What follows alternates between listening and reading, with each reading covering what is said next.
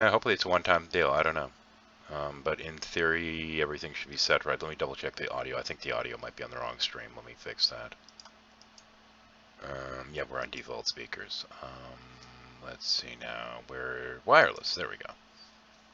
Yes, yes, yes. I know. That's not my default. Fuck you. Okay. We have audio. Wow.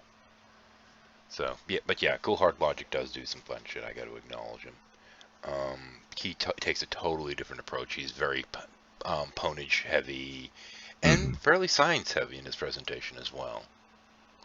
But Yep. it seems like he really doesn't understand what the hell they're trying to talk about. And that's, him and Logic both have a little bit of that going on there, that they don't really get what the Wooies are trying to talk about. So that's just kind of going to happen. I should actually probably do let's do the share thing. Here we go. G+.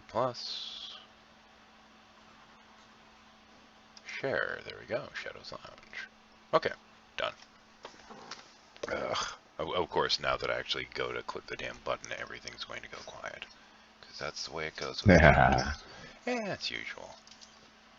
Or we were just waiting for the kickoff.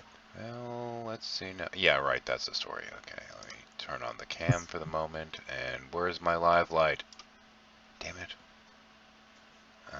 It's there somewhere. It's hiding from me. Ah, there it is.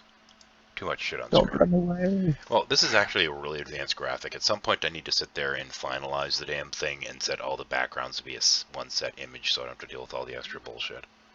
But, that requires, like, effort and shit. I'm a lazy bastard. We all. Could be. Let's see now. And screen cap. Grab my little chat box here. One watching. Yes, that would be me. But yeah, it's... That's me. Yeah, the concept of running, the proverbial 24-hour hangout sounded really good, but we've had so much problems with trolling in the past that it's probably not technically viable, but fuck it. It's a pain I in guess. the ass, basically. I've seen Nadia do it now for so many months. Well, no, Fuck we were me, getting some raided. of the No, we some were of getting the trouble she has. we were getting raided by like a bunch of little 15-year-old douchebags. Yeah. Oh yeah. DDoS and everything. Yeah, yeah. That ain't nothing, man. Well, when they're going out nuts trying to shut down the stream and trying to drop my docs, then it's kind of a little bit of a hassle. Oh yeah. Yeah. Of course, they did a pissy ass job even trying to do the doc drop. They got all the wrong fucking information, except for the IP, which they started off with.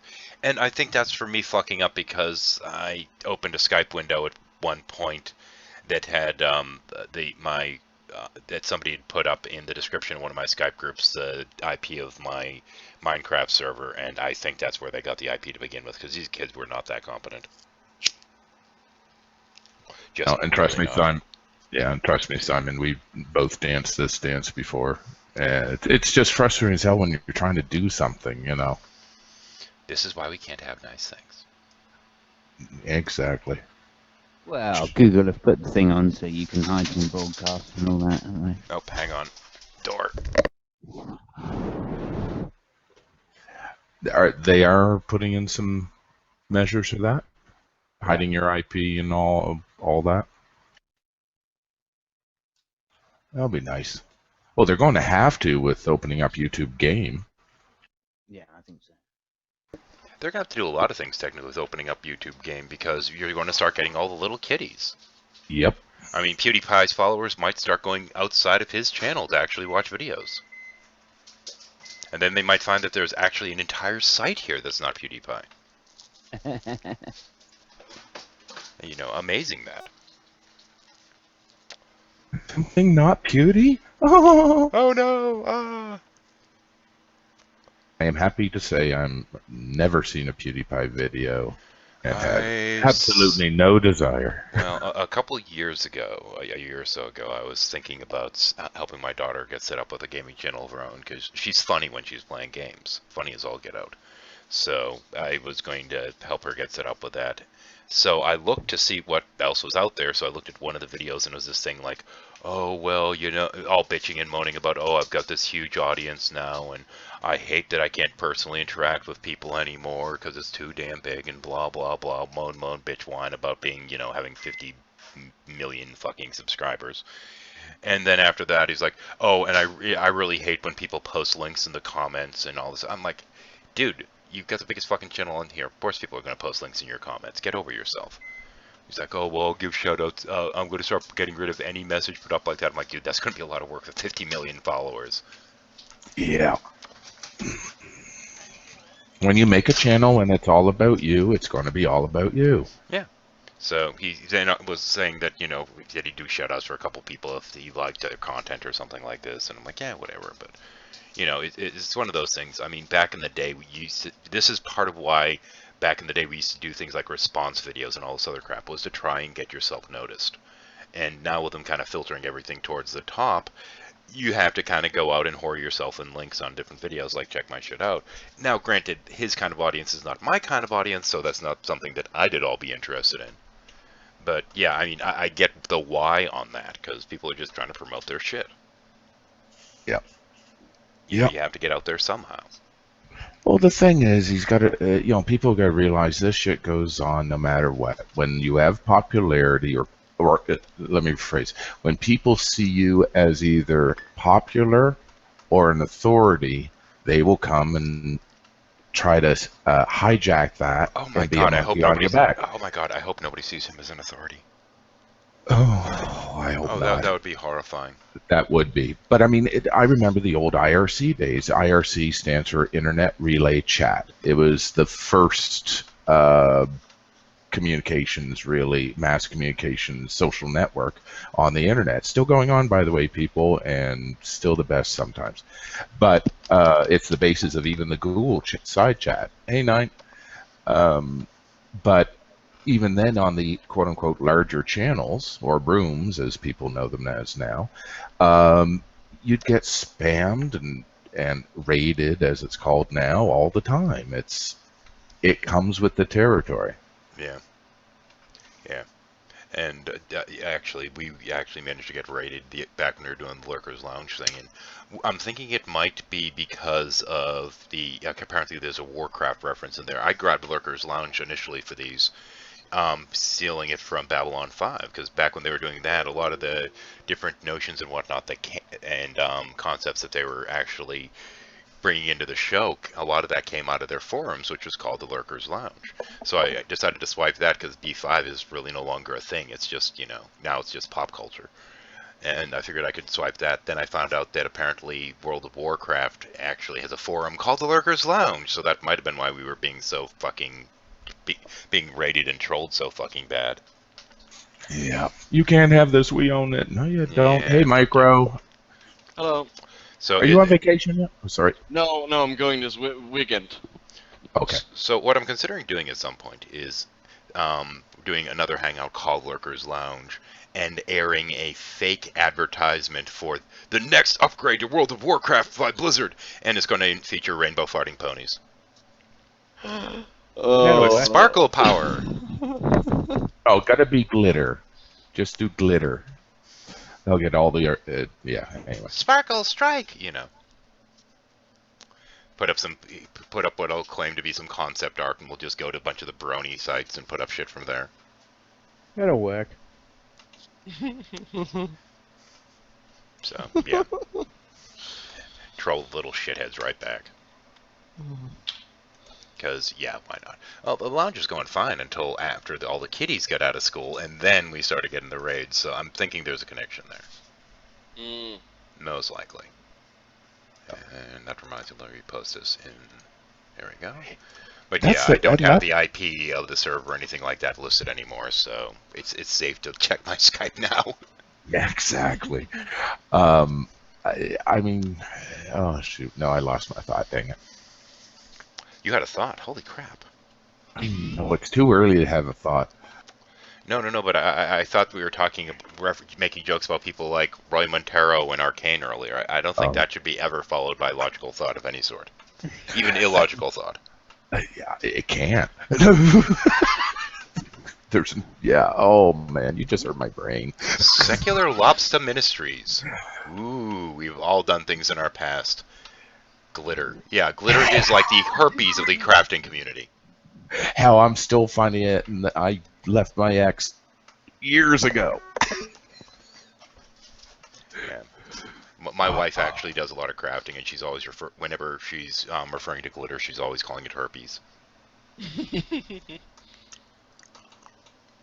I mean, that shit gets everywhere. I mean, there have been occasions that my wife's like, "You've got glitter on you." I'm like, "How the hell? Where the hell did that come from?" She's like, "I don't know." And like herpes, glitter is sexually transmitted. Well, yeah, I mean, but she gets it, you know. She's not like the ex that's like, "How do you get glitter on you?" And gets all freaked out. I'm like, "Fuck if I know." No, what's worse if you get glitter on your penis and have to find out where it came from. Why do we have to talk about dicks anyway? Penis. Had to get the penis in there somehow. Fucking hell. It happens. Glittergate. Dun dun dun. Yeah. No, there was one point back when I was with my ex that somehow I got like one little fleck of glitter on me, and she's all freaked out like she thinks I'm cheating on her. I'm like, "You're out of your fucking mind, lady." Oh, here we go, and we have Patrick Thatcher. We have our lobster coming in. You're in under Patrick. Do you want me to send it to actual Lobster Ministries, or so you can rejoin with that one? I'll get the butter. Otherwise, it'll just show Patrick Guest. Either way, but that's kind of the problem with the join links. That Google decides which one it wants to bring you in under. It's kind of a bitch. Yeah. I honestly don't care. No, okay. I don't give a shit either these days. But then again, you know, considering that when they were trying to dox me, when the little kitties were trying to dox me the other day, they managed to come up with my pen name. So I'm like, yeah, good on you. You know, I didn't even really understand what doxing was until that doxing shit that was going on. You know, everybody's accusing everybody for a while. Yeah. So I looked it up one time, and then I looked at my Facebook page, and my Google Play page, and my Secular Lobster page, and I'm like, well, fuck, that's not hard to figure out who the fuck I am. I've been apparently I've been doxing myself since the beginning, you know, and I don't give a fuck. Well, that's the thing is I've always been very careful in terms of my internet presence, so... Yeah. Live heathens? Yes, oh, we yeah, are live. We are on the red light. See, got red light. It doesn't look all that red to me right now. Well, it says live, motherfucker. Yeah, it doesn't show in your icon 13. That's probably the problem. Oh, it's showing my... It shouldn't be showing my icon. It should be showing my XSplit. Damn thing. It does show No, your XSplit. it does show your XSplit, but in the cut down version of it. So the live light actually isn't visible to us. I'm Yeah, used it's to the only big visible fat when- red one that looks like it's glowing. Well, this one's pretty... Well, let me see if I Yeah. can make it look like it's glowing. Let me see if I can play with the color a little bit here. Ooh. Birdie. There Put we some go. glitter on that. Yeah, get a unicorn in here to get the fur on it. Oh, Fabio's looking for Link. Oh, it's Incognito, man. Let me invite him anyway. I'll give him a personal. Yeah. He needs a special... Hello, Fabio. Come on, Fabio. Fabio! It's Luigi and Mario's other brother who didn't make it for the game. And There Lobster, we I have go. the same issue with Links. I don't really care, but I'm keeping continuity, basically. Yeah. I tell people flat out, if you want to come to my house and enjoy my life with me, knock yourself out. You know, I mean, I could use the entertainment. You know, fuck it. Oh, by the way, Fabio, link's also in the description, but I did send you a personal as well. Hey, Housewife. How's it going, man? Housewife looking all dark as usual. And You're always so Fabio's gloomy. Hey, You should make the eyes more bright. Oh, we have Fabio driving cam. We get to scare everyone. You gotta put that up. There we go. Yay. Usually the best part of the show is when Fabio's driving. And for the home audience, this is You're on lovely the Tuscany. you're on the wrong side of the road. That's the correct side if you're... Well, Oh, actually. pedestrian. yeah. Oh, that was 10 points. No, Yeah. he's got it. No, he's with got, those- it looks like a he with a pink handbag. With that outfit, I think it might have been worth more than 10. Yeah, maybe. Imagine he could have he probably had like $100 on him. He could have picked up after. Then No, yeah, why would he have Euros dollars earlier. in Italy? No, Yeah. it might have been Greek euros. You know they're not worth anything. Oh, So who's driving right now? Fabio. We are driving. It's a road. It's by the sea. On the right, you can. Well, you cannot, but you might be able to see the beach actually. Oh, we have tour guide. No, we always do. Oh, yes. and there's a looker. Headless, you there's missed- your scooter. You missed. Yeah, You missed. Well, it's You not missed. my scooter, but it's a Vespa. It's okay. Hey, You dude, screw Vespas. Aprilia all the way.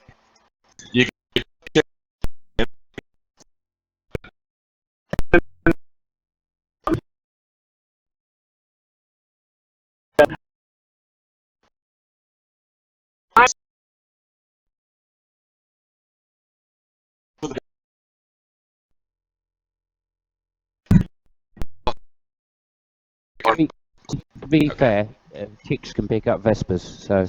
Well, actually, what I was going to say is the point of picking up chicks with a Vespa mean that, you know, if you hit them with a Vespa, it won't kill them, so you can then, once they're unconscious, throw them on the back and drag them home. You know, I No, can. if you're gonna do that, you gotta be Bill Cosby driving a Vespa. You know, modern caveman kind of thing. Hey, Ooh, hey, Cosby. Shadow, I can attest from personal experience that hitting someone with a scooter means you get knocked the fuck out. Oh, okay. Yes. Yeah, Now, there is remember, that. if you were stationary, you had the forward momentum. They'll get knocked down, you fly off. Oh, okay. Yeah. You fly off, you land on your head like 15 meters forward, and you won't remember the Shut day. up! Shut up! Check this one. Oh shit! There she is. You know, when someone has a stroller, you know they put out. At least once. Well, that And she- depends and- on whether or not there's a child in the stroller. I've seen plenty of Well, yeah, she already had babies, so it's even more convenient. I don't know if it were her babies, but you know, if there were, it's even more convenient. So. Shadow, shouldn't you set this to adult content?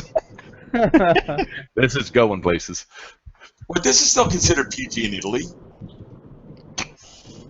That's Sorry, true. say what? It's still considered PG in Italy. Yeah, and the murder mayhem is G in the U.S. Yeah.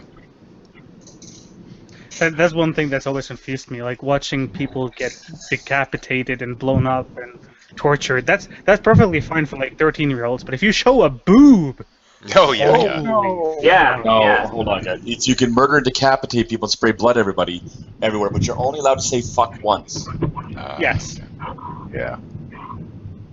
That's logic. fucking nuts. Fuck, fuck, fuckity fuck. And it's no longer PG. One fuck. Two fuck. Three fucks. Oh, brilliance! The missing episode of Sesame Street with the count. where the count gives a fuck. No, There is one. the There count is works. The count works at the censor board. One fuck. There are two anuses. Two fucks. No fucks today to be given. Oh, fuck yeah, you. then you could do The the count will Sesame. give it a D. Then you could do the Hello. watching Holy Bible shit, thump. there's a chance for an accident. Yeah. Oh. So, man, there's fucking 50 points right there. What's on your windshield, Fabio? That was more a than 50 points. that was a bonus Oh, no, round right there. You don't understand. That's the stuff on the thing there. Condensation, it looks like. You guys don't get it. It's broad daylight. It doesn't give any points. Hey, hello. Oh, by the way, someone mentioned Bill Cosby earlier. There's a link. There's an update on him. Yeah, he finally kind of admitted it. Yeah. How many people's lives have been like totally turned around? You know, just by what Bill Cosby used to represent, and now what he does represent. You know? No. I mean, Like, I mean, I grew up with Bill Cosby albums. You know what I'm saying? I Spy and stuff. You know, and now, I mean, even in the '80s, there was Dr. Huxtable, right? And now it turns out he's one of the creepiest fuckers you'll ever, Well, actually, I think the more important question is, now that he's basically admitted it, are all the little social justice warrior MRA douchebags going to stop trying to blame it on the women? Yeah. No. The real question is what Bill Cosby done, what he did, is it in and of itself wrong? What did he do? In and of Quaaludes. You will only hear that argument from people like Matt Slick and Bible Thumping Wingnut.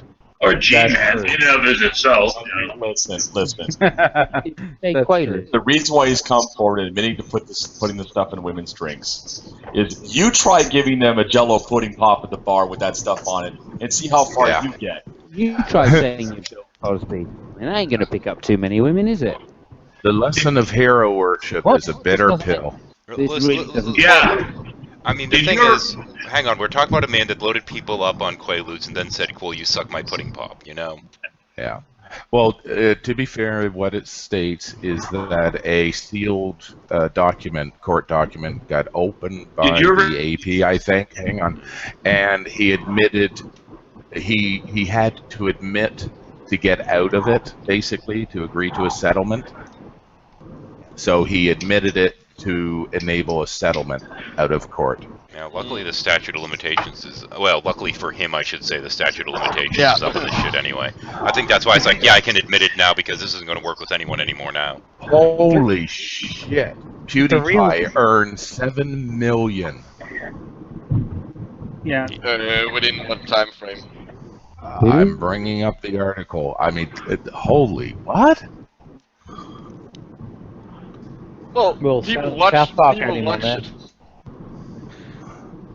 Yeah, I know. That's in 2014. Holy shit. What happened?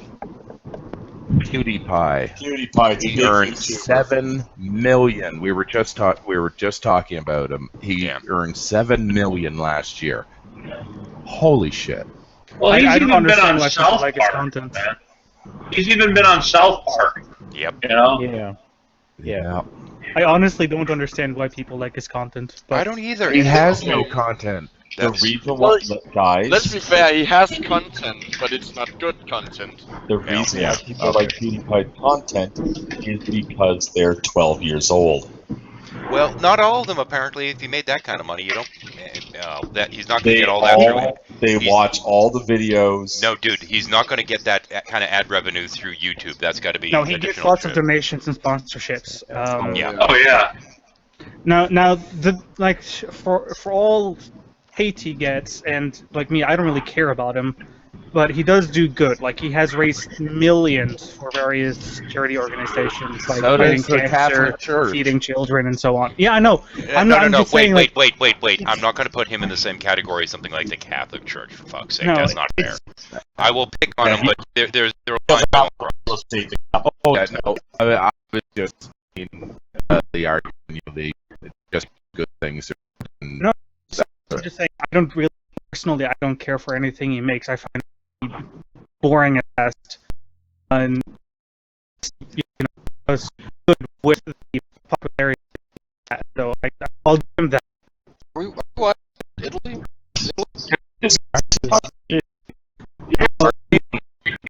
Southern California. I was just about to say, let's either like Florida or California, because I know California has those palm trees everywhere. Yeah, this is not far from Tuscany, probably. No, it's actually in Tuscany, yeah. Oh, you're still in Tuscany, okay. I haven't seen the rotary, so I couldn't tell. I mean, the turnabout. I mean, whatever you So, call okay, it you see Actually, the the girl on architect- you see the girl on the bike. I would have hit her probably 15 minutes ago. there. Right about now, okay. Yeah, yeah, she Actually, would have been on the road. Yeah, the architecture there is very familiar to Destin, Florida. Some of the buildings remind me of Massachusetts, actually. I was just going to say that. Closer in up by mind- Gloucester, actually. Keep in mind, the American towns were built by people from like that Europe. area as well. So Yeah. So, like I know that it was Italy because I kept seeing Italian flags like every 2 feet. also the big white eyes on the sign plates. Toronto. Is it worse there? We have in Toronto. They have a Little Italy. Yeah. Really? When there's a football game on, all the flags come out. Yeah, they've got a Little Italy just about every fucking place. How about a culture that always wants to wave their flags around? They've got good food. That's all I give a shit about, man. America. Yeah. No. Well, You follow the speak of- flags to the good food. Yeah, exactly. And speaking of flag waving, South Carolina, it's coming. It seems it's coming down. Oh, I haven't honestly even been paying attention to that. Of all the things to discuss in the world, flags and what they mean are really, really low on my list. Yeah, agreed. Yeah. Dragnaut, you should get a Confederate flag as your background then. I'm not going to do that. That's for fucking trouble. I'm not going to do that because here's the thing. I can't make an argument that well, this flag means X to me when symbolism. It's subjective. Arguing what a symbol means to each and every different person is really asinine in my opinion. Even though I know the history of the organization, that's not even in dispute. So arguing about it's ridiculous. Seditionists. Well, one of the guys I was talking with the other day just looked at it as a symbol of rebelliousness. Granted, he was also Canadian. Yeah, I mean, it is. It's a symbol that seditionists use. They can tell them to stop shooting their mouth off about it.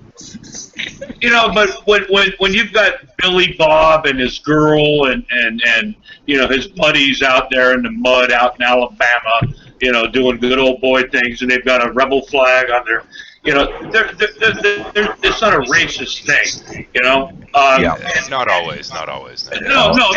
But I mean, they're good old Southern boys, and that's it, And for the record, I think somebody's pulling the echoing. video. Somebody's echoing. I hope it's not me, but I'll lower my voice.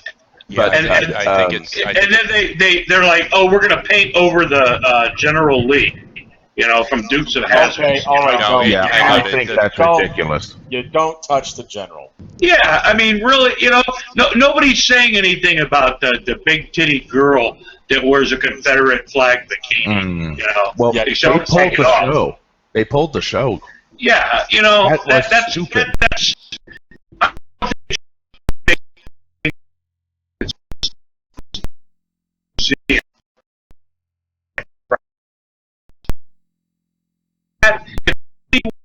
like, but you take that flag book rally, that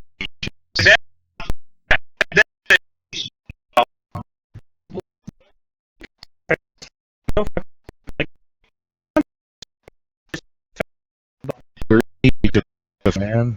yeah, it's one of the curses of being a liberal at times. Hang on, Para.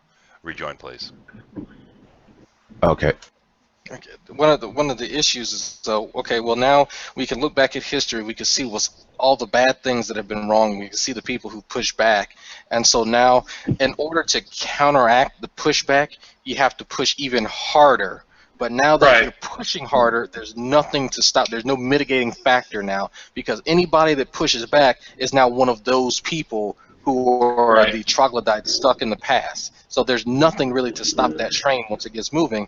And I've actually tried to have this conversation with a few folks, whereas, how far is too far? What then now can we actually talk about in nuance without it being completely taken as something that is just repugnant, and that's when I think context is left out of the picture, and so it's a really sticky situation. But I do think that once we go through some of these growing pains as a society, it'll kind of even itself out. Then we can actually start having genuine conversations. We can kind of get back to saying, okay, well, maybe we can laugh at X, Y, and Z, because we do understand that it is actually in the past. We do understand the actual issues that it references, and we're not just ignoring it to help perpetuate these ideas. But that's going to be going to be a long ways away. Do you remember? I remember when Hogan's Heroes would never be on TV after the 60s. When it was still okay to make fun of Germans, call them Krauts, Nazis, things like that. And then Hogan's Heroes, a show like that, went away for years because that was totally offensive. Okay, now it's back on TV land. Hang on. Hogan's Heroes was actually considered offensive. Was initially on just because it was quote unquote showing Nazis as being cute. Right. So I mean, people are going to try to find a way to be offended over anything, Right. any way they want. How's my audio now, by the way? Much better. Cool.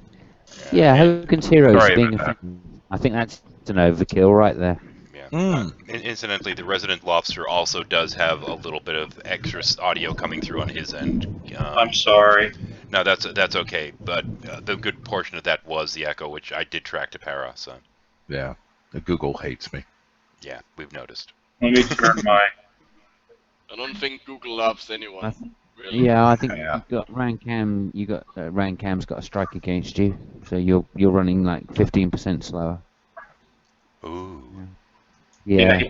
Rancam affected my internet too. Yeah. Well, What? he just affected my brain function, but that's okay. How did Rancam affect your internet? Well, basically, every time I go in a room, he's there. I get this sudden urge takes over me. I click the quit button. Yeah. Oh, okay. Is Rancam back? Oh, yeah. No, Randy's not back. No, he's not actually back. Rancam he's talking about. Oh, Rancam. It's a different Randy. Okay. Oh, the funny thing is, there's a video on my channel from years ago where he What are we threatens looking at, to. Fabio? He fucking saws the world in half. He saws the world in half. Well, he claims that he wants. He can do that. Okay. Of course he nice. can. I didn't know that one. Of course he can do that. He can do anything. I'm so impressed by that drag. I really was. I'm going to write that sentence out and put it out as a meme, I think. Well, you have to go watch the video because he's yelling at everyone. Yeah, I know, but it's just everybody else has said loads of things. But you nailed it. I mean, you. Oh wait, he's moving again. We can go back You to the audio showed. cam. You showed that no matter. Yeah, sorry there about was that. no way he could have been listening to you. No way. Oh, No you human find on the thing earth on that Roy? could- Yeah. No way he could not have understood what you said. Who What did I- are you what- talking about? It's actually quite early on in the vid. It wasn't like 5 hours in. It was actually, like one of the very first things you said to him. Okay. Yeah. Okay. What did I?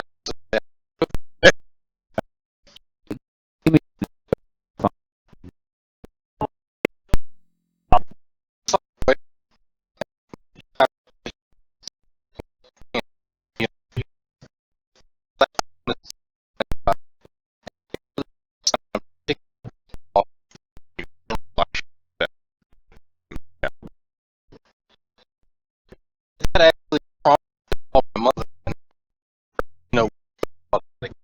I just gave her like Oh, a yeah, no. voyeurism. I was in the hangout yesterday evening when you called your mom. Okay, I understand what you said.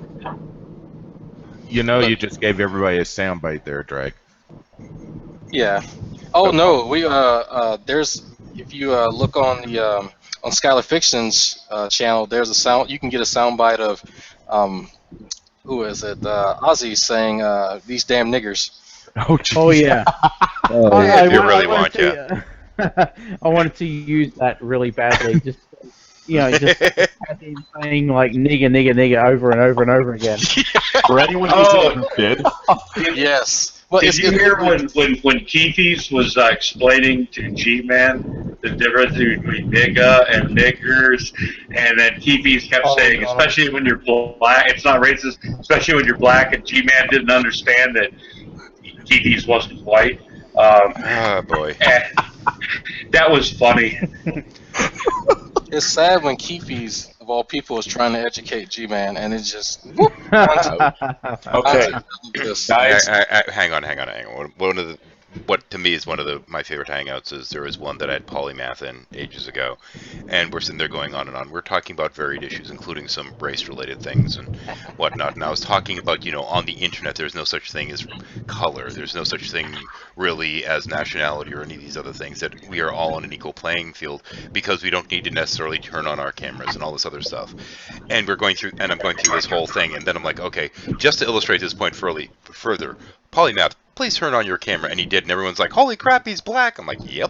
And he still can't get that damn smoke detector fixed. No, he finally has. He finally has. Oh, yay! Polymath! Okay, actually, sorry, I take that back. He's not at his parents' house, so he might not have. Oh, okay. He's By back the in way, school, the so links it's on not the doing it. sidebar, since we were talking about Confederate flags and bikinis, there's the top one. Now tell me, if you could do that and someone finds that flag offensive, how about the second link?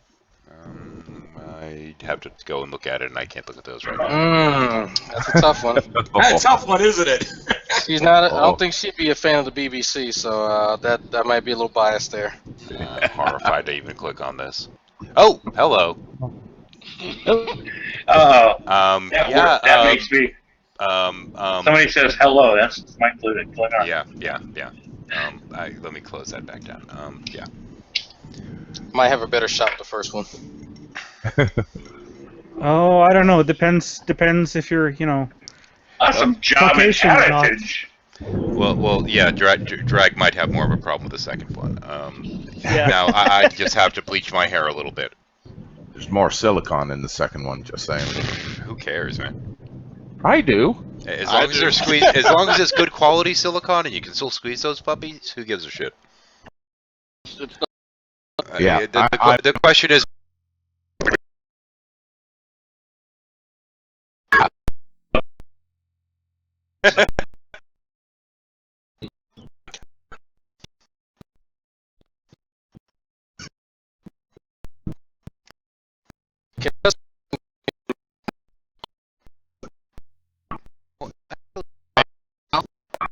Not now. I've got to say though, if that second one, the one with the swastika bathing suit, was into a little bit of bondage and discipline, and you could bend her over and say bad Nazi," while spanking her, I might be in for that. That could be fun. It's an interesting perspective. Yeah. Maybe a little bit of gas along with it, you know? No, just leather. And a tiny mustache. The tiniest of mustaches. But not on the face. Just saying. Ooh, okay. No, I'm not. What do you know? What might happen, really? Come on, who doesn't love to kiss a little fuzz? We may have just had to change the rating. This is Told now ya. 18 plus. A lot of them end up that way. I usually go back in after the fact after deciding whether they need to be or not. I think we've been tame enough so far. We're just being suggestive. We need some women in here to balance this out. No, we don't. What, you don't like sausages? Women, what about women and bouncing? Yeah, that. Wow. No, Okay. I prefer to be that's very sexist when dangerous. I'm not going to be slapped for it. Just want to warn all the guys, balancing women is a very dangerous thing to do. Make sure you wear all the relevant. They wear all the relevant safety gear, please. Oh yeah, make sure your trapezes are tested beforehand. Yep. Now, in accordance with various laws, shouldn't we technically have 4 women in here? I don't think we actually have that law right now. I don't know. Let me check my Bible. You know, traditional relationships and stuff. Well, if that's the case, then we should have 700 women per man. And some goats. Seven score and 7 or something like that. He did. Don't forget the shekels. Oh, It's going to be just safe. You can't put it up. Okay. Incidentally, You now missed I have that. to go find the damn link. That's- Where is it? Okay. That's it. Should the be last 7 one, yeah. score. See, 7 score. Yeah. Okay. See, 7 score and 7 score. It's Michael Jackson in the car, right? That's when Women. you open. Yeah, that's pretty horrifying in and of Okay. itself. If you put that up on the screen, I want everyone at home who's watching to please explain what is going on in this photo. Now you're gonna have to actually ask me to put it back on for a second. Okay, fine. Fabio, can you hit that person driving a convertible with the roof up in the head for me? That's just horrifying. That goes away again. Do you want me to do what? Sorry. Hit the guy in the Peugeot with the is driving a convertible with the roof up on a sunny night. Yeah. No, I actually agree with you. It's bonkers. No, It's totally idiotic. No. We want to witness a felony. No, no, hang on. No, you don't understand. That's a Peugeot, right? If you could just pull alongside him, No, stick your but phone hang on though. through, No. through his window. It's a you can give him Peugeot that's a convertible that does not have the top down on a sunny day. This is a felony. This is probably an arrestable offense over there. Yes. Yeah. You know the funny fact is that probably the sucker has got air conditioning on. Yeah, probably. Yes. That's why. No, he's got his heater. He's got his heater on. Child! Down heater on. There's a meme with this where he's saying, "Bring me that child, bring me that baby." I mean, what exactly is going on in that film? Why is Peter Jackson so pissed off that he's going to point out of a window? He was pointing at a group of fans, I believe, on a tour, and it's Why just. does it look so pissed It off? just happened that got that look on his face. I'm not sure what the hell the Crypt Keeper's doing here, but I mean, it's really creepy looking. That look on his face is surgery. Yeah, I could not leave that on the screen because I don't want to have to look at it. I'd Bring me much the rather be frightened by Fabio. That reminds me, we need to get Jello shots in here. Fabio's driving always makes him violently ill. I love it.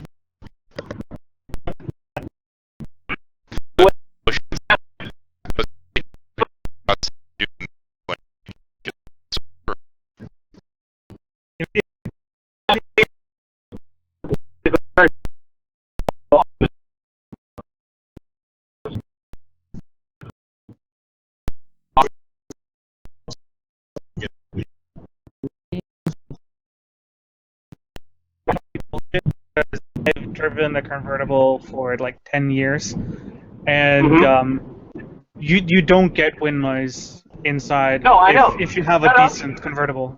Yeah, no, I totally agree. You know, when I had the convertible, I basically pulled the top down in April and pulled it up back again, late September. Hey, dude, I've driven a convertible with roof down in a snowstorm in minus 30 degrees C. If you have a convertible, you take the fucking roof off. Yes, but in Tuscany. Have you ever tried when it's raining to see? I want to see if I go faster. I guess I won't get wet because this is something that everybody with a convertible. Only the people in the back seat get wet. Well, hang on though. This is Tuscany. When it rains and you're in a convertible, all the birds fly overhead to divert the rain.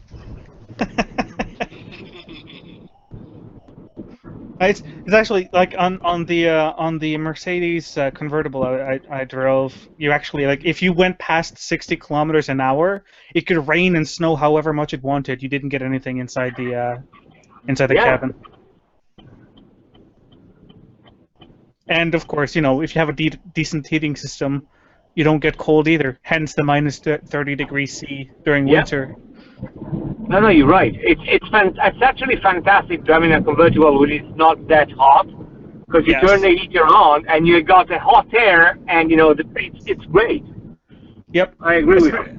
Especially cold, clear winter nights when you have the entire lit sky above you and just Well, the question is though, what actually generates more hot air? 3 hours in a convertible with a heater on, or 20 minutes in a hangout with Matt Slick, Bible Thumping Wingnut, and Matt 419. No contest. No contest. Yeah.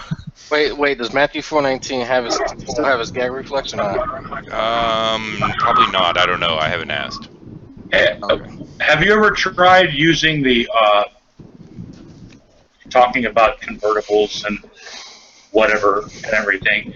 Have you ever tried using that and taking the apologetic argument and applying it to that, and then talking to them about that?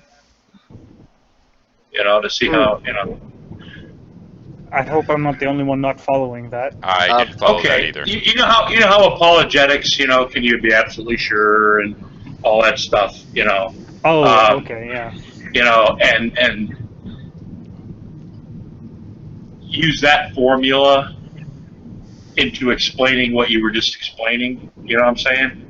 I'm still a little bit lost, but I'm might be lack of coffee.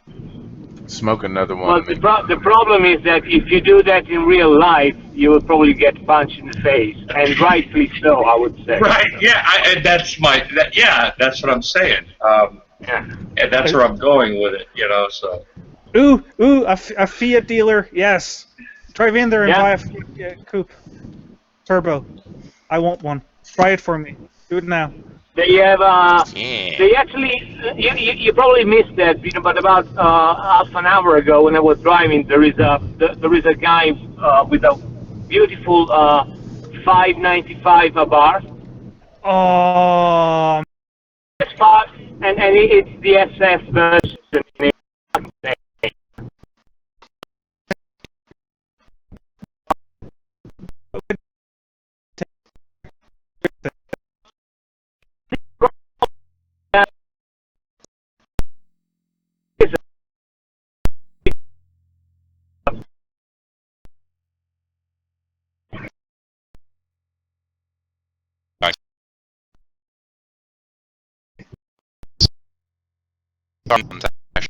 Philly. I'm in a let's good let mood. let's let him in and see what he says. Okay, what the fuck? And he comes. Where is he? Dun dun dun. Ah, And there's. give me one oh, moment he's here. got no picture. Yep. Let's see. Oh, great Saruman. So how's Gandalf doing? I think he's Hi, what's up? Oh, there's a voice at least. How's it going? Yeah, fine. I just downloaded on your stream and decided to join. Is it cool? Yeah. Well, it depends. We've had trolls in the past. If you go to troll, be creative. Nah, I'm not trolling this stupid All good then. thing. So what you guys talking about? Just this, that, and the other thing at the moment. Most of us are part of a community on here that mostly just bitches at people that are theists. Oh, so you're like against religion and stuff? No, it's usually just really boring conversations about it. Shadow, more like, bitching at people that are stupid. Well, yeah, more so. I mean, when they're making really dumb arguments, yeah. Shadow, check the Skype. Oh, okay, will do. Well, this is And interesting. there's midget porn. Oh, Saruman, where are you from? Yeah, I know. I noticed the account was made today. That's why it was a 50-50. Where are you from, Saruman? Me? I'm from Russia. Yeah, Oh, cool. definitely. I've got a question for you, actually. What part of Russia? No. Hang on. Saruman, I got a question for you. Are you familiar with what has been going on in the colleges there over the last several years? Well, what was going on in the colleges? There was an issue with the Church of Scientology. Do you actually? I know that they banned most of their actual book material, but do you know if they managed to kick the cult No, out? actually, even though I live in Russia, I'm not really active on this thing. I'm primarily in the, American stuff. Oh, okay. No, I was just curious because I knew that they were in the process. It seemed like of kicking Scientology out of there. I don't know if they actually put stronger measures in or what. No, I've never heard about it. Oh, okay. So when you mean American stuff, how do you mean? I'm in American communities, like I'm not in the Russian communities. I'll give you an example, right? So there's a social website called vk.com, which is like a Facebook clone for Russia, right? Which most of the Russians are in there. But I'm not on it. I'm in Facebook, which is the American counterpart. Do you subscribe to PewDiePie? I hope not. I'm just kidding. Good for you. Well, Panda has to find out where PewDiePie gets all his subs from.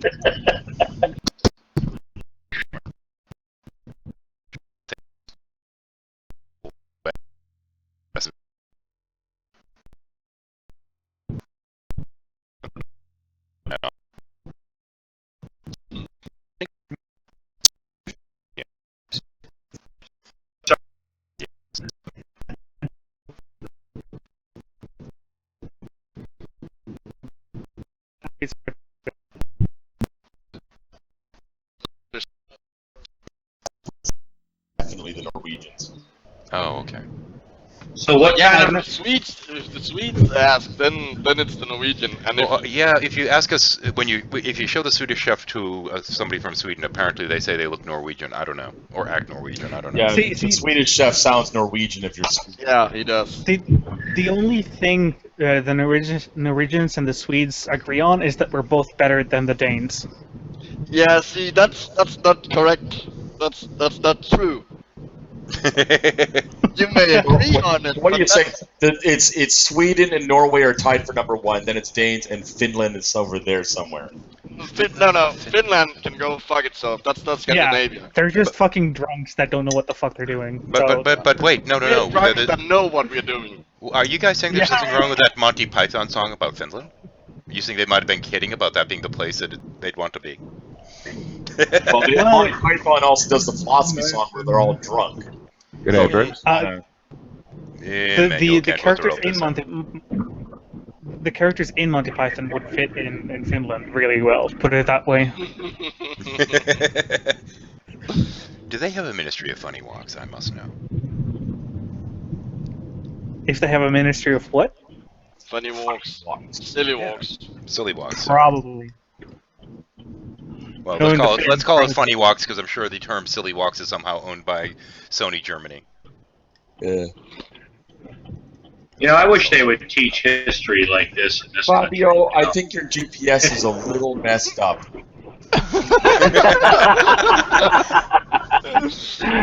And you're still driving in custody. No, he's heading home. A little lost. No, this is him heading home. Oh, okay. Yeah, this is a live feed of an axe murderer approaching its prey. Wow, it's a snuff film. Only if the dogs are going to eat someone. There it is. Release the hounds! Yes, there are the dogs. Apollo, Zeus, get him! Apollo, Zeus, get him, yes. Daddy's home. Yeah, I think if they're Apollo and Zeus, I think you just turned Fabio into a James Bond villain. He has the accent for it. You know, there is a little bit of that, yeah, but, you know, I these days I'd rather I'll get you next time, but, you know. That little building looks like somebody's died in there before. You know, what with the was... fence and... Oh, Thurman left. Yep. What was the name of that James Bond villain? I am from Russia. Well, you know, who knows? Who really cares? I mean, I've got my IP sock on tonight. His accent was pretty spot on, I must say. I drink American vodka. In the Russia, vodka drinks you. Oh, I thought that was the room. Somebody closed their door. Okay, let's see now. Someone outside is trying to join. It gives no.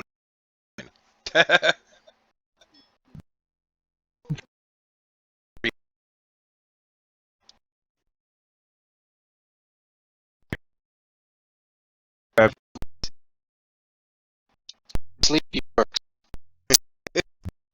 Right. That's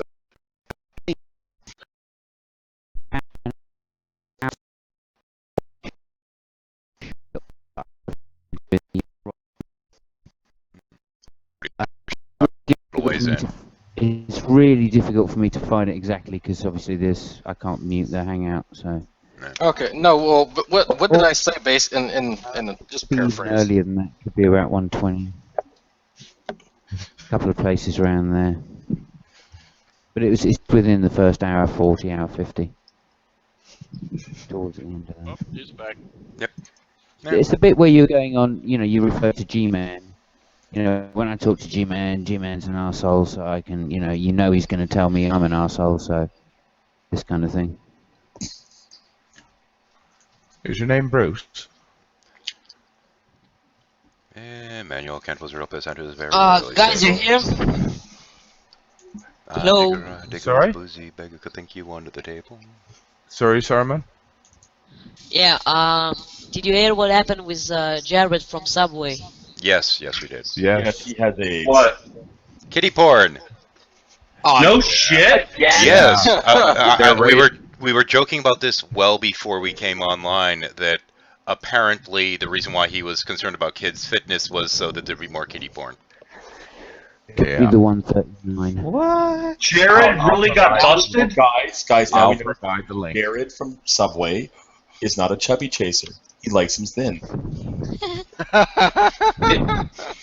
you That explains everything. Jared from Subway got busted for kitty porn. I'll give him a chance. He looks like he's been commenting on other shit, so we'll give this one a chance. Who? Okay, Jared from Subway. Is that, if that's supposed to mean something, or is that a username? Subway had commercials. They had a fat guy who basically ate Subway sandwiches because they're like low fat, good for you, whatever. The Subway diet. And they demonstrated all the weight lost on the diet. Okay. He walked to work for a year, and he walked to work. He had a person. When they make the joke that Jared has AIDS, it's not he's sick with HIV. He has AIDS, like a personal trainer, a dietitian, assistants. Okay. There's a link to the story. Yeah. That's the Indie Star. Yep, it's a thing. Yeah. Star, never heard of him. oh my God! First Bill Cosby, now Jared. What is the world coming to? He lives in Zionsville? Holy crap, what a name. Get the shit out of the fucking way. Get that ad out of there. Hello, Cyanide Steez. Yeah. Well, see, why am I not surprised all this is happening in the States? Wink, wink. Let's out of this shit.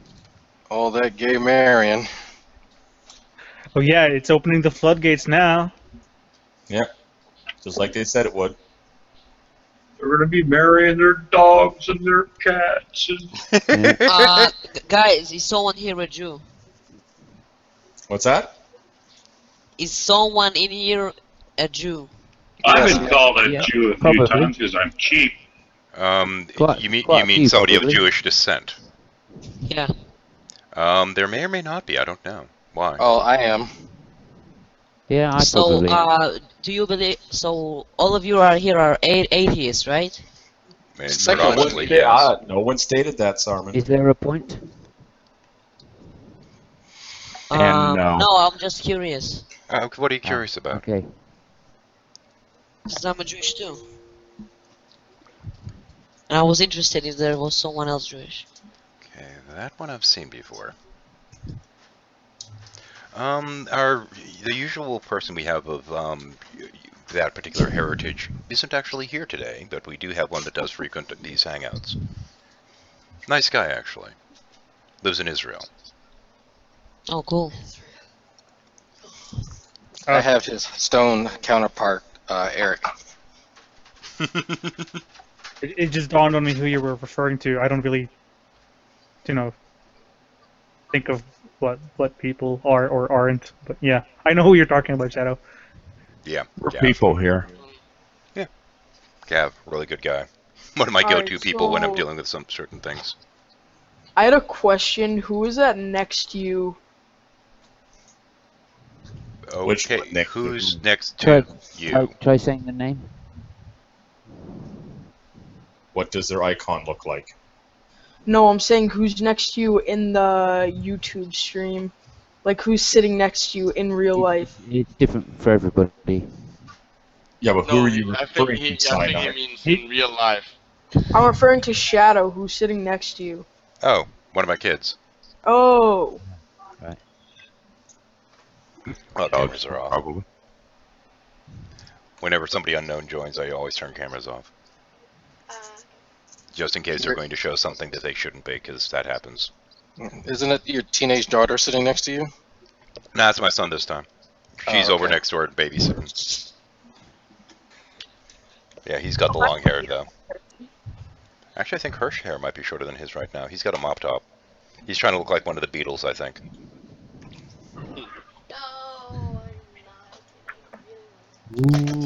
Love Legion. And there's another. We got another unknown. Let's see now. And what do we have here? Looks like we're getting the young crowd.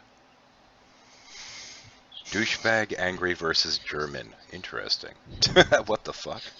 Well, No, that's not one of their videos. It's something I think they commented on. Best series, keep it up. Not interested. That, yeah. Well, I'm taking a look. What's with whispering? I like whispering. Nah, not this time. Well, that was well brought up, but you weren't. And here we have a whole bunch. And here we have the point that we have a whole bunch of people that I've never heard of. Okay, let's switch it to invite only for a couple moments. And because I'm not sure what's going on here, give that a moment. The view count hasn't spiked like it had in the past. Like someone's called a strike on you. Well, no, I've gotten that kind of crap before, that, you know, we've been raided by whatever. I don't know if they're just sitting there by some Twitch site like there was at one point. Or... 9gag is the Probably one. 9gag, yeah. 9gag? 9gag, yeah, 9gag. Okay, They're cool. a bunch of trolls. We've gotten this a number of times, that we'll just get a massive spike and a shit ton of people trying to join. But with these hangouts, I can just turn off the availability for people to join. I mean, in general, the concept behind this is just kind of put out a place where people can just sit around, talk, and relax, and be entertained while they're at work or whatever the hell. But when that kind of stuff goes down, it's just kind of a nuisance. I had somebody in here trying to dock drop me the other day and all this other crap because they managed to grab the IP, and they failed horribly in it. But, you know, it's still kind of irritating because, you know, you just want to sit around and relax. Back in my day, I watched porn and didn't bother people. Back in my day, when we went trolling, we actually went trolling. We just didn't sit there running in there trying to mob a hangout and then trying to DDoS it or shit like that. We just went in there and tried to be obnoxious. Back in my day, trolling was a form of fishing. Oh, dude, we had somebody come in that did a great job trolling the other day. This guy was funny as shit. And I'd hate to think that he might have actually been serious, but the guy comes in here and starts asking questions about yeast infections and talking about, you know, the outer layer of skin falling off of his dick, trying to alarm everyone. And the fun part was we had a nurse in the room at the time who's like, well, you know. Okay, if the trolls can hear me, or Cyanide and Server, if you really are trolls, that's how you troll. Yeah. Doing all the hanky other shit of bugging people and doing stupid things or making noise, that's not trolling. That's called being an irritant. Oh, there is. I do Oh have no, one. I'm not a troll. I understand. I don't go But on allow me 9gag to explain 'cause it's something. pretty vicious. I have out been there, trolling. So I'm not a part of the trolling community. Sorry, let me Hang on. This is also for a matter of any audience we might have out there. So. I have been trolling heathens now, okay, for about 5 years. I have never been kicked out of any room he's ever been in.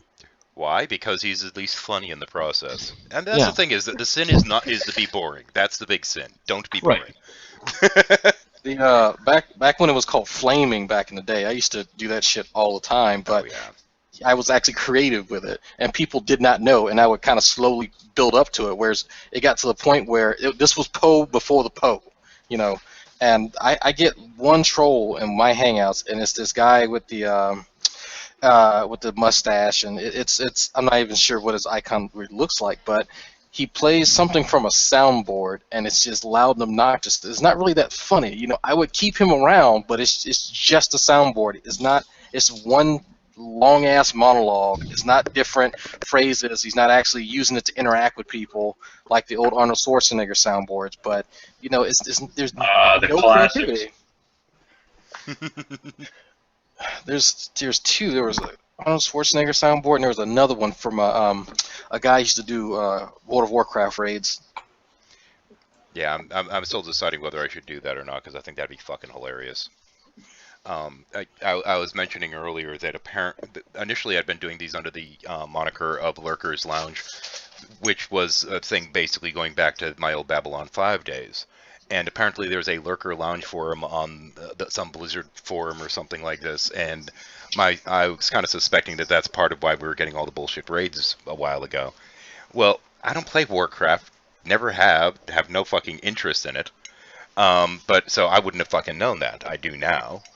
But I'm thinking of making a fake Blizzard ad claiming that, you know, it's doing this whole thing going like, oh, next coming up in World of Warcraft, we're going to be introducing rainbow farting ponies, and, you know, claiming that they have sparkle power and all this other stuff, and put up a bunch of brony fan art and some crap like that just to troll back.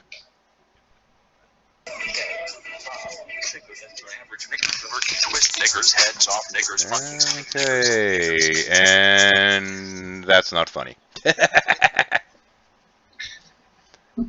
Was that supposed to offend me or something? I don't know. It's not a very good job of it anyway around it. We even told him, like, dude, seriously, come up with something good, you know? Yep, something interesting. But honestly, when it comes to playing music or something like that, I have to worry about, copyright. So you got to go. Oh no. Yeah, at that Play the point, you're song. just being a schmuck. Just come up with something good and come back and try. Even use the same name. Really, it's that easy. Come on. He couldn't find a Jew, so he went after the. No, the Jew was Saruman's comment. No, that one was Saruman's comment, actually. No. That was the other guy that hadn't said much of Sorry, anything. but they look the same. You know what's funny? I could be a real prick and just say that nobody under a certain age should be allowed online, but I think there's technically rules on here pertaining to that anyway, but fuck it. It's funny. He let us know exactly where the attack's coming from. I don't know if anyone noticed that. Yeah, I did.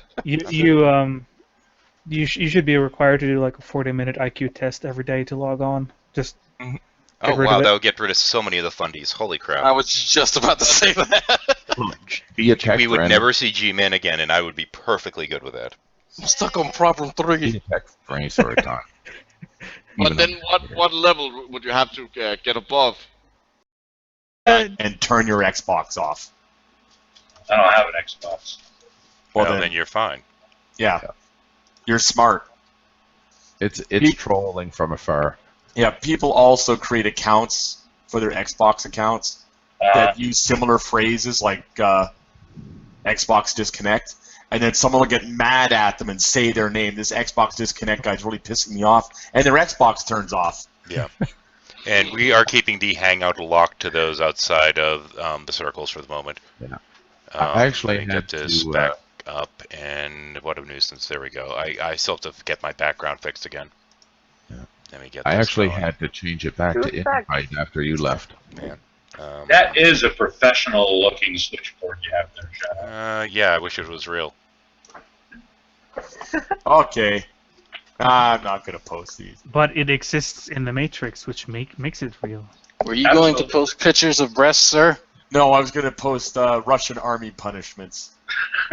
For instance, if you get caught smoking on duty, they give you a 15-foot log to carry around. It's been painted up to look like a cigarette.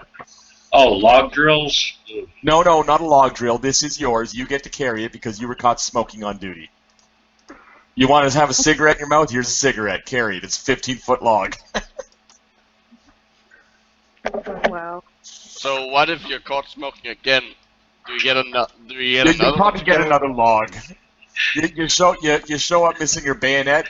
You get replacement bayonet. It's carved out of a 2x4, and you stick it in your belt. That's really similar to the shit the army does, except they'll have but it's. Or you show up without a weapon, they give you a replacement weapon, and it's a big AK-47 made out of firewood. Yeah, it's drag around. Huge. Yeah. And they want to know where a weapon is. They even had one for if you get caught using your cell phone. There's a guy running. He's got this big wooden box painted up like a cell phone on his back. Okay, I hope they're doing that's only in like training situations, that they're not actually probably gotta go involved, because that sounds like a bad idea. Yeah. But yeah, you would only do it in house and country. You wouldn't do it in a combat zone. He'd just probably get the shit kicked out of him. I mean, you know. Well, we have a bot in the chat. Well, the punishments for shit while you're actually in country are shit like, automatic demotion, which And pulling the join link out of there, because apparently we can't have nice things. Whatever. Anyway.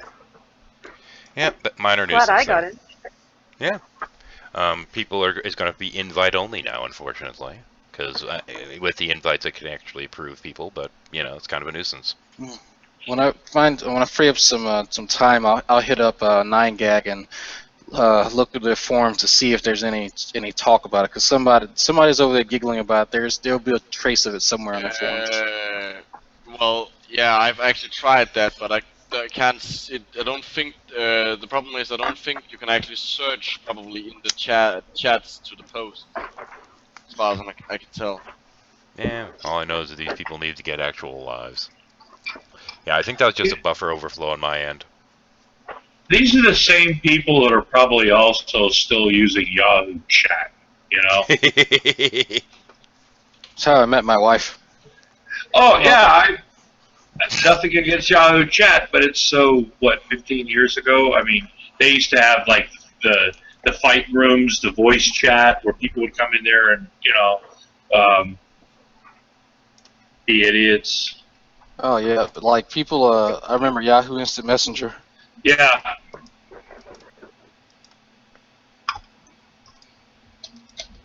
There we go.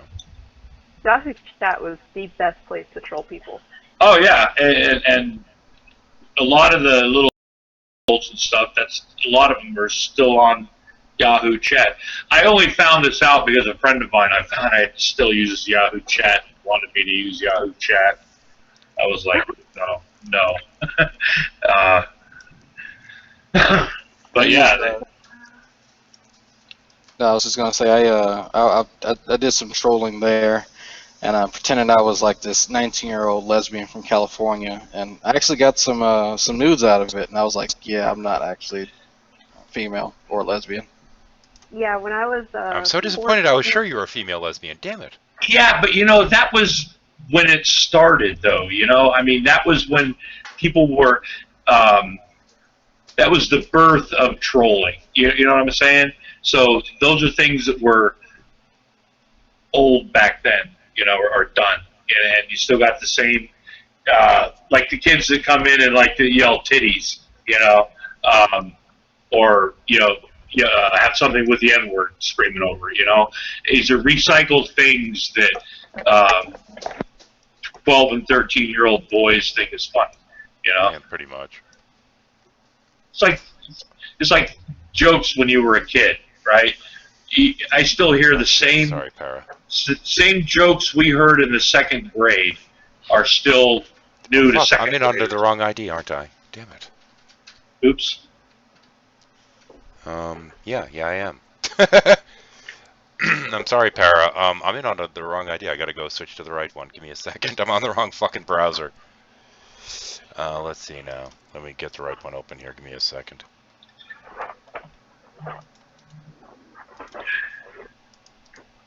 Shadow, you need a producer or something. I need more than that. I need a fucking... never mind. Hang on. Let me switch out of here. Yeah.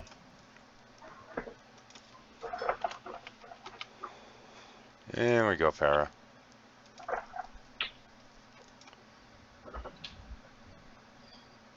Get that out of my way. There we go. Oh my god.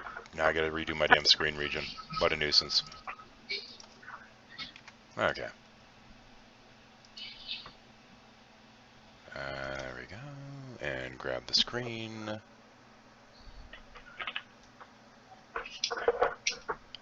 I always want to make the rock lobster joke. Me too. Done. And then I go to Iraq lobster. And I've always was a big fan of that. I find lobster jokes offensive. Oh, okay. Well, that's nice. No, Don't care.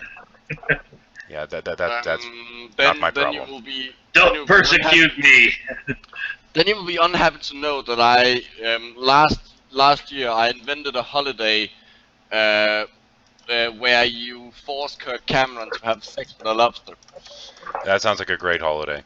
Yeah, it's on the day after Christmas. Ooh. Still. Where do I sign up for this? No, you don't. You don't. No need to sign up. You just celebrate it and spread it. Oh, okay. We What are we talking about again? I don't Having know. sex with a lobster. Oh, okay. Something I don't know. But it's not everybody. It's just Kirk Cameron. Okay, now I'm really confused. Oh, speaking of Ray Comfort, was on the Bible Thumping Wingnut show last night talking about his new movie, Audacity. Oh shit! And the trailer has been banned from been taken off of YouTube for spams and money scams or something like that. Really? Good. Yeah. Incidentally, for those watching the stream, there might be, with my current rig, a little bit of an issue with it caching here and there because it's going to change the IP every 15 minutes automatically. So anyway. Ray Comfort on the Bible Thumping Wingnut show. Okay, it's either one of two things. Someone's career has gone way down in the shitter, or somebody's getting popular. You know? Shitter. Ray Comfort. I'll vote shitter as well. I mean, everything he does is the same. He puts up on Noah's Ark or whatever the hell, trying to basically milk off of the movie coming out, and all it is his usual shtick, going around asking people, "Have you ever stolen anything? Have you ever told a lie? Have you ever lusted?" What the hell? Yeah. May I pose a quick question before I have to head out? Yeah, go for it. It's really, really important. So, cheese doodles. Go ahead. That's almost correct. No, pasta and meat sauce, or chicken, rice, and béarnaise. Oh, pasta and meat sauce. Oh, fuck that. Yeah, pasta and meat sauce. Nah, go with the chicken. Yep. No clue what you're talking about. Wait a minute. We need an authority. Fabio? That's not fair. It depends. Have you got woman? Have you got some woman, or is it just you? It's just me. Oh, pasta and meat. Oh, then pasta. Fuck that. Never mind. Yeah, I agree. Yeah. Okay, pasta. It is then. Yeah. There is a reason if you want me to answer. I think we might be able to figure this out on our own. No, chicken is way more sexy because you eat it with your fingers, and you lick your fingers. It's way more sexy. But if it's just you, fuck it, pasta. Well, it depends on how you're eating the chicken. Yeah. I usually don't eat. There is only one way to eat the chicken, with your hands. Chicken is finger food. Yes. Well, the only exception would be if you order like a fillet at a restaurant. Yeah. Yeah. Or put it in béarnaise sauce. There you go. No, you dip it. Damn it. Yeah. Yes, you dip.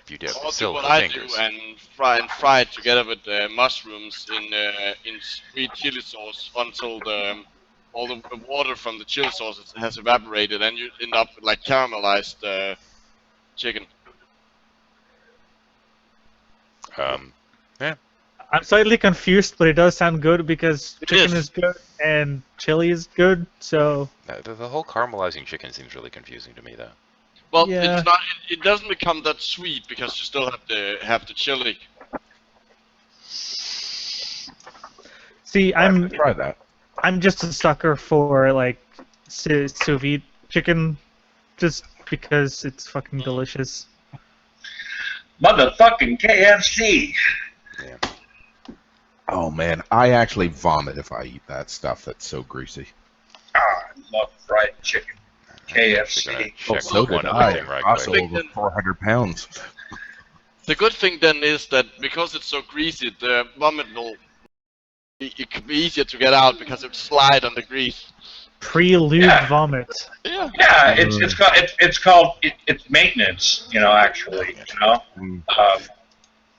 Well, I also have a stent in because I had a 90% blockage. Oh. Squeaked past open heart surgery very closely. There we go. Getting the hell out of Skype just in case. There we go.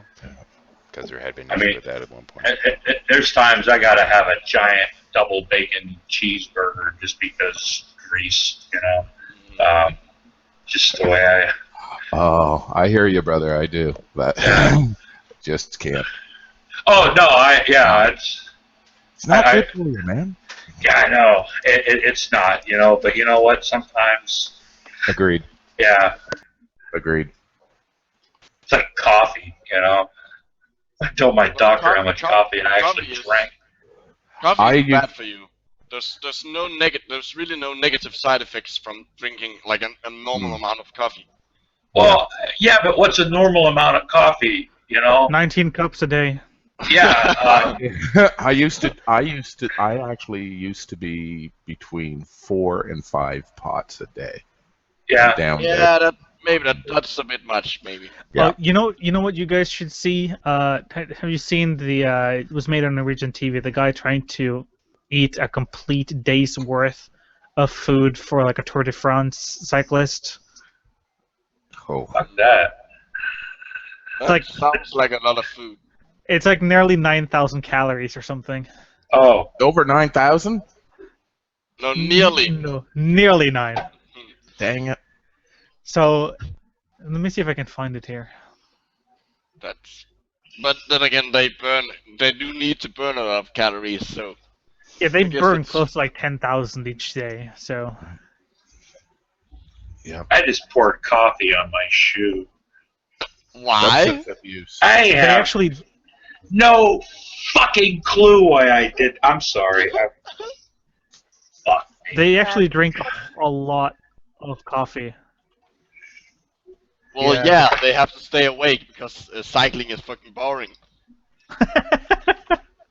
I agree. Let's see.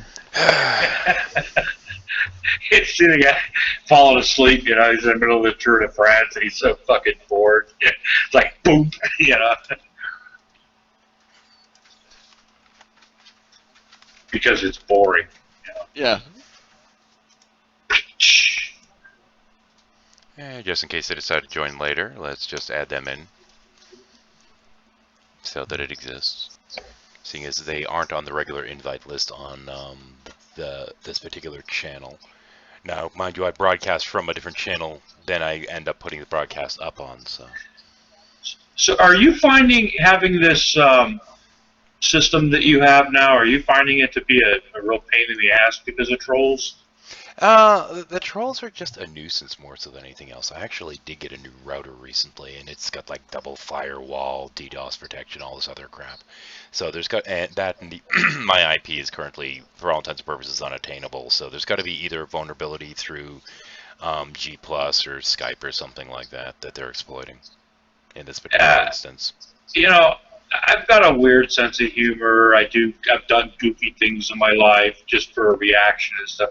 But I've never, I don't understand the whole what's cool, funny, whatever the fuck you want to call the payoff of just fucking up somebody's.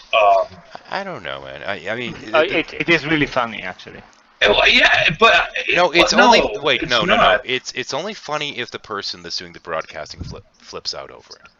That's the only Yeah. time it's actually amusing. Yeah. Otherwise, it's boring. Yeah, it's just but it's like it's funnier if you flip over, but still funny.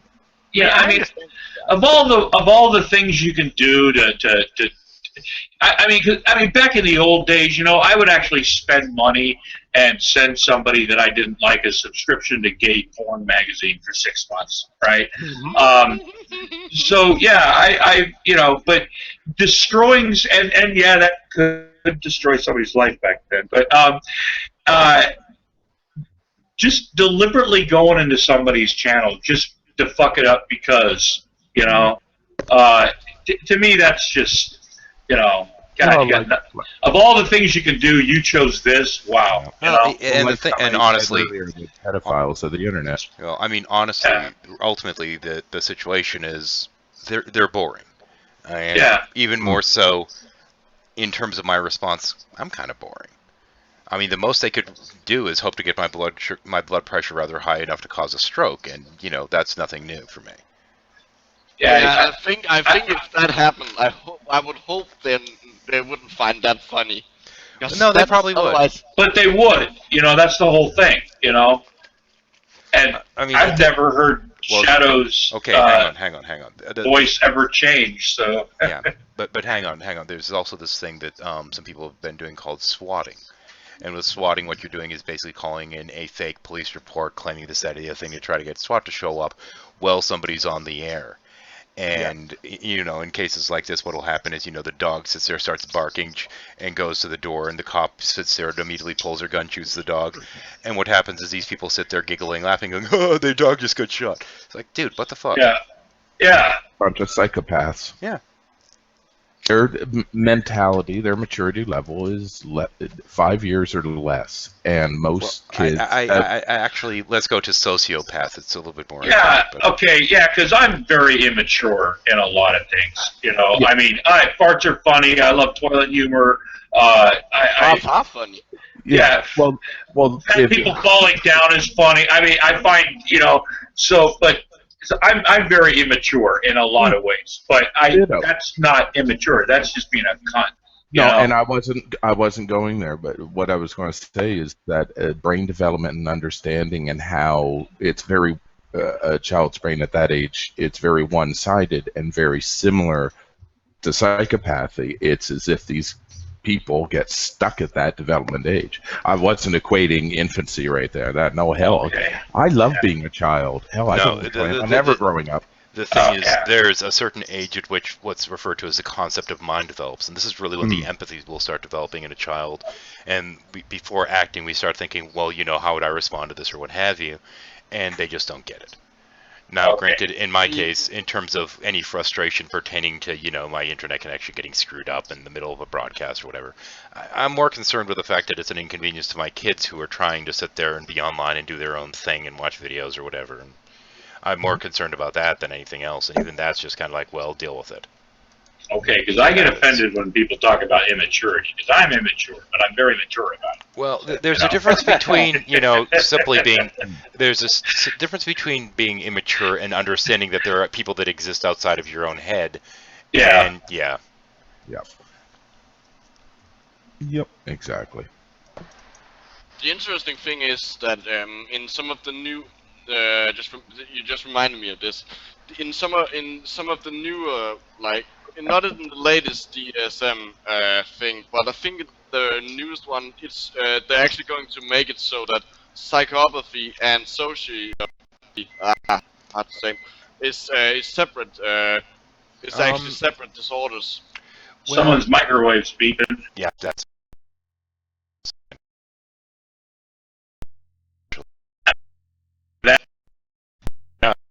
That's could be the best, but I talked about that. In any case, most of the sociopaths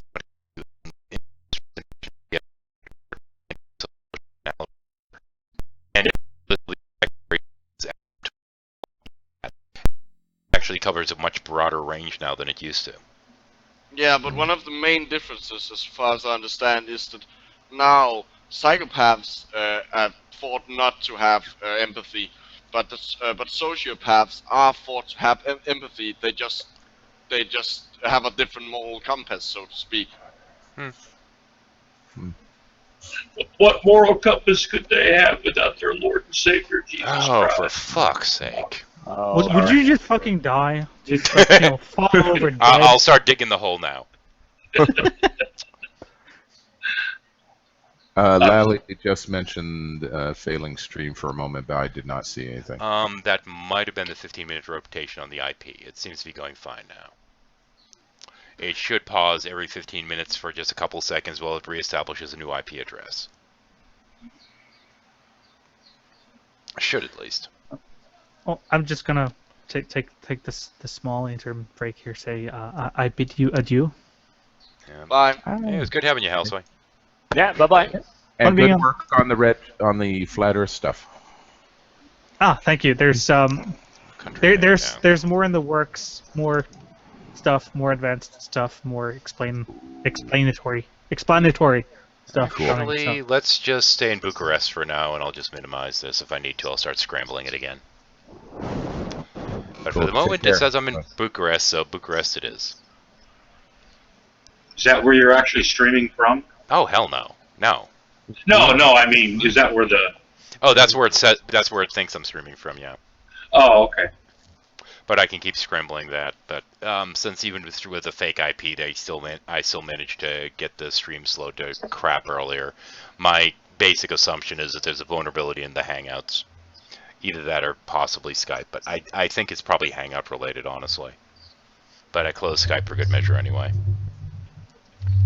But those are the only two real vulnerabilities that I can think of at the moment. Well, technically a third as well, but I'm not worried about that because without the IP, you're not even going to note it. You need to get close enough to be able to actually hit the port. Yeah. Amazing how words change, isn't it, over time? Yeah. You know, a port used to be where you bring a ship into, yeah. Yeah. Or a one. But they're related metaphorically, definitely. No, anyway, Simon, sorry. Well, no, I'm just looking at. He said adieu, which I've noticed a couple of fundies saying recently, which is the French word adieu. And when I was a kid and being taught French, I was taught that meant you use adieu when you say goodbye to somebody for a long period of time. So if they're dying, adieu. you would say You mean adieu? Okay. Yeah, whatever. Yeah, adieu. Yeah. That word. Let me get my French accent on. Sorry, Fabio. No, it's my bad. I didn't understand the word, so I was wondering. Sorry. Adieu. Adieu. Adieu. So yeah, so I thought that's what it meant. You know, you goodbye to you as if you're going to God, right? Yeah, it's farewell. It's the reason equivalent in Italian is addio, and literally means with God, to God. Yeah. Oh. So as opposed to au revoir, which Yes. simply means goodbye. I'll Yeah, see you soon. Yeah. But it So- just sounds better. It has a So better ring. I was taught. So I was taught that adieu meant your last goodbye. I always thought that effectively. au revoir meant You go don't fuck use it yourself. when you don't use it when you're going to see someone the next day or in Yes. a couple of days' time or But as a hang friend. on. You wouldn't say it to a friend. I always thought that au revoir meant go fuck yourself, or is that only when Parisians say it? No idea. Oh, okay. It's just a casual goodbye that you say to a friend. Oh, okay. It's a polite No, goodbye. You were told correctly, Simon. I think the problem is the first part of your sentence when you said, I've heard some fundies recently saying that. I think that's the problem. Yes. Okay, you may be identifying it. I know why they want to do it because, of course, due is to God, right? Yeah. So they're kind of trying to I bastardize. don't think Oh, so fundies you know that. think they know what it means? I don't Yeah, think they know what it I don't means. think No. they know Yeah. what it means. Yeah. That When the next time somebody says it to me, I'm going to go, yeah, all right, fuck off and Well, die. hang on a second. Yes, We- yeah. Hang on. Hang I on. got a comment from Lolly, and I'm not entirely sure what they're saying it is, but it's va te faire faute. I can't do the It's go pronunciation. fuck yourself. Oh, okay. Thank you. Faire faute. I can't Va do te it. I used faire to be able to- foutre. I used to be able Is to it? pronounce French once upon a time. Yeah. Va te faire foutre. Yeah. Go fuck yourself. Yes, foutre. Yeah. Like, I will miss you, vagina. Did you upset your wife? What? No, just temporarily, like when Oh, you I'm not temporarily actually- upset her. Okay. Yeah. No. Well, no. I mean, just after I'm finished, I'll miss you. I'll see you again soon. But just to the vagina. Okay, so you don't believe in resurrections then? Oh. Yeah. So iffy on that. Still iffy. Wow, come on. I mean, the guy might have some difficulties, making the second one, but calling that a resurrection? Really? Come on. Well, technically it's a erection, but still, yeah. Well, it's the second. It's the second coming. Yeah. It's the second coming, yeah. Yeah. Well, one of my earliest girlfriends were sitting there, and after, it's supposed to be after glow time, and she turns over and goes, kind of flops it over to the side and says, "This parrot is dead." And I just fucking died laughing. This parrot is dead. And I turned to her and I said, "What?" And she goes, "This parrot is..." Now, I got the Monty Python thing, so we ended up doing the entire Monty Python routine with her sitting there. And I'm like, okay, I should not be finding this nearly this amusing considering the context. Yeah, I'm getting a mental picture right now. Yeah. Take that mental picture and just get rid of it. You don't want it. No, I'm going to... Norwegian blue. It seems to be. It's pushing the daisies. No Norwegian blue. Not anymore. Are you wearing a bow tie? Yeah, it was pretty bizarre. It was a weird situation, but yeah, that's one I will never forget because it's one of the strangest circumstances. Just like, okay. I Well, get the actually, reference, but okay. Actually, a good comeback would have been is pining for the fjords. Actually, I got to that. Yeah. I did eventually get to that. It just took me a couple seconds to get with the game. This penis is out of semen. Mocking mode! Did I bring an extra clip? Ugh. Anyway. Now that we've gone completely off the rails and gotten a little bit perverse. Where's the rat? I heard the rat. Hey man, what rat? Prescribed way of life. Actually, I don't have, I don't know. Actually, some of the puppets I'm considering doing some kind of contest or something for trying to get them named. Because Rent-A-Rat needs an actual permanent name at some point. Well, you should maybe have them actually do something, you know, like do an act, you know, a little, a talent that they have, you know, to go for the vote, you know. Well, Rent-A-Rat's kind of a stoner right now, but I might have him be. The thing is, initially, Well, he could read some poetry then, or something, you know. Well, I was originally going to bring him on as being a Rapture Rat, but Rapture Rat didn't sell too well, so. Well, yeah, they want the votes, you know. They gotta like have a you know. Well, the thing is, the name in part's going to dictate new personality, because Rent-A-Rat's supposed to be a temp. They do the hula hoop thing, you know, or play the piano while lit on fire, you know, things like that, you know. Dance. The problem with having them play the piano while on fire is twofold. First of all, you can only use the puppet that act with the puppet once. That's and secondly, your hands is going to be inside it. Well, yeah, I mean... Well, what you have to keep in mind is all the different puppets are like channeling, man. It's like they feel like they have this hand reaching up into their brain and kind of massaging everything up there and making them do and say things they don't want to really do or say, but they kind of have to because there's just like hand, it's the hand of God or something. That'll work. Reference. And I don't see the file, damn it. I was going to see if I still have the Rapture Rat script. I think it's gone. I remember you going, that's part of a script with the hand from, yeah. This is Rapture Rat trying to rally the righteous against the wretched. I don't remember it. I had it at one point. He was also going to be my Patreon whore. Have him sit there and do the whole Patreon ad thing. You know, it'd be funny if it sounded religious enough that some fundy somewhere along the line didn't get it, you know, and actually started like watching that. Well, I mean, Fundy Fox was a great gag until people started figuring out that his we'll just say his theology is a little bit twisted. Right. Yeah, but I mean, you'll get those fundies though that you know they want to believe something and they heard it on the internet and I saw this show and stuff like that. Rapture Rat trying to rally the righteous. Hey, what people will use as resources now, you know, against the wretched reprobates. Yeah, absolutely. So sure. But yeah, I had a great voice to play with them, and I'm like, nah, fuck it. I did one with Rapture Rat, and then I had him do the stoner next time, and I'm like, nah, the stoner's more fun. Hey, man, this bitch be high. I was saying, Arcane Logos actually tried to use a YouTube video as a source last night. Oh, lovely. Wow. Yeah, you know you've made it, you know, when somebody uses you as a source. I mean, face it, you've got a Sci-10 atheist meme, and you've been referenced. So, in YouTube frames, you know, you're a made man.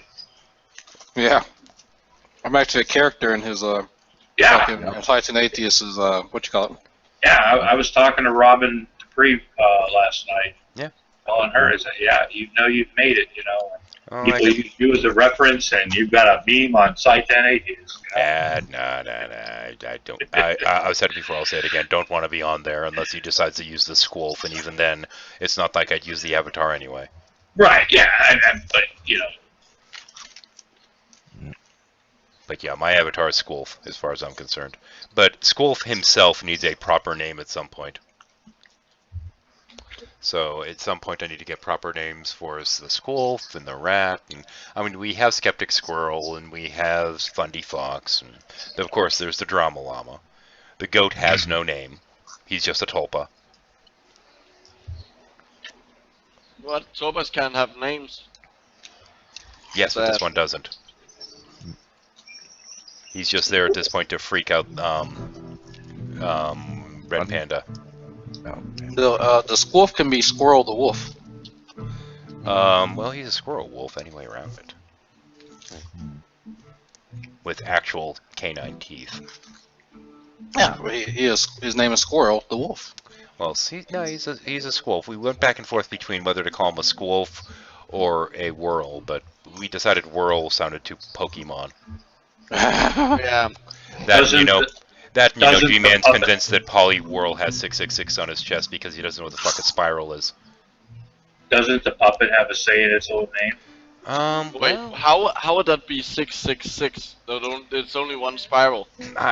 Don't ask me. G-Man logic. Actually, Fundy logic, technically, because that's not even original to him. Actually, no, Squolf isn't a transitional species. He's actually a Dr. Moreau-style hybrid. We actually have a video on the channel of the creation of the Squolf with Dr. Moreau doing surgery. She has a bunch of her zombie teddy bears in the background, actually, while doing it. Yep. My wife does a lot of different... well, she does them as walks, but they're technically marathons. And what have you, these kind of things, and it'll be like a walk for this, walk for the other. There was one that was like the foam walk that they had all this multicolored glow-in-the-dark foam and all this kind of stuff. And one of them was this zombie run, and she went on that one. Now, granted, it's a walk. She's also done some of the actual, more formalized zombie runs that you have people being the runners and people being the zombies, and apparently those are a blast. I've seen those. Yeah, I've heard good things about them. Some of the runners get really fucking aggressive with the zombies. Like, they get way carried away and they'll start throwing punches, so you gotta kind of be careful. But my wife always goes as a shambler as opposed to a running zombie. She never does the quick zombie thing. But she's still gotten plenty of flags, so... Because it's basically capture the flag. Everyone has flags on their belts, and they tell the zombies at the beginning, don't take their last flag, don't be a jerk, let them get at least part way toward the end before going for that one. But at there's like 3 stages, and at the beginning, don't take the damn flag. Let the last flag, let them at least get to the end, toward the end of it before you kill them. Well, metaphorically. Yeah. That's a good way to get people engaged. But yeah, she came back with like 20-something flags, and she'd been giving them out too, because there were people that were at the very beginning of it that were just kind of strolling through looking really upset because they lost their last flag, so she's like, here, take one. Oh, yeah, I'd actually get back in shape just to... Oh, hang on, Sokka Week. Sokka's out there. Hey, Sokka, you got a question for the panel. What is it? Actually, we can invite Sokka if he wants to come in. Yeah, I'm not a long distance guy, but if you're within 60 meters of me, it's hard to get away because the amount of muscle mass, most of my muscle is in my thighs, so I can accelerate fairly quickly. I used to be a really good sprinter, just shit at long distance. Yeah, that's how I am. Like after 300 meters, I'm done. Yeah. Yep. It's a matter of what muscle types you have. Yeah. Well, back when I actually had such things prior to the diabetes hitting and all that shit, I actually was very much the endomorph. As there's crickets because nobody knows what I just said. Haha. No, I know what you said. Oh, okay. Most people don't know the difference between endomorph and ectomorph and a mesomorph anyway. Oh, for fuck's sake. Hell, I'd rather be a protomorph. Yeah, I used to watch Morph on British TV. You guys seen Morph? Morph sounds like something about a werewolf. I don't know. Okay, let me try and find a little clip. Well, morph just means form, so... Question up. Now that Christians have graciously allowed gays to marry, isn't it time for gays to return the favor? How about giving to local churches? Actually, I think that's a splendid idea, and I can recommend the best way to actually give it to the church. Hire them for your wedding chapels.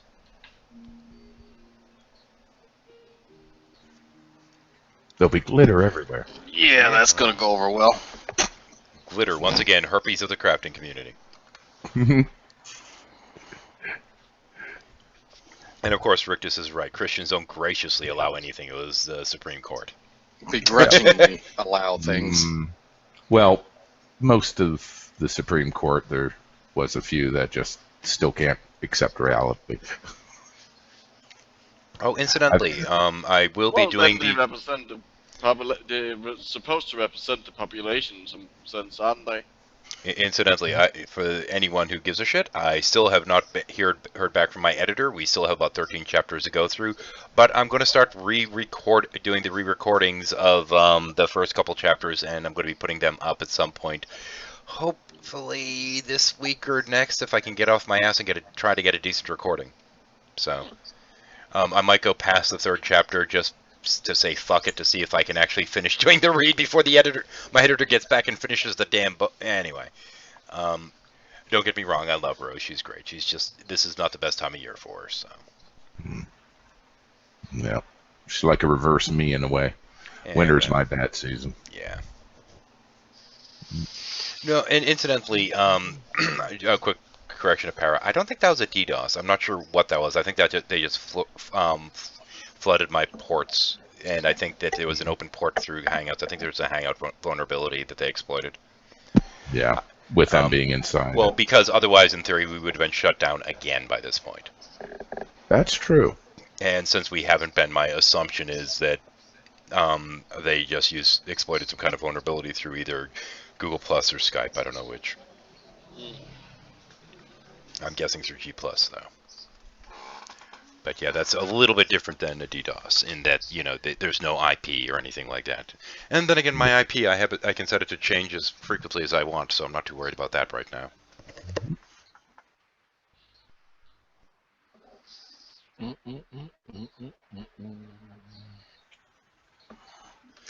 It's time to see what's going on in Nadia's hangout. Oh boy. Oh, bloody hell. You have a constitution, don't you? Yeah. No, I no. Just no. Actually, when I initially opened this, I did invite the train wreck circle because I wasn't paying attention and just invited everyone. Whoops. Yeah. So I think the fucktard circle was invited this time, and I'm kind of hoping that they don't take me up on the offer. Then again, at this point, enough time's passed that I'd have to approve them anyway, now that I think of it. Uh-oh, it's a mixed crowd, 15 people watching. Ooh. Not yes? Yeah. Hey, we have 11. We're almost there. And we're more interesting. Well, we're not looking for train wrecks. No. I don't know that we're more interesting. There's something about a train wreck. Speaking of which, Venom Fang X is making videos again. Oh, boy. Yeah. Messianic Maniacs going after him. Well, here's the question. Yeah.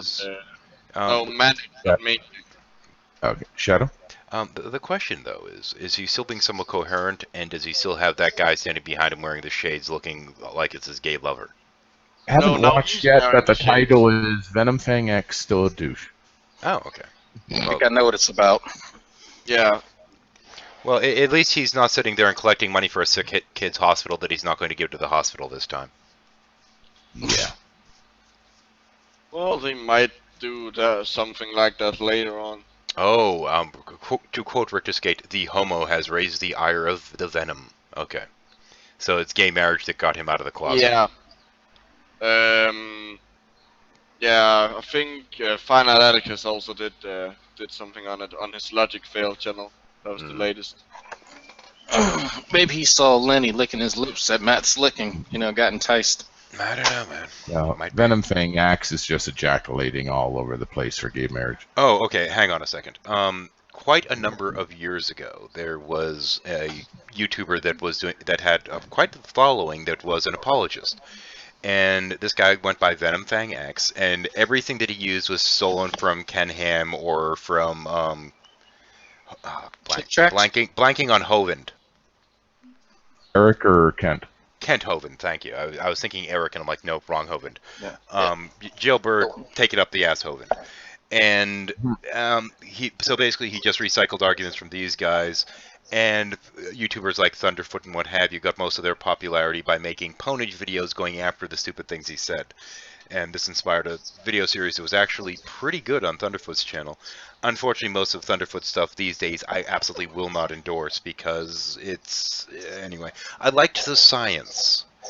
That was good, but since he's gotten away from that, I have no interest in his videos. But nonetheless, most of initially Thunderfoot as well as Venom Fang X's real popularity was the two of them sparring back and forth. One of them pointing out the stupid shit that the other one was saying and that kind of thing. And that's pretty much that's pretty much that lately. Yeah. As for me, I got really tired of the whole atheist versus theist kind of bullshit in general. So most of my stuff I'm just want to deal with the woo now because that's for me more fun. And there's so much of it out there that no one's really dealing with in general. There's a very small group that's actually going after these at all. Now, a lot of the ones that are going after it, there are some going after Spirit Science because she has a massive following. There are some that are going after Teal Swan because she's a fucking up-and-coming cult leader. There we go, not up-and-culting, sorry. And she very much is just that. But it's more, the concepts that these guys are going with that I'm interested in going after instead of the personality and just the stupid things that one person says. Because a lot of this stuff, I mean, back when I was doing the whole shaman thing years and years ago, so much of this I never stopped to fully analyze critically. And I think that that's kind of the next step for me, because I've been sitting at the proverbial crossroads of questions that are left unanswered and saying, okay, well, I never looked into this shit. Let's actually apply some logic and reasoning and science to these things that are basically old dogmas of mine, because I think it's important for all of us to spend a little bit of time looking in the proverbial mirror at our own dogmas, because we all have some. It's just a matter of what it is, and some of them are useful, some of them not so much. Mm-hmm. Totally agree. And Now, I was steeped in the woo as well. Well, in terms of the woo stuff, though, in that time period. Now, I'll admit, there are times when some of these dogmas are vaguely useful. For example, if I'm sitting there talking with Roy frickin' Montero, who's claiming to know everything about the spiritual world based upon his Christianity, I can, sit there and pull things out and say, well, actually, back when I was doing the shamanic path, we spent a lot of time exploring the spirit world, and there's no angels, no demons, you're completely fucking wrong. Talk to anyone that's into this shit, and you're just an idiot. Unless you're talking to the New Agers, because they're morons, too. So I can sit there and pitch it that way just to fuck with them. And the first time I pulled that out, he looked like he was about ready to cry, which I thought was kind of fun. But yeah, other than going after some of these ridiculous claims, I mean, there was one point that in dealing with one of the apologists on here that goes by Shamos, he was sitting there insisting that the only way to disprove transcendental claims was transcendental evidence. At which point I'm like, oh, I've done that. I'll give you transcendental evidence. Boy, did he not like that. He spent all his time trying to talk to the rest of the room and trying to ignore me. It was fucking hilarious. It's like, okay, you don't even know what the hell I'm talking about anymore, do you? Haha. I would like Shameless better if he wasn't a condescending douchebag. That's probably one of my only issues, is that he'll preface the statement, well, if you weren't an idiot, you'd know that, so and so. Like, really? My very first argument. No, a while ago, I had a conversation with Shamos, and he seemed really decent little guy, and then he started hanging around more and more with the fundies, and he really went downhill as far as I'm concerned. At one point, he seemed somewhat rational and reasonable, and now he spends all this time like, I'm going to make my philosophical argument, and the moment that you disagree with me, I'm going to say that you're not allowing me to speak. I think with Shamos it goes in phases, because sometimes he's not as big as a douche as he is. But, there's some periods where he's, wow. I've literally been in hangouts with him in which, he's sitting there trying to make a fallacious argument, and people are like, no, that's not accurate. And he'll start slamming on the table saying, stop interrupting me for saying something wrong. No, it's like, if you're starting with a bad premise... I kind of like the guy. It's only that sometimes he gets so carried away that he really... I think it's youth. It seems to be he doesn't, realize what he's saying. I don't know. I mean, I think it's just a sign of his youth. Maybe. I think it's now. I'm not talking intellectual maturity. I think it might be emotional maturity. More like it. Yeah. The guy's 30, right? Oh, he's not that old, is he? Yeah, he's my age. He's my age. Oh, he's your age. Oh, never mind. I take that back then. He I just w- needs to grow yeah. the fuck up and grow some balls and stop pissing and whining when somebody interrupts him for saying something stupid right out of the gate. As if that was the worst thing. Yeah. That he does. Well, that's the thing that annoys me the most. It's like, you know, he's sitting there trying to make an argument, and he seems to think, okay, we should give you the mic for 20 full fucking minutes here, uninterrupted, when you've started with saying something stupid. And when you start with a false premise, we're not going to let you keep going. And Yeah, if but I start with a false still premise, gonna I be expect wrong. people to interrupt me. You still don't interrupt me. You're still going to be wrong in 20 minutes, and you can tell me that I'm wrong then. Well, the problem is, if you make 18 different fucking points between wrong statement 1 and wrong statement 8, we're going to forget half the shit and not address it. Let Neffy finish. Oh, I was actually done. No. Ed Neffy will talk for a half hour, and then when you interrupt him a half hour into it, he'll say, "You keep interrupting me." It's like, no, we're trying to get a word in edgewise, you shithead. And then he'll go back and say, "But you didn't address this." It's like, I didn't remember you fucking said it. It's been a half hour. Well, he dish gallops as well, doesn't he? Well, Says yeah, about 50 it's things all you at know, it's like once the in a William row. Lane. Well, it's like every Bingo. debate that William Lane Craig has. He brings up 87 points, and if you miss one of them in your counter, then it's like, well, you didn't address this, therefore I'm right. It's like, oh, fuck you. What's the old That saying? was If the you other can't thing. beat Well 'em- done.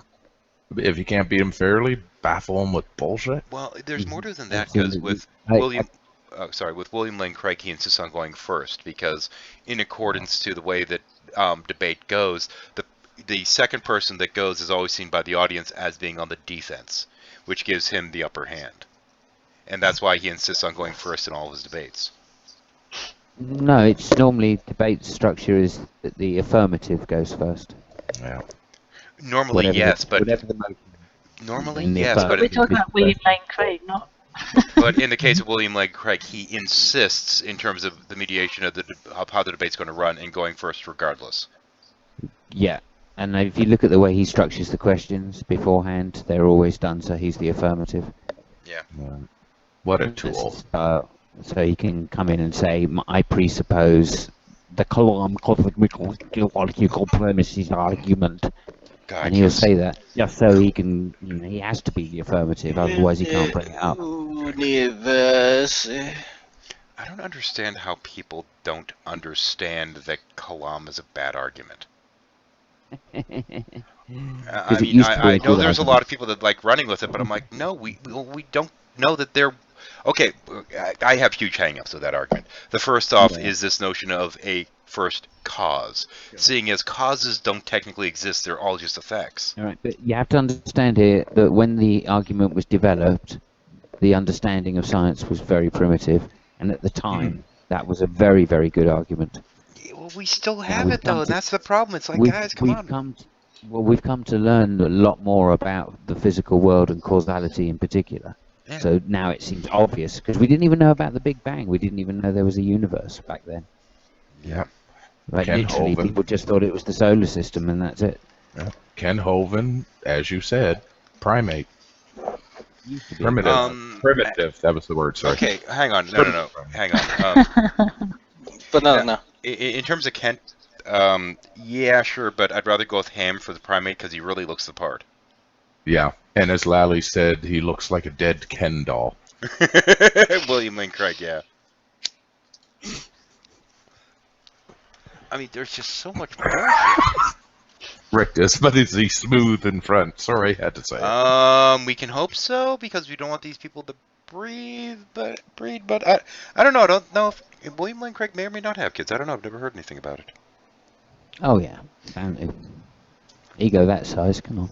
Well, you know, he might not. He might have been waiting for gay marriage to become legal. No, I'm sure he's got like a couple of daughters and a son or something.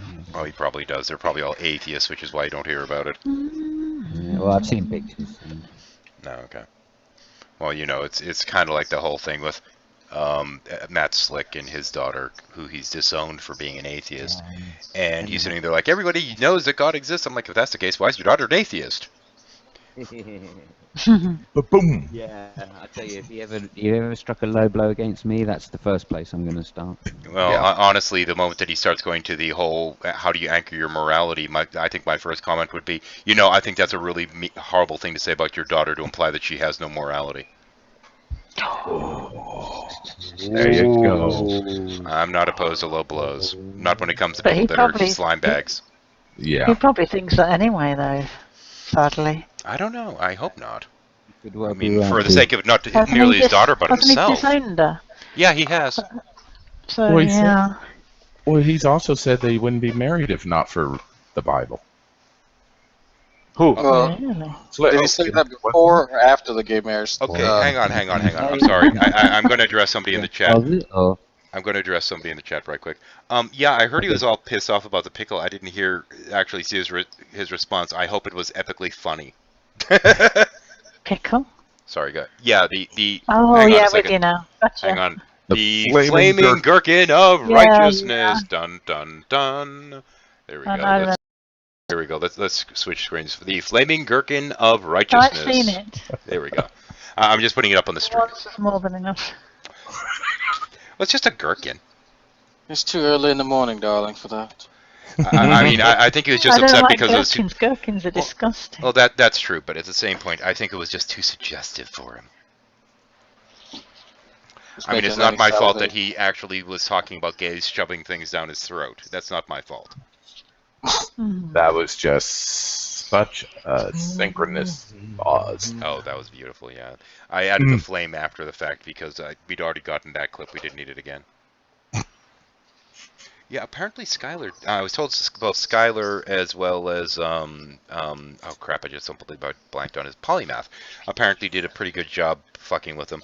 But I liked Keefe's going in there personally and getting shut down after a few minutes because they didn't like arguing with a Christian. Yeah. Because, Oh, oh some no, of the a Christian things he that's was making good claiming. arguments. Like when he was gosh, trying to yeah. explain to Keefe's what the problem was. Oh my god. Oh yeah, it's this incredible conspiracy theory that the gays are going to start executing Christians or some such shit. Yeah, what the fuck? The Nazi Because, gay yeah. agenda. Yeah. I think he read out about 4 stories. Okay, and possibly, well, I know one of them was a true story about 2 gay people in Essex trying to sue the church for not legally, for not sanctifying their marriage or whatever the religious term is. I hope they lose, quite frankly, because I don't think the church should be forced to. Yeah. But That's a little bit too much. yeah, but and there was like a few other things, and I thought that hardly accounts to the gays trying to take over the world. I think they'd be doing. You'd have more than just 5 or 6 stories, Hang or on. however. Well, I mean, It he's wasn't claiming many that stories. he's Hang on a claiming sec, gay guys. people are Listen. trying to force people to be gay. What an asshole! Sorry, go ahead. Sorry. Yeah, but I'm just saying, in this country, because the church is financed to some degree by the state, I'm not sure we can just say they can do whatever the fuck they like. Oh, the I church didn't is say so they financed could by do the whatever state. the They are, fuck they are a community service in some way that gets paid for by taxpayers. Well, as far as I'm concerned, though, Well, I don't know. I don't know how it works in the UK. In Italy, for example, you can get married in a church, but at the end of the mass, there is the civil right anyway. So it is the priest which Legally, does it's it. going. Yeah. Yeah. So My point's little. I mean, you still have to have a civil marriage, of course. Either way, you have a civil marriage. Yeah. But the point being that the church itself is not is funded by the community to some degree. Therefore, Well, it should be yeah. accessible by the community I and not think- Well, no, accessible by I- its own rules. I understand your point. What I was just saying, what I meant is that if you don't want to get married in a church because you don't want to, you can't, you still can get married. It's not that they are the only. Yeah, no, of course not. I'm not disputing that yet. Well, the thing is, though, in churches in the U.S., political speech is supposed to be barred from the pulpit. However, they fucking do it anyway. And on that basis, I think a lot of these places should lose their tax-exempt status. And the reason why I don't feel ashamed to say that is because the fucking assholes tried going after the Unitarian churches because they are not Republican in general. Anyway, if it makes you feel better, Simon, I was refused to get married by a priest. The priest refused to marry me and my wife. Yes, it's not just Wow. being gay that they can refuse Yeah, to. Yeah, they can Yeah. refuse for any fucking And the reason they funny want. part was that at the time I was still a Catholic, so I mean, again, I'm not, saying that they shouldn't be able to decide. It's whether if they take money from the community, right, then they have to serve the community, and they have to serve the community by obeying the law. And just as a quick footnote, and serving the community is not standing on a fucking street corner trying to force people to believe what you believe, nor is it going to third world countries to build a church and then not feed or clothe anyone. No, it's actually using your assets and your property for the benefit of the community. Yeah. Well, the church here also has got your- their own a set of laws. Tangible So, benefit, please. and That's for sure. That's why we got rid of that church. Now, if you guys could get rid of the Church of Scientology, I'd be happier. Oh fuck yeah, that was really funny. The day that it opened, oh, did it piss down with rain? God, It's like, well, what do you expect? You're opening a fucking place in London. I mean, it's gonna fucking rain. Of course it is. Just how wonderfully unprepared they were. Yeah. All the photos looking like they've got, didn't order enough umbrellas. Well, I'm just glad that I played my small part in terms of that protest, and I did help them get effectively shut down in Germany and and sanctioned in Australia to some degree, as well as the books are banned in Russia. So I'm glad that I had some effect at least. I had a relatively small role in that. The Anons did the real footwork. But yeah, I'm just glad to have at least put a dent into that group. Now, moving on to the next one. Yep. It's evil details. It's going to take more than a few dents to get those guys. Well, I mean, the thing is, all you can really do is put the information out Some there. real lobbying power. Try and make it available to people, and hopefully get some attention.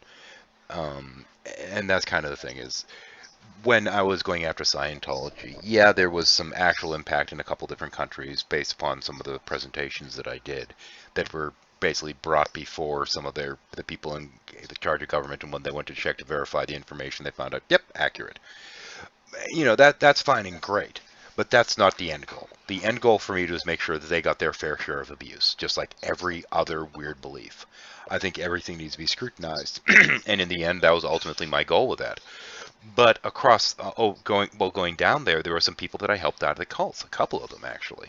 One directly, one indirectly, but when I was invited to go to this one forum at one point to go check things out, it was an ex-Scientologist forum, the greeting I got there amazed me, because I got the equivalent of a round of applause from people that were, well, when I was transitioning out of these beliefs, you helped me so much, etc., etc.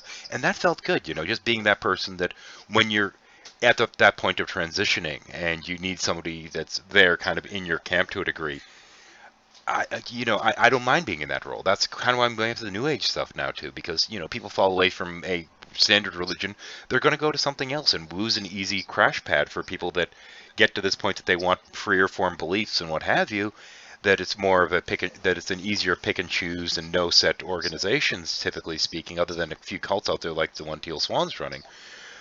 If I can help these people that, they're trying to evaluate these beliefs and what have you, I want to be that guy. Sounds like a good plan to me. Yeah, that's all. It's not like, well, your beliefs are evil and wrong. No. Just here. I'm going to scrutinize these and just come with me for the journey. That's it. Yep. And in my case, some of this stuff is stuff that I used to hold on to some degree, and I'm looking at it now going, ooh. Yeah, no, I've never bit the New Age pill. I took a totally different path than these wackadoodles. But, at the same point, I think it's valuable, because most people are religious because they want to feel spiritual in some way.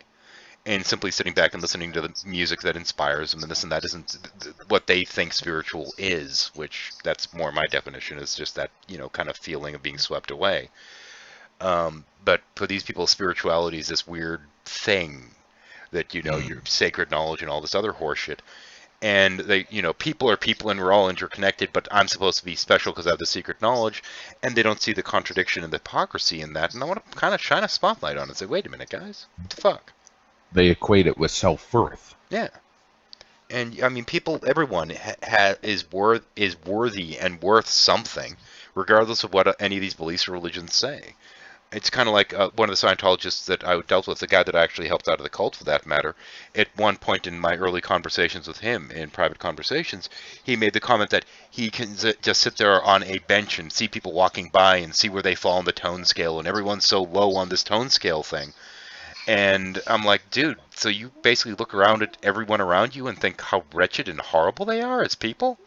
Just at a glance? And he's like, yeah, pretty much. I'm like, what kind of horrible life is that? And I think that was one of the things that got him really thinking about it, going, wait a minute.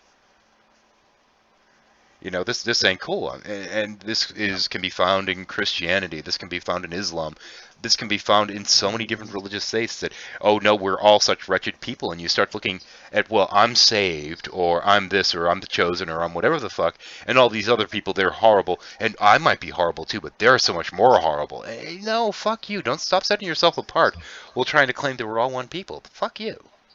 Exactly. I want to quote a line here.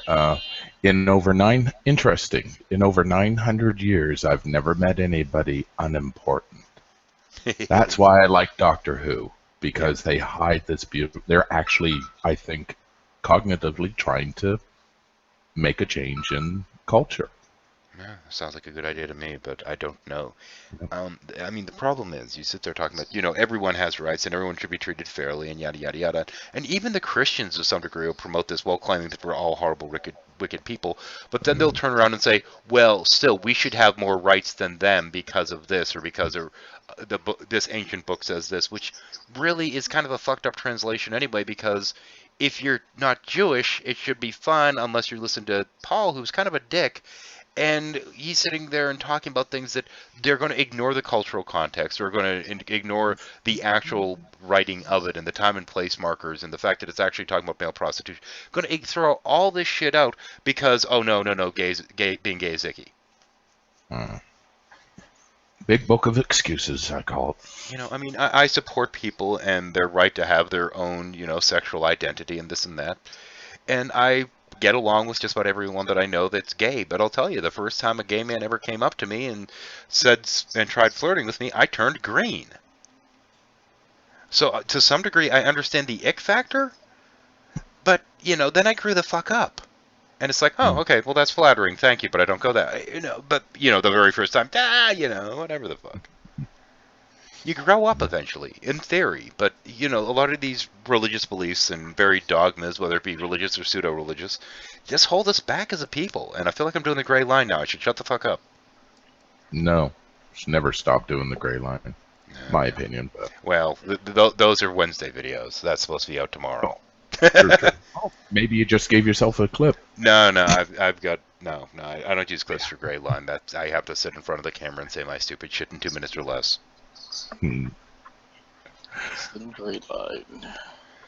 Looking for a way out of what is. That's also another thing is, you know, people, a lot of these beliefs sucker people in when they're not feeling good about themselves. They prey on low self-esteem and this kind of stuff. These feelings of a lack of self-worth. And I think one of the important things is to accept that we have worth. Get over it. Yep. Stop beating yourself up. Even Mormons troll the bloody funeral lists. Eh. I'm sorry, I believe the Dalek was about to speak. Groovin? Oh, I was saying they created the low self-esteem. I'm going to give you a little bit more volume on the stream. I can't do anything in terms of the hangout, but I'm going to I can raise you on the stream side at least. There we go. Speak. There we go. So I was loving too. But yeah, I mean, notions of like pride comes before the fall, pride is sinful. Fuck you. When I work on something, I think I have the right to have pride on it when I put a lot of effort in it and I think it comes out well. Just like when I do put a lot of effort in and something comes out shit, I think I should have the right to pick on myself for it too. You know, this is the absolutes of the Bible, though, isn't it? It's just everything has to be black and white. There can't be grey. You can't be pride. You can't have pride in the work you're doing, because that might get changed. Oh no! You have to give all the credit to God. That might get changed. That might get changed into being egotistically proud, right? Well, I mean, here's the thing, though. It's you know, nonsense. Of course it's nonsense, but it's black or white. You can't be proud because there is a bad type of proud. You can't be jealous because there's a bad type of jealous. Yeah, I mean, and this is one of the problems. Well, there are good types of proud. There are good types of jealous. This is one of the big problems, as you know. If something's going wrong, then it's your fault. If something's going right, then God. Yeah, fuck that. Yeah. It's one of the reasons. Black or white. I just find certain people inclined to certain things that just so happen to align with their religious beliefs. You don't find too many inquisitive people, and this is just me in general. I don't find too many inquisitive people really far invested into religious beliefs. And I think there was a study that showed something, a correlation between the level of religious belief and education, as well as their mentality to being open-minded. Yeah, I really, really would like someone to do the study on intelligence and atheism. There is one out there. There was one posted a while back. Oh, was there? Okay, cool. I'll look for that. Yeah, there a correlation between, it was more of a like education level and atheism. Yeah, yeah. Pretty much stating that the more education you have, the more likely you are to be a skeptic, and the more to be non-religious. Yeah, I'd like to do something with like grades. So we could actually see, if the top 5% are all atheist, kind of thing. You know what I mean? Or education doesn't always. Yeah. Well, the level, the degree. So I mean, in this country we have something called A levels, right? Which I don't know what your equivalent is, but it's the bit before university. And obviously you get graded on those, so you get A to E. Right, and it's probably changed again since my day. But so I would be thinking that even people that do the subjects, although subjects are going to be the base, I'm thinking if people that pass them with A's, I suppose that would depend on the schools. It's going to be more of a school bias, isn't it? Over here we just have owls. That wouldn't work. Sorry, Harry Potter reference. Okay, I don't do Harry Potter. Yeah. Yeah, I started reading it, but I took it too seriously. Did you try to be a seeker? No, well, I compared, somebody else in a hangout compared Harry Potter to the Bible to show the usual fallacy of, look, it's a book, and there are true things in Harry Potter. That doesn't mean Harry Potter is true, right? That kind of argument. And then all the Christians got butthurt, because obviously Harry Potter's nothing like Jesus Christ. Yeah, nothing like. Even at a resurrection, for fuck's sake. Did they not get the allegory? I pointed out that he came from England, which is where God lives. So.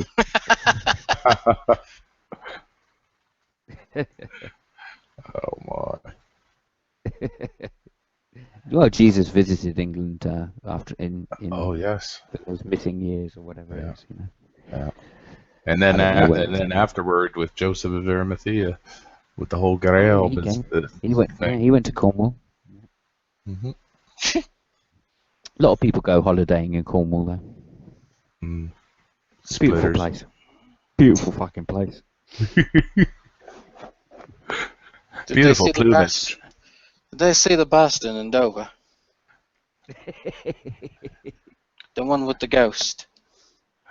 The ghost, yeah. Did you see my live footage from Dover?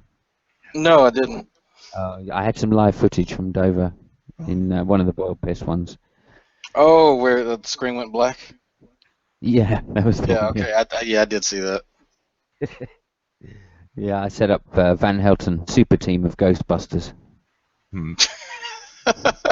led up by Van Helton and Russell Grant, who's an astrologer from this country. Oh, jeez.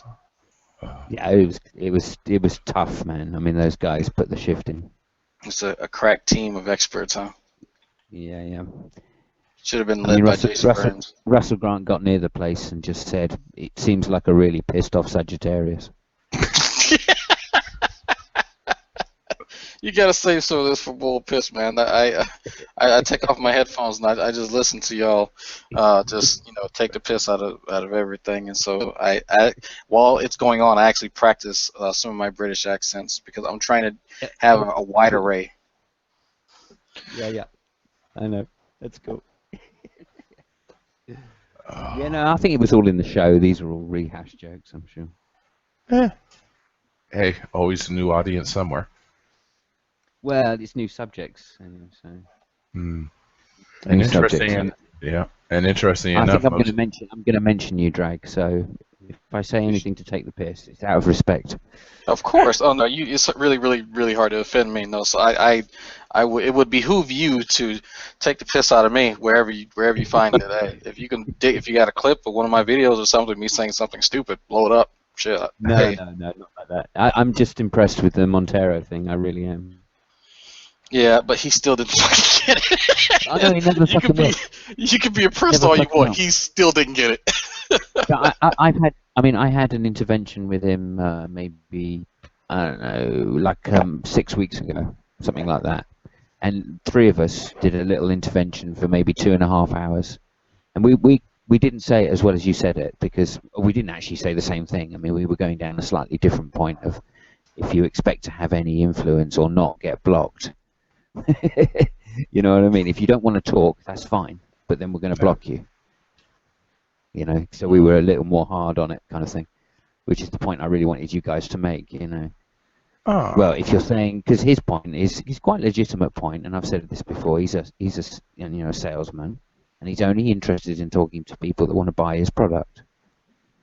Yeah, and I think that's acceptable. And that's okay. That's okay. But obviously, when he comes into a room, everybody's got to block him straight away, or mute him, or just keep. You know, we're not going to talk to you. You can't talk because you don't want to talk to us, right? Yeah, and it's a point that I'd raised to him earlier. It's like if you have a target market, then whatever your product or service is has to be for that target market, and don't assume that you're going to expand this target market to everybody, because that's just not going to work. And you've already, pigeonholed yourself. He's not. I mean, he's clearly saying, I am not interested in even dialoguing with anybody who doesn't say God first. And only when you can dialogue with when you can understand that that's my position, that's the time I will talk to you. And he says he equates this to everybody who doesn't say God first as a pre-sub is a first grader, and everybody who says God first is a 12th grader. All right, Yeah. so there is only one solution. It's like, well, okay, if you think you're a 12th grader and you don't want to talk to first graders, then fuck off out of the first graders' playground. Take your ball and go home. Yeah, bye-bye. It's the only thing, and obviously, you know, he hates that more than anything. I did something similar to him. I bullied him out of Nadia's for like two goes on the trot after Shadow had a go at him, and you know, he didn't come back for a few days. But then when he came back in, he came straight back in bitching to Nadia. I can't. I'm not. I should be allowed to speak. I'm not being allowed to speak. Well, you don't dialogue about, you know. Well, no, I do. You know. Oh, I think Groovy was trying to get something in. I beg your pardon, Groovy. Oh, sorry. So sorry to interrupt you. No, Simon, you're fine. I really am. I was saying it goes beyond what you start with, because all I did was ask him why he was contradicting himself when he said, you know, I shouldn't need to clarify, but it's on you to understand me. Yeah. But, you know, and then he was just like, oh, well, obviously you don't know what I'm talking about. Mm-hmm. Yeah. It's Well, like- this is the point. Unless you start from his position, he does not want to talk to you. That's what he says. He does want to talk to you because he's a hypocrite. But, you know, he's saying his position is, and, you know, I'll ask everybody in the room, God or no God, if anybody says anything other than, yes, bro, God, please tell me more, I'm not going to talk to them. Because I can't teach you if you don't, you know, you're too stupid to understand that, you know, all of these things then come out, right? Oh, yeah. What So happens you when don't he have says anything neither? to teach, Roy. That's the point we're trying to make, is you don't have any knowledge to impart. You know, yeah, but that's because you don't understand the knowledge. What does he say to the round, answer of neither? Oh, no, you don't understand. That's in the there is only one answer, and more than this. Once Xbox told me about this, and he went, right, that's it. I'm gonna fuck him up. So he went in and said, when Roy said, right, God or no God, Xbox went, God. And there was like you know, like the cricket silence, and you could hear Roy's brain going, he said God. Oh shit, he said God. Fucking hysterical. And yeah, no, he still managed to turn it round. So I'm not going to listen to you, Xbox, because even though you said God. You don't. I know you don't mean it. You fuck. Lying bastard. It's dishonest all the way down. But I mean, that's the way I see it. I mean, if you're a salesman, you know, why would you go somewhere where you can't sell your product? Yeah, that's business 101. Yeah, and I don't get that with Roy. That's the hypocritical side. It's like I want to have some friends, but I'm not mature enough. He's building bravado. That's all he's doing. You know. Blow hard. Again, I go straight for the jugular with him now because I don't have time. Talk to me. Good. You don't want to talk to me, but I'm going to ask you the same question back, and you won't like it. You know. Well, I'm sure Roy, the air when you around had your him revelation, like that when you had your revelation, Roy, did you take the cock in the arse or the mouth? Yes or no? Both. Come on, he was probably in a gangbang. He told me his revelation story, and it did sound a little homoerotic, shall we say?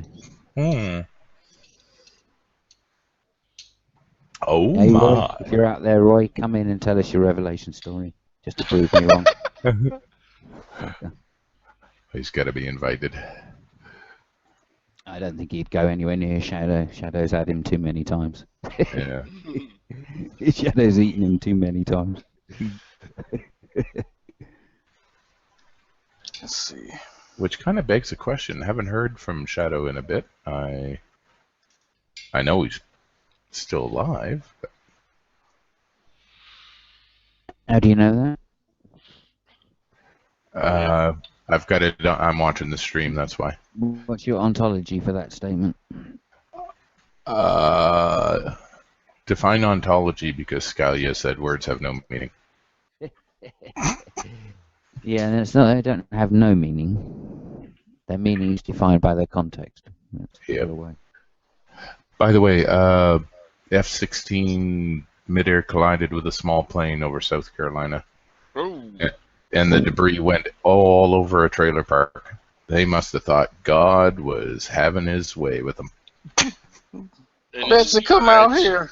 I take it there isn't any survivors unless the guy managed to get out the shootout. I got me a seat. Shaw Air Force Base. Bitch, come on. We got some. No details yet on number of people aboard the Cessna or whether anyone survived.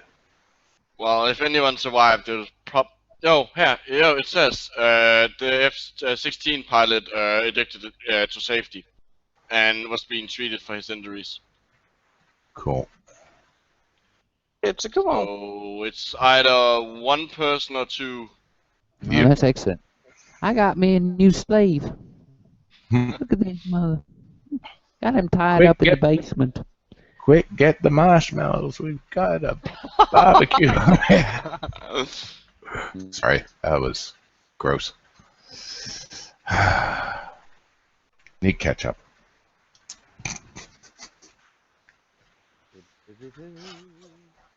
Ba-da-da-doo. Oh, there's a guitar.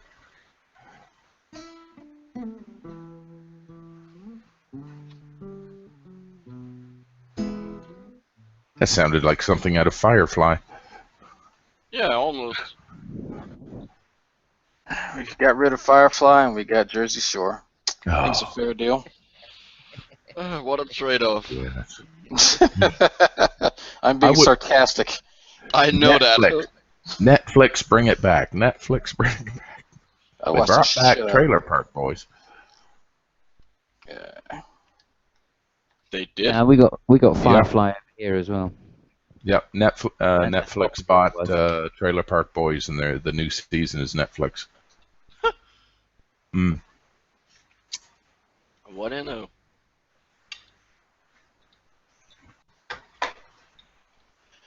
Oh, homework. I'm so tired of you. Oh, homework. What kind of homework? Algebra. Interesting.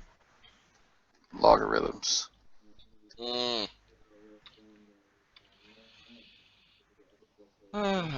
That's why that's one of the reasons why I chose biology, because less math most of the time. That's my major.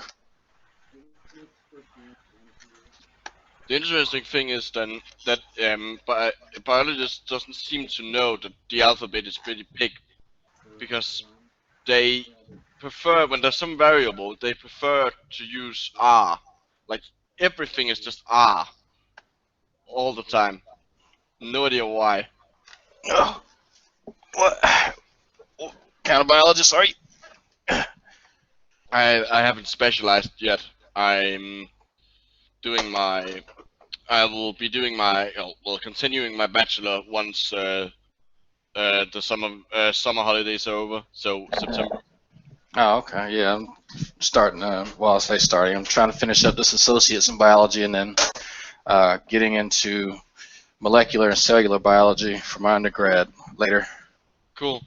I'll pop on my masters. I will probably be doing the ones I'm sort of planning on doing is physiology and cellular biology. So, which is also kind of what I'm doing my my bachelor's project in.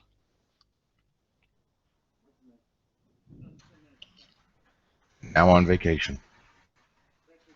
Well, yeah. Well, I'm not trying to. I'm only taking 2 classes at a time right now, so I said screw it. You know, there's a summer course, so I can get through some of these prerequisites. Are you in the bathroom? Maybe. There we go. Feels so much better. How many classes do you normally have? Because the way it's structured here in Denmark, you only have 1 or 2 classes always. Really? You don't have more. And Well, then you have them for like half a semester, and then the other half you have some other. Well, here, you know, you'll have a full semester, which I think is like, what, 8 to 16 weeks or something like that. I forget which, but it's for like 4 months basically, and you'll have like 4 classes. That's what's considered full time. And you will have those 4 classes from start to beginning, I assume. Yeah. Hmm. Okay, I guys, would probably make a move as well. I'll catch you all later. All right. Good to Bye. see you, Thanks, Simon. very nice. Nice to see you, Paranoid. Craig. See ya. Groovy. When is Bull Piss starting? Wednesday 9:30 our time, GMT. So that'll be Okay. about, I don't know, 19 minus 10. I'll find it out. I just You gotta know. look for it. I don't By know, the way, 12, question whatever. Question from the chat before you leave, Simon. Has anyone ever tried sriracha on French fries? I have no idea what that is. Neither do I. Neither. Paracha. Sorry, lunatic. Yeah. Groovy? Yes, I have, but I don't like sriracha. Okay. It's a chili sauce, apparently. Okay, anyway, thanks, guys. All See right. ya, man. peace, man. I have not tried that. I'm not a big fan of sriracha sauce, so that's probably why. I mean, I'll eat it, but not, you know, that's not something I keep in the pantry. Judging by the ingredients, I don't think it would taste that great on French fries. People make sriracha ketchup with it, though. That's all right.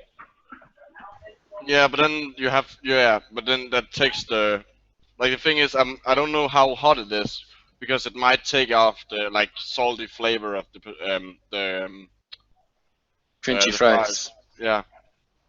Well, I say once you've had poutine, you never go back. I had to look up what poutine was, and I was like, Well, is that what is that the model the Russians are going for right now?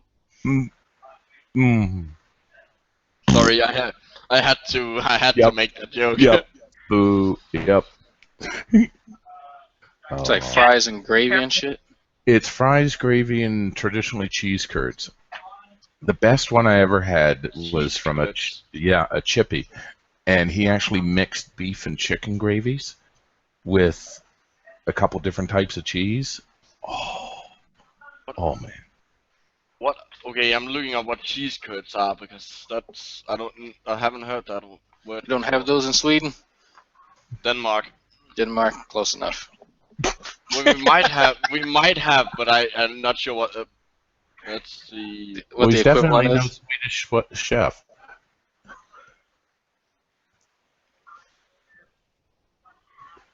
Oh. What? Oh. It's the part of the cheese you remove when you make cheese. Yeah. So it's shit cheese. It's waste cheese. Denmark's close enough to Sweden to be Sweden. Yeah, no. The thing is, no.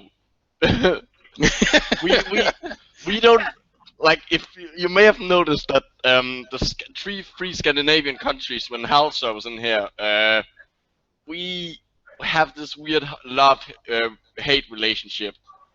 Basically, Denmark fought a lot had a lot of wars with Sweden, usually over Norway.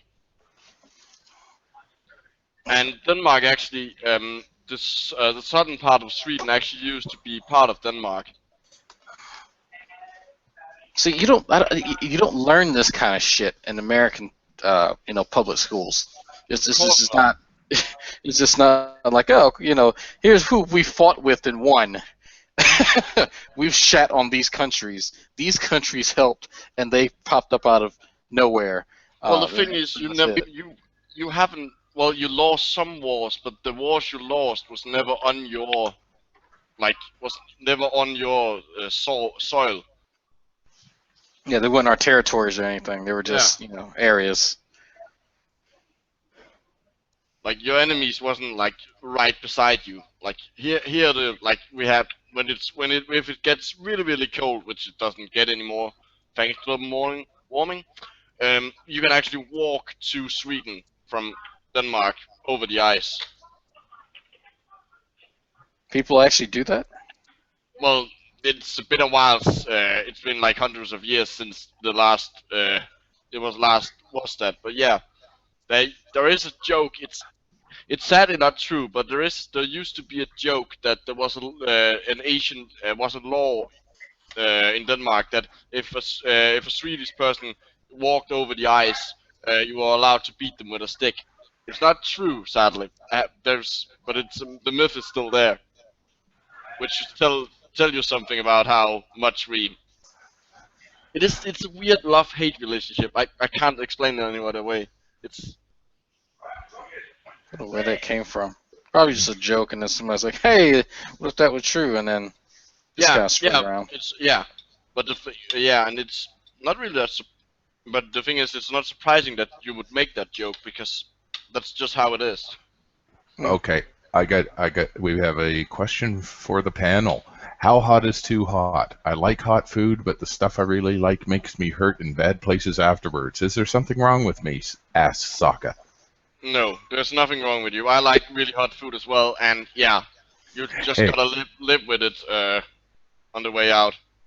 Yeah, apparently your damn it.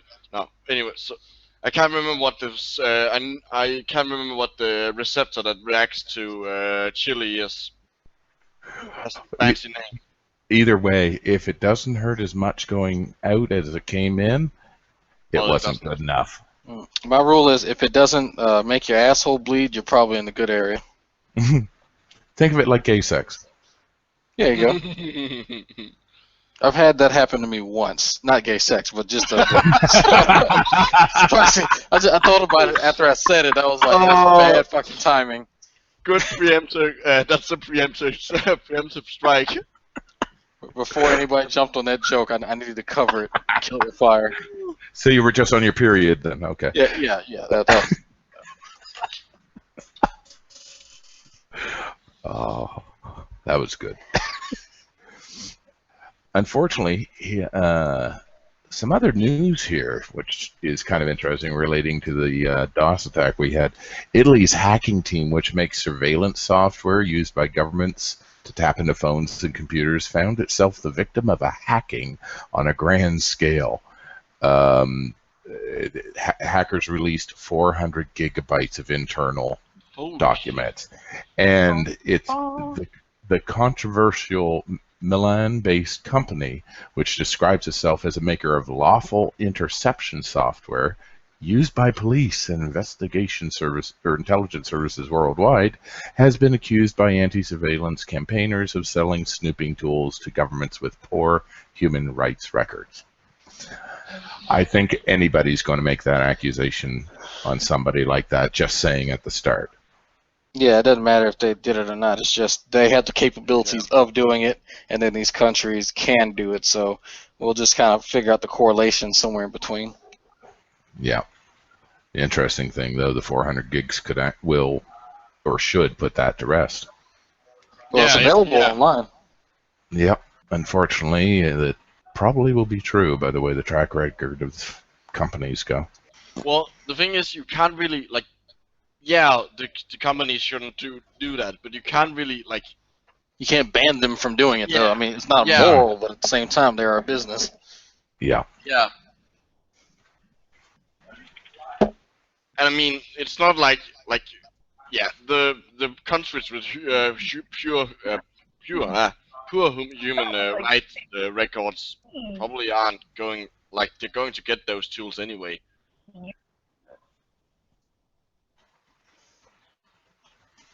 It depends on if you get the jalapeno or habanero infused Schnitzergruben or not. I once had like a blended I think it was ghost pepper, like blended it up and just had a teaspoon of it to test how hot it was. Oh. The thing is, I love spicy food. I'm eating like a curry thing right now, so I don't have a problem with spicy things. The only thing I have a problem with is like really hot mustard, where it sort of gets in your nose. I don't like that. Yeah. Yeah, same here. I mean, I can get through a habanero slowly. But, yeah, jalapenos, love making stuffed jalapenos and just popping them. Love that stuff. Do they sell? I'm not sure if they sell them. If they probably, yeah, well, you probably have them in both Canada and the US. But McDonald's, or the cheese things where they're basically taking cheese and put it around a chili and then deep fried. I can't remember what it's called. Chili cheese tops, they're called here. Jalapeno popper. Yeah, here they're called chili cheese tops for some reason. Which I actually think is a better name. It sort of rolls off the tongue. Oh, Red would disagree with you. He'd say not American opinions are irrelevant. Well, that's I love when both me and Halsoy are in Red's room and he says that, because me and like Halsoy is Norwegian, but we can still understand each other pretty well. So we just start speaking with each other, and Red is like, "What are you saying?" Oh, I love that. I wish I remembered all the ASL I used to know. His Norwegian is close enough to well, you're in Denmark, so you still speak what, Norwegian or no, Slavic? We speak Danish. Danish, okay, Danish. But like Danish and Norwegian are pretty close, and then Sweden is also close to both languages. I would imagine so for that one. Okay, just trying to, like I said, and then you have but all the languages stem from the same, like, Proto-Scandinavian language. The closest of which today would be Icelandic. Icelandic, they can still read like ancient Danish text. Nice. What do ancient Danish texts speak about? Wars, culture? Wars, a lot of weird things, because we don't have. Well, remember that the oldest text would be those dealing with Norse mythology. So it is weird stuff, like. The versions you get through Marvel or through if you actually try to look into it, most of the sources most of the things you'll find aren't all the weird things. Like, you won't find how Loki turned himself into a female horse and had sex and then walked around as a horse and in order to give birth. I thought Loki had a wife and he had 3 kids, so he turned himself into. No, that was how the 3 kids got around, if I remember correctly. Keeping in mind that his 3 kids was a wolf, a giant snake, and the goddess of the underworld. Oh, Hel? Yeah. I can't pronounce the giant snake, but the giant snake one, didn't it wrap around the world or something? Yeah, Midgårdsormen. How do you say it? Midgårdsormen. Oh, that's the Danish name. Okay. Okay, how do you actually say Thor's hammer? What is a real way to say it? The name of it? Yeah, it starts with like MJNO. Say it again. Mjolnir. Mjolnir? Yeah. Mjolnir, okay. Mjolnir. Oh, that's the Danish way to say it, because all the 3 countries have different ways of saying it, and none of them are like spelled like the original. It's only the Iceland, yeah, that would be the closest one, but still they aren't exactly like. There's some differences.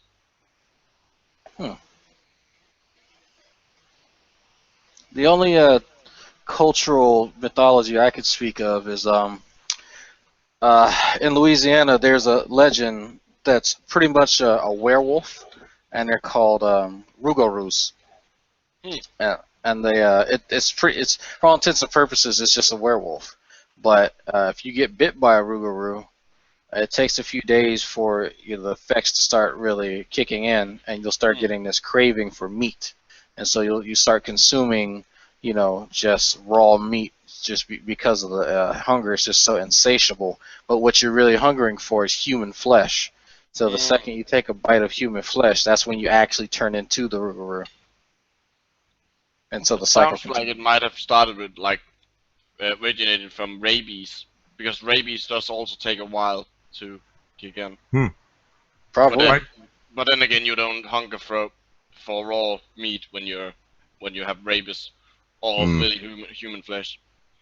By the way, Micro, there's actually a question for you from Faithless Grolix. Sorry I can't pronounce her shit. What's with the Danish Education and Science Minister Esben Lund Larsen being a creationist? What the fuck, Denmark? Yep. I have no idea what's going on there, and I was like, what the fuck as well. But I thought the Danes were better. So did I, but we do have like our own. Well, it's not really a Bible Belt. It's more like a Bible coast, all the way out to the. Push them just a little more into the sea. You got a little way to go. No, I don't want to put I'm from Jutland, but further south of where all the crazy people are. So, but no, I've no idea how he ended up in that position, and it's a bit like putting a pyromaniac in charge of a fire station. Yep.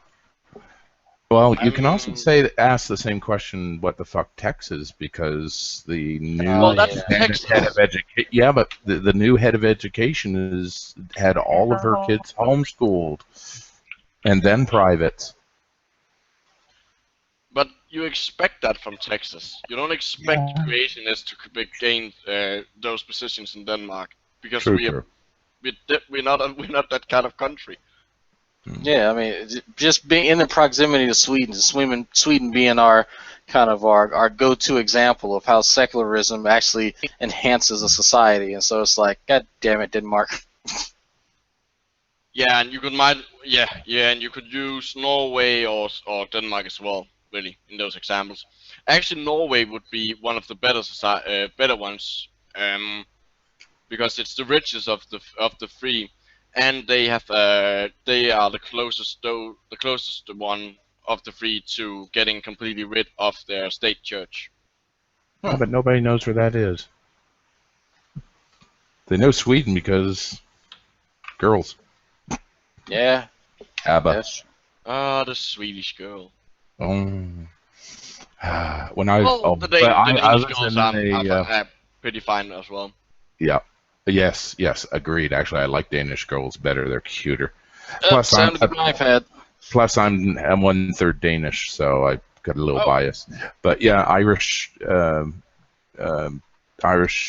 Danish, and English. Yeah. But never mind. I lost it. Oh, that reminds me. There was like, there was a TV program a few years back in Denmark where they went over to the US in parts where which has Danish heritage, and they sort of still have like things that are vaguely connected to Denmark, and they basically had a competition to see which of these American people knew was the most Danish, and the one who won, one who was the most Danish, won a trip to Denmark. It was a really weird program, but it was kind of funny to see because like some of the foods they made, like they had Danish names sort of, but it wasn't really, you wouldn't make them like they did in Denmark. They have chicken meatballs. I don't think we have chicken meatballs. We have what's called frikadelle, or frikadelles, or how you want to pronounce it, which is like, yeah, the meatballs you put on the pan. Yay! Let's I see. did a project on Denmark in like 9th grade, and we all had to bring food from our country, and all I can remember is just calling them chicken meatballs. I can't remember anything else. It says on Wikipedia, frikadelle are flat pan-fried dumplings of minced meat, often linked to likened to a Danish version of meatballs. They're also popular in Germany, apparently. Well, mine weren't dumplings. I'm not sure why it says dumplings, because I'm pretty sure dumplings are like made bread. Yeah. Yeah.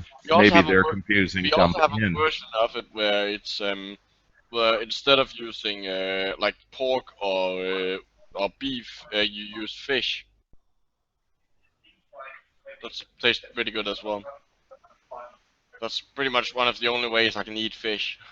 I don't, despite being from like one of the largest like fishing towns in Denmark, I don't really like the taste of fish.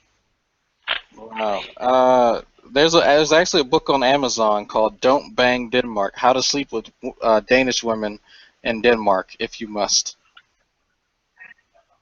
That makes it sound like you shouldn't. Yeah, but the other books in the series are "Bang Poland: How to Make Love to Polish Girls," "Bang Iceland: How to Sleep with an Icelandic Girl," and I think there's a whole series of these. Okay, what has the author got against Denmark?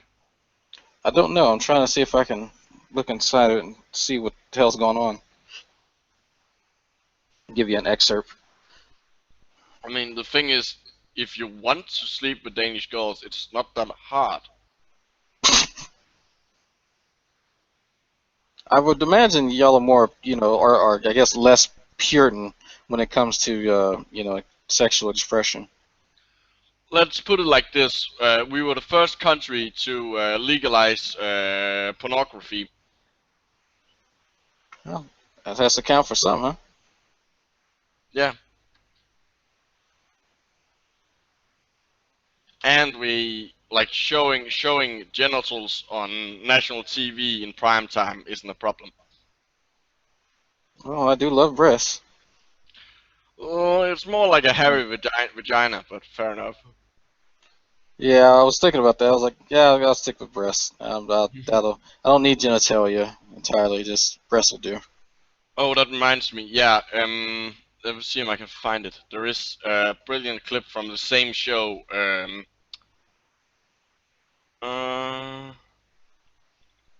Where they made a porno using using Legos. Here it is.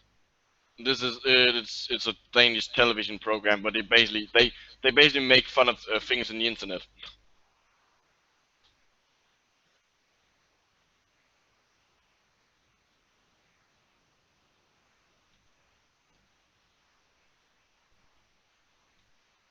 Okay. I hear dead air. Don't do that. Yeah, I was actually about to read this. Let's see. Wow. Okay. Let's see if this is true. We'll ask the Danish man here. Since a Danish woman is in no rush to find someone, she wants to hold out for her top choice instead of having to settle for any particular man while she's still in her physical prime. The result is that Danish women like to sample men and play the field thinking they have all the time in the world. They are also less willing to change their behavior by adopting a pleasing figure or style that's more likely to attract men. It's no surprise that there's a flood of sloppy 30-something women on dating sites, making Denmark one of the most popular countries where the internet is used to find a mate. Okay, that doesn't really. I can't really see that. I'm probably biased here, but that doesn't seem true to me. Here's something interesting about the government, though. Another consequence of the Danish system is that women no longer need men. For hundreds of thousands of years, women have sought to marry powerful men with strong financial means in order to live a comfortable or merely survive. But in Denmark, this is not all that's necessary. Danish women don't need to find a man because the government will take care of her and her cats, whether she is successful at dating or not. Well, yeah, we are a civilized social country. We don't let people die on the streets, for the most part. You communists. Well, if it makes you feel any better, our new government is quite the opposite, and they don't like immigrants, so that's great. Yeah. Well, no, sorry, the governments, because we usually there are more than one party in our governments, but this time around it's only one party, but the largest party on the right wing are frequently racist. Well, there's been a rise in the right all across the continent. And not just it's the financial crisis. Well, that I think blossomed it, but if I remember correctly, I think I saw some of it start cropping up just before the collapse. Yeah, the thing is, I smaller really pockets. I'm too young to actually really. I didn't Yeah. really start caring about things like politics and so until after and I still don't really. I spoiled my ballot at the latest election because there's nothing worth voting for. Well, yeah. Evidently, the guy's a sociologist who's just, I guess, very humorous with his expression of how he is going about, figuring out women in society. Maybe you should ask them.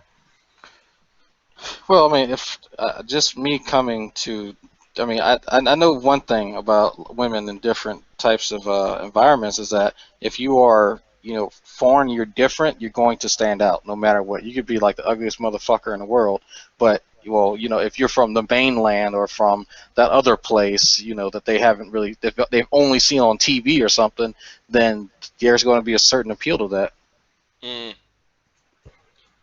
Yeah.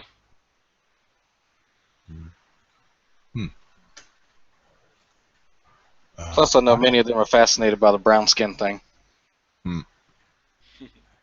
Well, I did just want to kind of acknowledge something Stan was asking what happened to the other stream, and of course, silly trolls. But I just want to mention that since we've been back up, nothing. So it seems like whatever they're getting to be able to do whatever they're doing seems to be when they can get into the hang. So yeah, it's probably a G plus thing. Yeah. Issue. Doesn't really surprise me. I am a little curious where he's gone. Dog walk or nap? Maybe dog walk. I know the dog was bothering him earlier. Well, I know he's not being attacked because we're still streaming. Well, the computer would keep running even if it was attacked. Not necessarily. No, it wouldn't, because if he gets overloaded, the stream goes down because he's running that through kind the of attack. extra. I thought you meant he was like he had been physically attacked. Oh, no. Maybe by the dog, and if it's his wife, then yeah, I'd see you later, Shadow. But no, just DDoSing and bullshit. Script kitty. Yeah. Chaos and piss. Also use a Danish expression,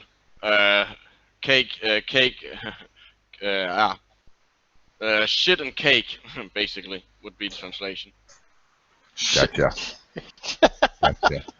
Danish, like, our expressions are weird. Like, there's an expression which basically is like, piss me in the eye. And we have swear words like, ass banana. Oh, good one for Ray Comfort. It's a good one for the Amazing Atheist. That's too. Yep. Yeah. Oh, Aspen. Okay. If you live there and you think it's weird, that says a lot. Well, I don't think it's weird, but I can see how it's weird. It would be weird to people out who isn't living here. Yeah. I mean, I've lived here my whole life, so I use those expressions. That's banana. So where? At what point do you all actually learn English? Because I find it amazing that learning languages here in America is like looked down upon. Well, they've sort of. I think it's like in the 3rd grade or something now, 3rd or 2nd grade.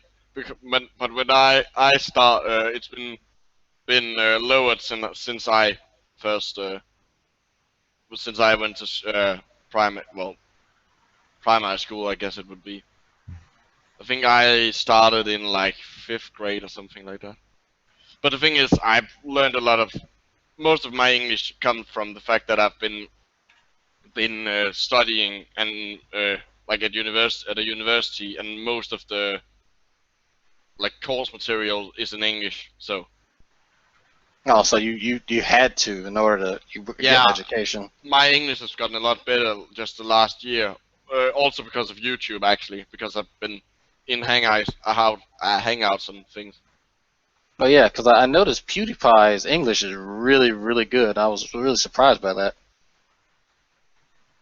Yeah. Well, and PewDiePie, someone like Mortimer, like his English is so good there's only certain words you can tell that he's Swedish. Yeah. Rock and is one of them. No, well, he's been here. He's moved across the water, hasn't he? Mortimer? No. Oh, he's still out there. Okay. PewDiePie has moved, but Mortimer hasn't. He's still living in Sweden. Okay, I thought he was in the U.S. for some odd reason. Cool. Nope. He's very good English for not having it necessarily around him all the time. Yeah, but again, he has a degree in physics, so I suspect that's why. Probably.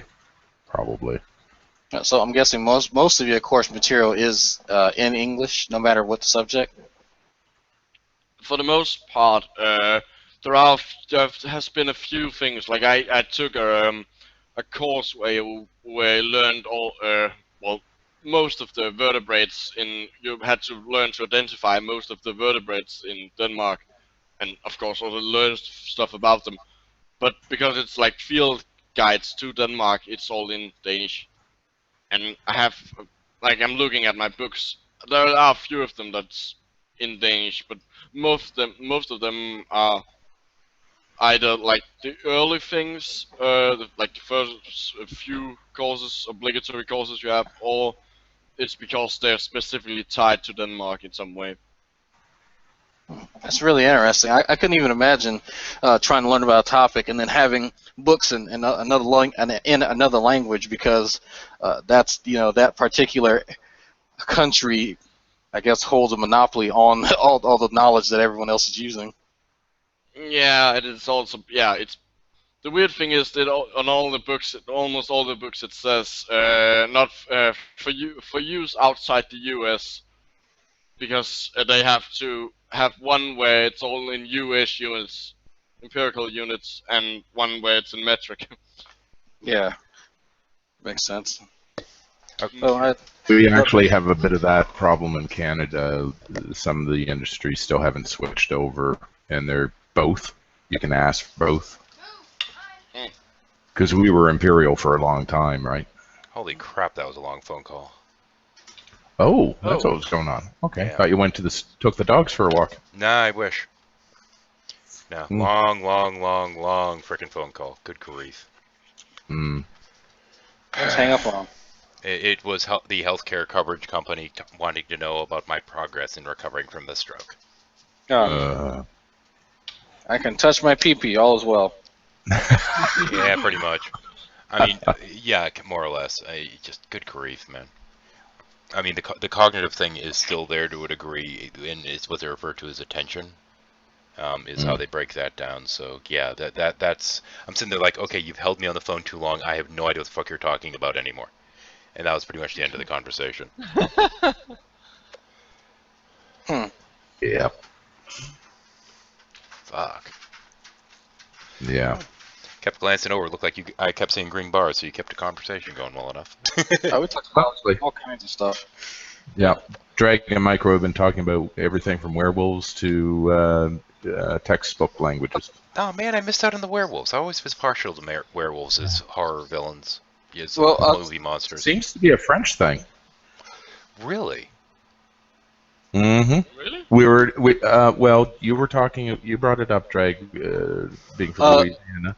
The Cajuns, they have a legend, urban. It was actually appeared on the TV show Supernatural, but the Cajuns have a legend about the Rougarou, and it's pretty much the Cajuns' version of a werewolf. And what it is it's kind of more actually like a skinwalker, but if this thing bites you, it's not immediate infection. It has a incubation time, and then while it's incubating, its activation is the second you consume human flesh. So in between that time, you'll have this insatiable desire just to consume meat, and then just raw meat, and then eventually you'll start looking at humans as a food source. So once you take that bite, as a quick footnote, skinwalker is the notion of somebody that can change their skins.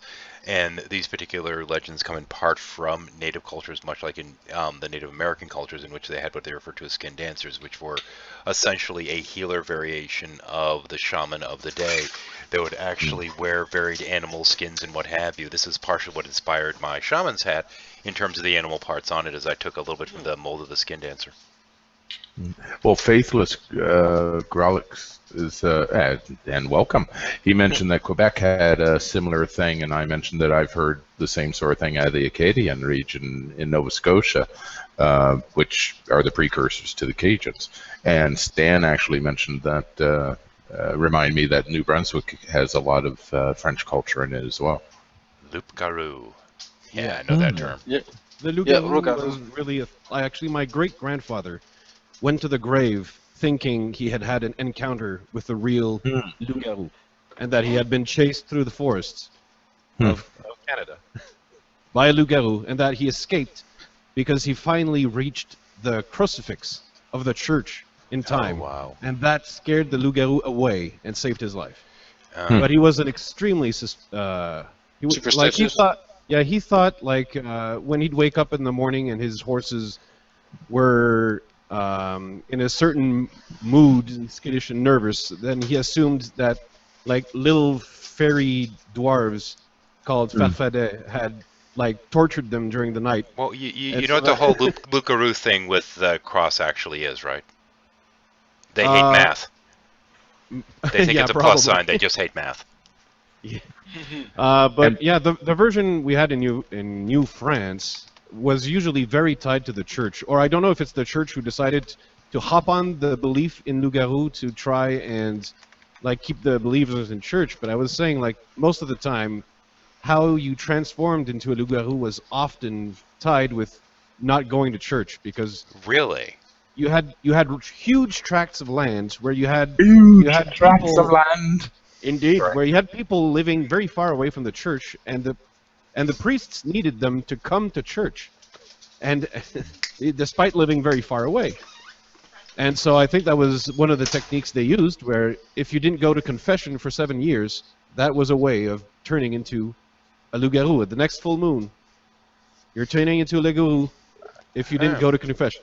That's Dun, actually dun, pretty interesting. dun. And just for to say hi to Jackie, penis. Okay.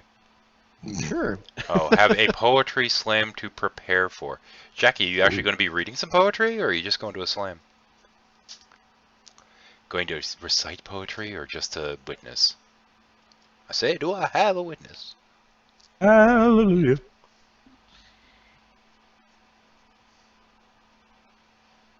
Typing slow or buggered off. If so, can I recommend a man from Nantucket? Are you the poet, Jackie? Yes. Okay. Ah, she is the poet. Dun dun dun. Oh, Rock cool. on. Good luck. Hope it goes well. Actually, good skill. Hope it goes well. Yeah, I hate that expression. Good luck. Yeah. Sorry if I need luck to get through it. I've obviously not prepared well enough. Well, you know, it's also Why- bad luck to say good luck, which is why in theater they say break a leg. Yeah, and you stole my line. That's why I jumped in real quick. I'm really nervous. It's my first time. I bet Kevin said that not too long ago. Boop,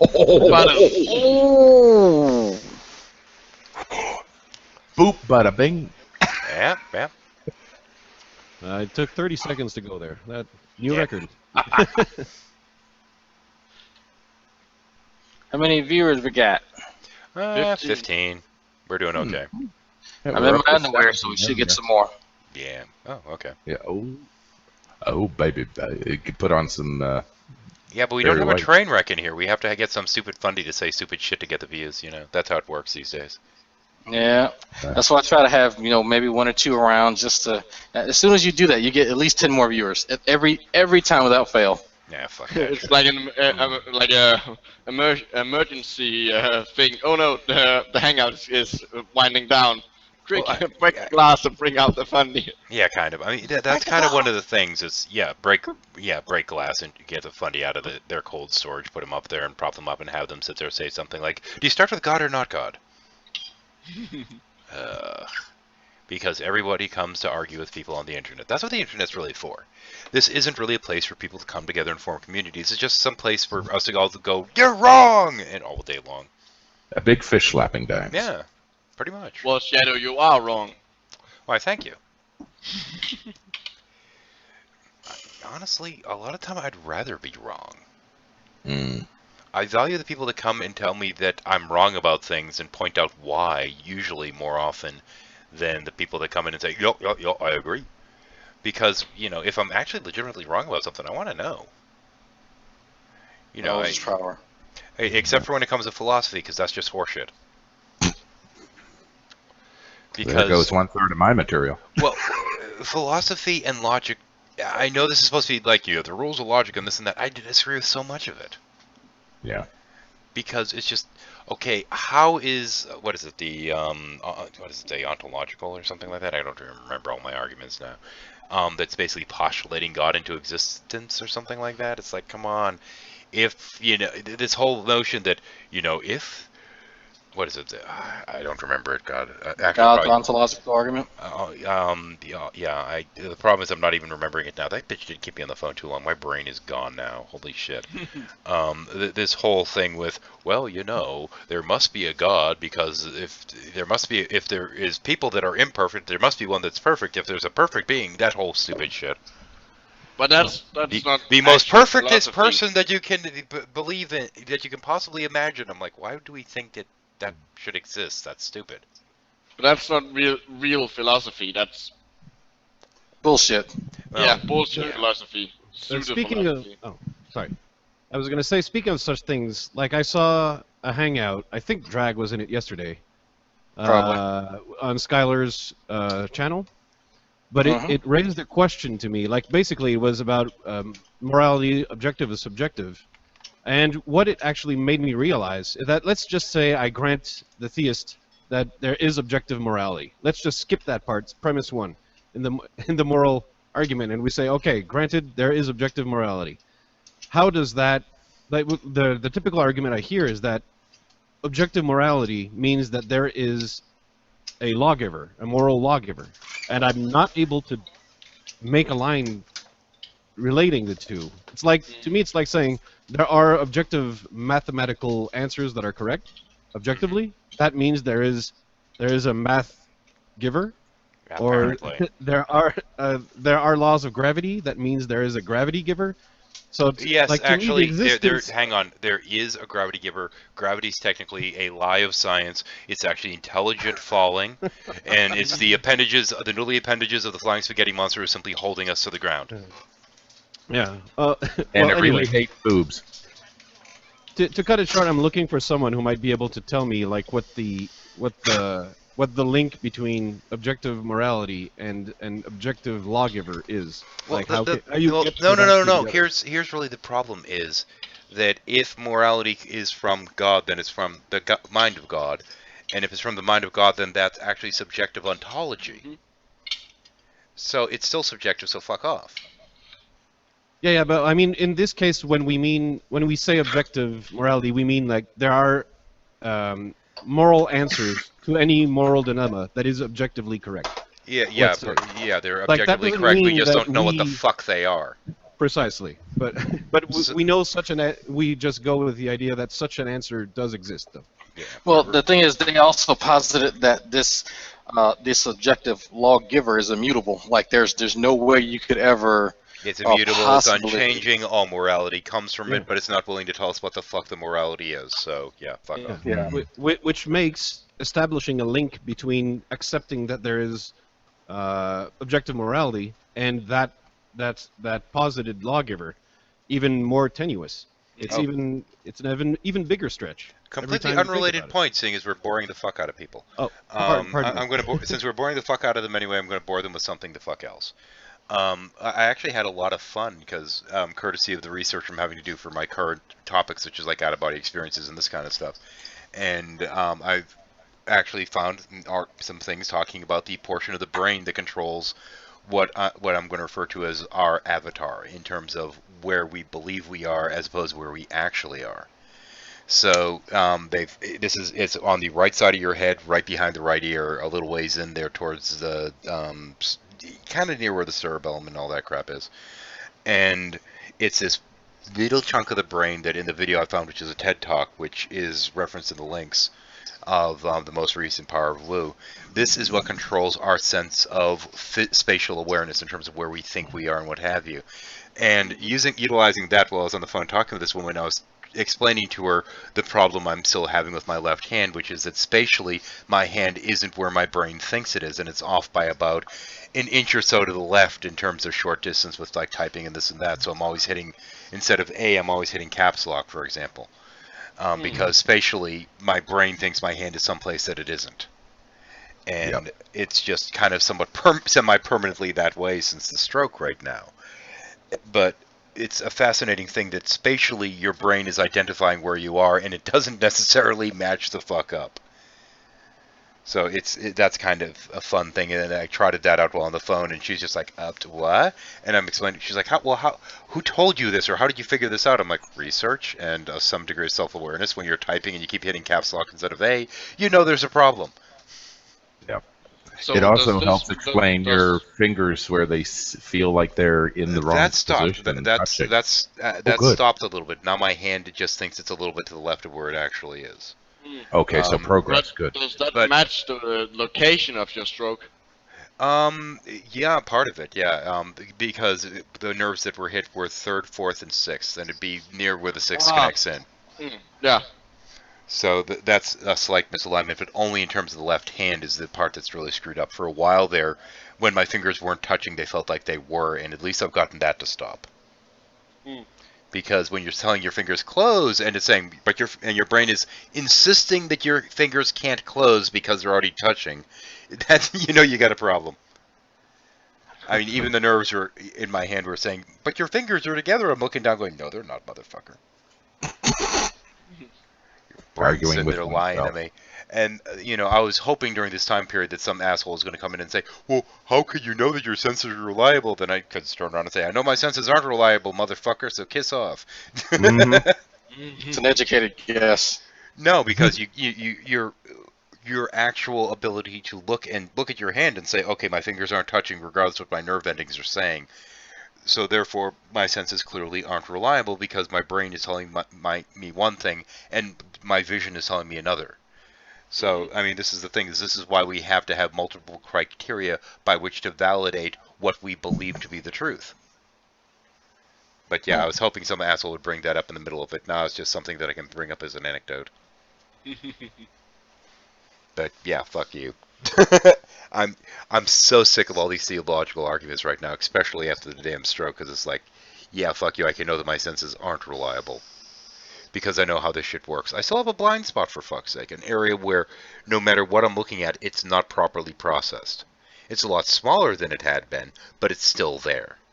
And I also and we all have a natural blind spot because of the way our eyes are made. Yeah. But and that's an area where basically your brain just fills in the gaps. Now, for me, for a while, that amount of space was fucking massive. And you can't go through something like that and have some little dipshit claiming that we can only know our senses are reliable because of God, and it's like, no, fuck you. It wouldn't matter whether I believed or not, the neurological damage would have said otherwise. Yep. Well, like just the example of your coffee cup. Oh yeah, I got Starbucks coffee. 1 point, sorry, mental fatigue setting in. Fucking God, having to pay attention to that damn phone conversation. That's part of why I do Hangouts, is to sit there and try and get my mental stamina back up, I guess you should call it. But there's one point that we got a Starbucks coffee cup, and you have a little hole that you can drink out of? Yeah, that didn't exist. It was all just flat plastic, and I turned to my wife, and I'm like, there's no hole, and she just turns it a little bit. I'm like, there it is! God, I feel like a fucking moron. There's no hole. Oh, there it is! Like, I'm a fucking moron, but whatever. There's nothing I can do about it. Yeah. First time having trouble finding the hole in years. Yeah. No kidding. I thought I'd gotten past that in my teens, hell. Yeah. Bloody body. Amazing fuck-ups all over the place. The problem is, the more mentally fatigued I get now, from having to actually concentrate and pay attention for that length of time, massive fucking mental fatigue. There is no hole. It's a lie. Okay, what? Oh, you're talking about Prudent, yeah.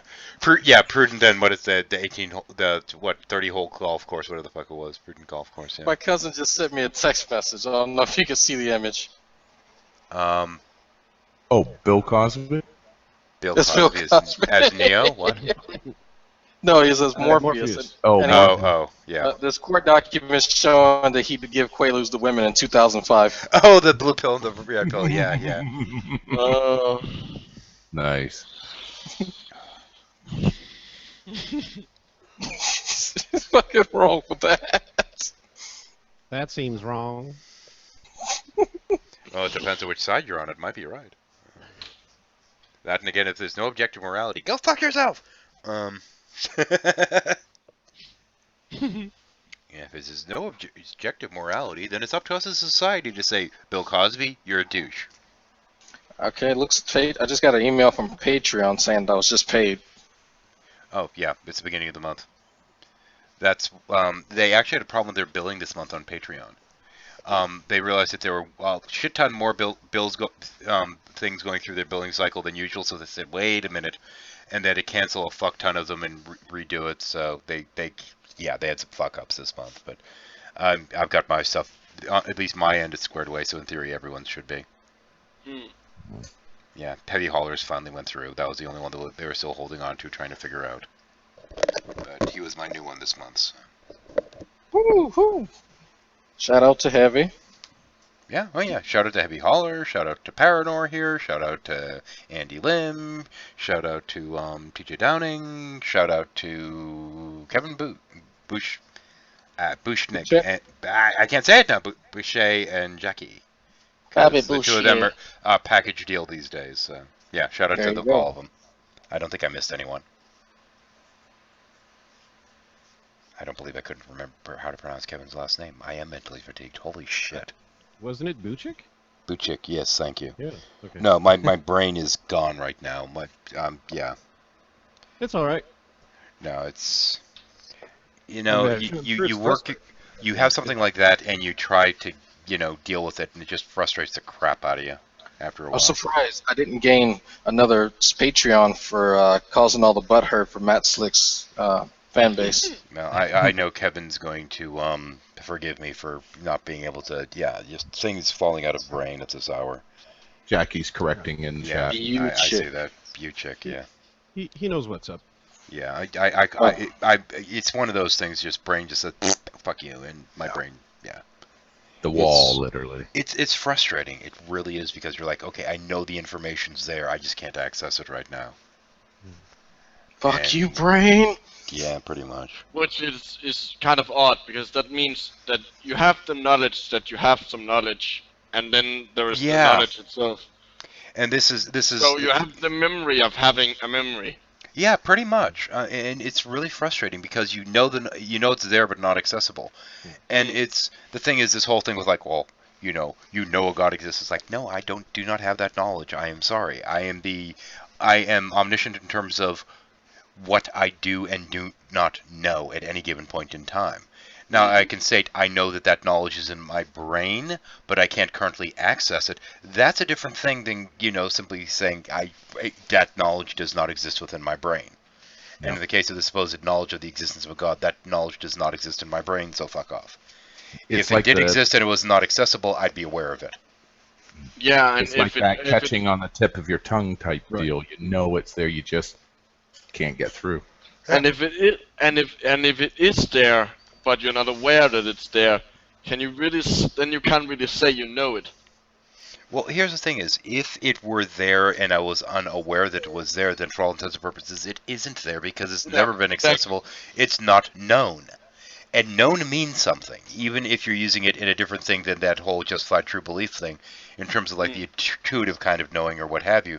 That's not there, and if that's not there, it's simply not there. So you can't simply say, well, maybe it's something that you've never had access to, but the knowledge is there. Well, then it's not really there, is it? Yeah, exactly. Then it's something that's, completely inaccessible. It's never been accessible, so fuck you. Your point's bullshit. You're just insisting that I know something that I don't and have never known. And at that point, you're just playing semantic games, so fuck yourself. Yeah. But what about someone who has Alzheimer's, which is what my mother fears most? That's inaccessible knowledge. Yeah, but temporarily inaccessible for a while there, where you have bouts of let's call it forgetfulness. Yeah. And then you remember, and at some point, of course, it degenerates, and you can't recall pretty much anything anymore. But the thing is, when you can't recall anything, in Alzheimer's, especially in the earlier stages, there's a lot of anger that manifests because on some levels they're aware that they used to know things or used to be aware of things, and there's anger associated with that until you get to the point that you're full blown on and you have no idea of your relative time play, your relative position in time or anything else. It's like you've got unstuck in time. And at some point, the perpetual state of confusion just leads them to be always fearful or angry, or because they're so lost. Yeah. So it is scary. I used to be a cab driver. I've told the story before, but tell it again. I picked up this one lady. She was just celebrating her 101st. And I looked in the back mirror and said, I don't know whether to congratulate you or not, with being sincere. And she said, I agree. She said, the worst I've seen grandchildren pass. Ugh. But the worst is seeing somebody lose themselves. Yeah. She said it's worse than death. I mean, she had her own teeth, didn't need glasses. It was like, wow, you know. But yeah, she said that's the trouble of living long. Yeah. For now. I mean, Yeah. I've had a little bit of that because I don't think I've really talked about this, but in relation to the stroke thing, shortly after it happened, there was a wedding that was being conducted. That was also being streamed. There was Brian Jane exiled on here, and I was supposed to simulcast it. Now, as you see from this, I've done this kind of thing dozens of times. I did the wiring setup real quick for Dragnauts, but at that point, I couldn't even remember how to do the wiring. In terms of the virtual cabling to get it set up, I couldn't conceptualize it to actually do the simulcast that I was supposed to do, because I was supposed to stream from a Hangout and I couldn't figure out how to get the sound set for it.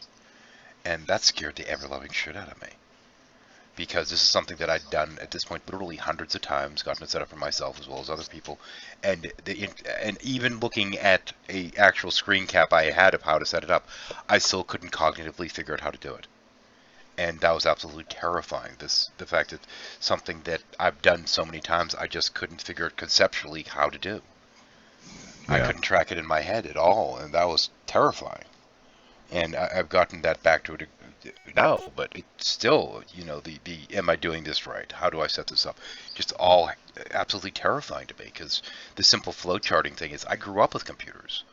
You know, I grew up writing software and this kind of stuff, and being able to logically path things out of my brain is something that I've always done. And the fact that that was damaged was absolutely traumatic, because that's part of my internalized identity of who I identify myself as.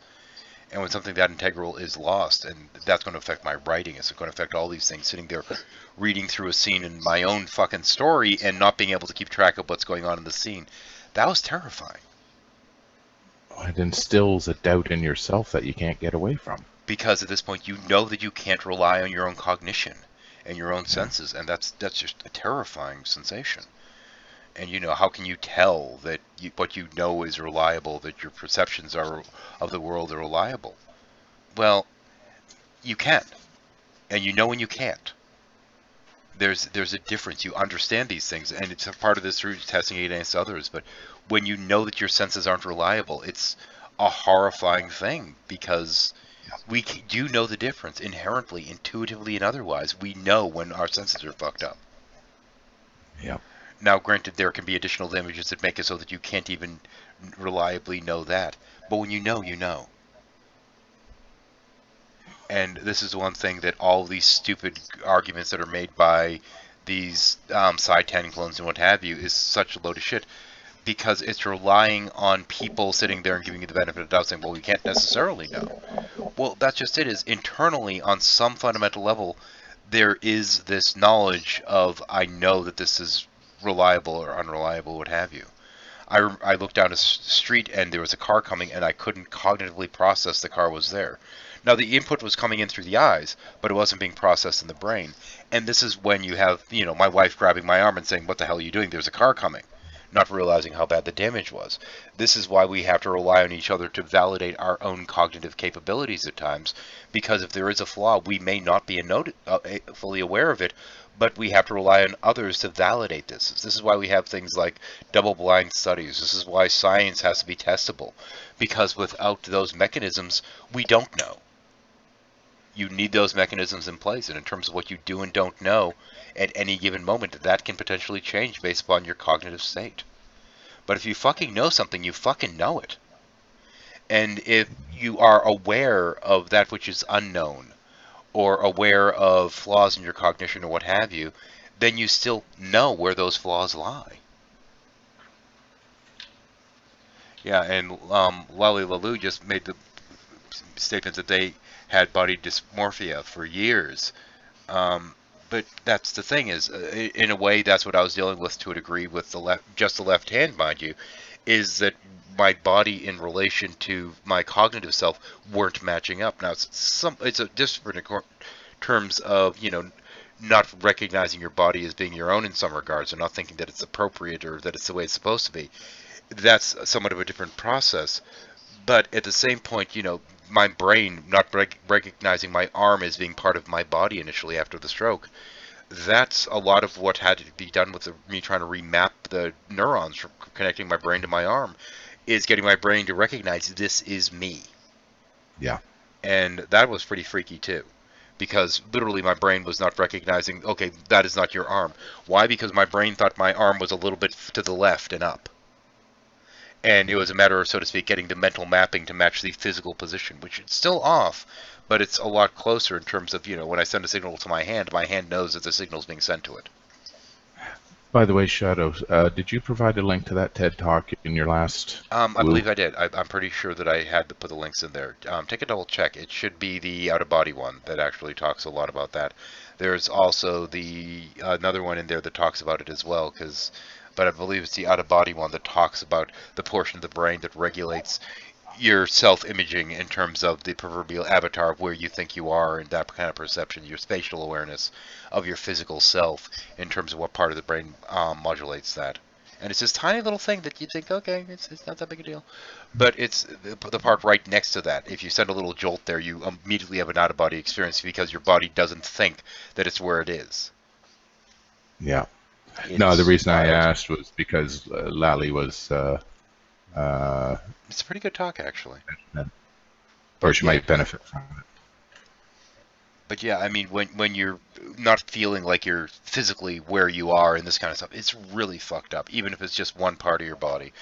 Now, in terms of out-of-body experiences, that's part of the brain, basically, you can trick that part of the brain into thinking you're physically somewhere else, and they talk a lot in that. Now, I just grabbed a couple clips from it, but they talk a lot in that about how this can be done in terms of, like some of the mirror things with them triggering with the mirror neurons, that they put a false hand in front of them, and somebody goes at it with a knife, and if you've been rubbing that as well as the same hand, it'll send basically a fake symbol to the brain, so you'll start associating the incorrect hand with the proper one. So they go for a knife with a fake hand, and you move the real one because your brain started to associate the two.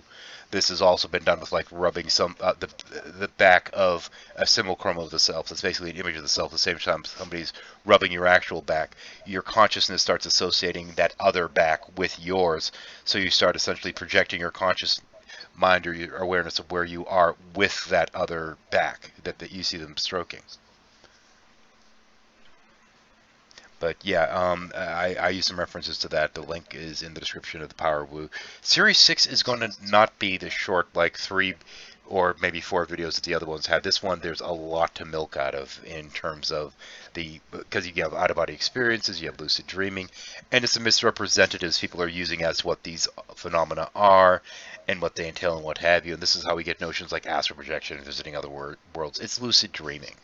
Ultimately, in terms of most of the astral projection, it's just a variation of lucid dreaming that has a slightly different quality of state because the person's lost track of the fact that although they're technically lucid in the dream and that they're able to control the dream environment, they never hit that threshold of understanding that they are dreaming. So it's ultimately a variation of lucidity within a dream without the dreamer being fully aware that they're conscious of what's going on and understanding that they're awake within the dream state. It's belief that they are, in another state of reality, as opposed to just realizing, "Hi, look at me, I'm asleep." It's a little bit more of a detachment, and this is why out-of-body experiences are linked in with it, because you don't consciously feel that you are where you are. You think that you're in a different physical place as well as mental place. Yep. It felt like I was right at the top of my ceiling when I had mine. Yeah. And these are common occurrences, and it's actually an effect of that particular portion of the brain. They've fucking mapped it. And once we've mapped it and figure out, okay, this is what's going on here, is that it's an abnormal signal being sent to this brain that's your self-imaging, so to speak, and your spatial self-awareness is simply being tricked by the varied portions of your brain or what other forms of cognition. You can actually will it into effect as well. Yeah. Yep. I do it when I go walking. And part of this is linked, there is a link there with, and this is what I haven't touched on, but there's a link there pertaining to sleep paralysis. During the normal stages of sleep, in order to protect us from harming ourselves while sleep and to prevent things like sleepwalking, normally once somebody hits REM sleep, you will go into sleep paralysis. Now this in and of itself malfunctions in people sometimes, and this is where you get the phenomenon which is known as sleepwalking, in which you start wandering around while still in that sleeping state. And there's a question there with sleepwalking as to whether, because there seems to be some degree of input that goes in at least through the eyes when the eyes are open, at least because you'll still do obstacle avoidance, which they've shown that even people that are not cognitively able to process visual signals will do. We've seen this in a number of different cases of people that, will start avoiding obstacles even though cognitively, technically speaking, they're blind and that they can't actually process any of that visual input, but they'll still avoid hazards in their way, like gurneys and what have you in hospitals. It's a different thing because you still have that spatial awareness and you're still on a subconscious level processing the data, but consciously that visual input's not available. Anyway, I've gone like 15 shades to the wind with what I'm talking about here. Oh, that was bloody marvelous, to be honest. No, well, thanks. But yeah, I've had to spend way too much time, and I've got a lot more interest in how the mind works since the stroke, because part of, this is kind of weird, part of the recovery was internalized self-imaging in terms of if I knew what part of the brain had been affected, it made it somehow easier for me to get past it.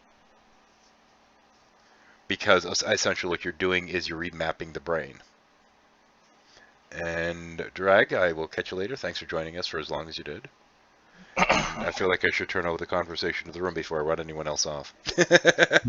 No.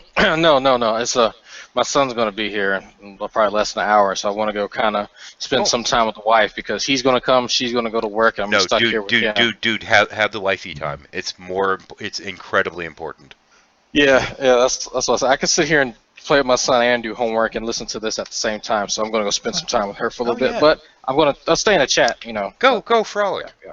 All right. Good to see you, man. And I'm going to shut up for a couple because I need more coffee.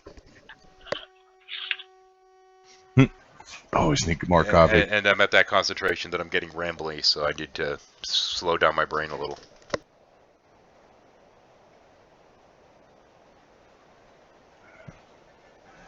Sorry, my brain's slowing down too. That happens to everyone. Mine's speeding up. This is actually the first manic episode I've had since the stroke, which is kind of interesting.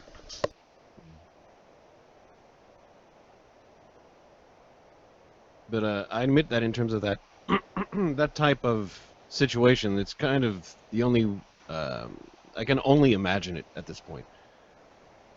Where I think if I try to remember where, like, in terms of self-image, the only time where I was shocked by how different the reality of my self-image was compared to what I thought it was when I was a child and I recorded my voice on a tape recorder for the first time, and I played it back, and someone else spoke because it clearly was not the same voice that I heard while I was talking, and it was like I suppose it was like seeing yourself in a mirror for the first time. Except that, that memory was so old, I'd long forgotten it. But, like, hearing your voice play back on a tape recorder at the time was, like, extremely surprising because I had no idea that I sounded completely different from what I thought I actually sounded like. Yeah. Oh, it is kind of freaky, isn't it? Well, this is why there are so many people that just simply hate their voices because, they hear it coming back and it's like, oh, I hate the way I sound because you sound so different in your head. I mean, when I was young, I used to try to do impressions and this kind of stuff. That was one thing that I used to be really into, is trying to do those impressions. And I'd get it, I'd in my head, perfect, and then I'd hear it back and I'm like, oh, not even fucking close. By the way, buzzing. You're nailing it. Okay, I will have to plug in. My headset's running low. Let me plug this in for a minute. I'm going to go AFK for a second because I need nachos. Yes, Stan is right. Like, I suppose the same thing happened when I saw, like, the first few home videos of myself, and I was like, that's actually what I looked like from the back or from the side, like, because anytime I'd look at myself in a mirror, it would probably like be front first, and then on the video, you watch yourself walk or something, and you're like, I walked. I didn't realize I walked that way. Well, yeah, but it is interesting. I mean, I'm an actor, so I mean, I've gone through a lot of training to make adjustments for the body and the voice, and most of it is just accepting what's coming into you. right? Because otherwise you're going to react to it. So, and it's going to screw up what you're trying to do. But yeah, interesting stuff. Yeah, if I go back to when I was a teen, and I think like my self-confidence took a hit when I first saw myself like in you know, the high school films we were making for this and that class. Buzzing should be better in theory. Like it was a bit of a shock even then, like the difference between what I thought I looked like and what I actually looked like in the video. There was still a slight difference there that was still unsettling. Well, you know, it's one of those things. Okay, in my youth, I did have some self-esteem problems, and part of how I fought that was spending hours staring at myself in the mirror. And because a good portion of it is, I was very expressive as a child. But I guess the easiest way to put it is that my facial expressions didn't match up with people's expectations of what my facial expression should look like for certain emotions, so I had to retrain myself. And over the course of this, I kind of got over it.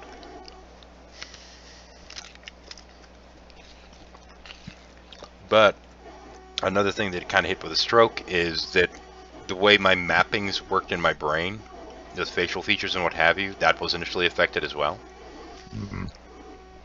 So my ability to read emotion on other people's faces was lost. And I simply wasn't recognizing people that I'd known for a while. Which was really funny when we did the first hangout because I had just shaved. God, that fucked me up. That's not Parador. What the hell does he sound like Parador for? Yeah, basically. Oh, yeah. The troubling thing is I know the feelings that you went through because of different experiences, but yeah, like you said, it's frightening as hell. Frightening as hell. Well, I mean, my actual mental mapping of like people's features and this and that was all lost. I had to remap everyone's faces, including my own wife's, which was really freaky. Yeah. But I had I had to remap based upon different features. Yeah, that's the interesting thing. That I find very interesting because I don't know. Would you say it's because those features the features that you originally mapped on were locked in because of the issue, or? I mean, that could be it. I don't know. Yeah. I mean, first noted. Yeah. Well, the things that I used to map people's features on were based upon like the position of cheekbones. Not anymore. The shape of nose and the shape of chin, forehead height, this kind of stuff. Now it's different. Now it's things like eye shape, the bridge of the nose, and I'm not sure what the others are actually. I think it's actually more so the shape of not the forehead, but the area by the temple. I'll be blunt and honest. I have no idea how I make the facial maps of people. Neither did I. I'm under the impression like that I have.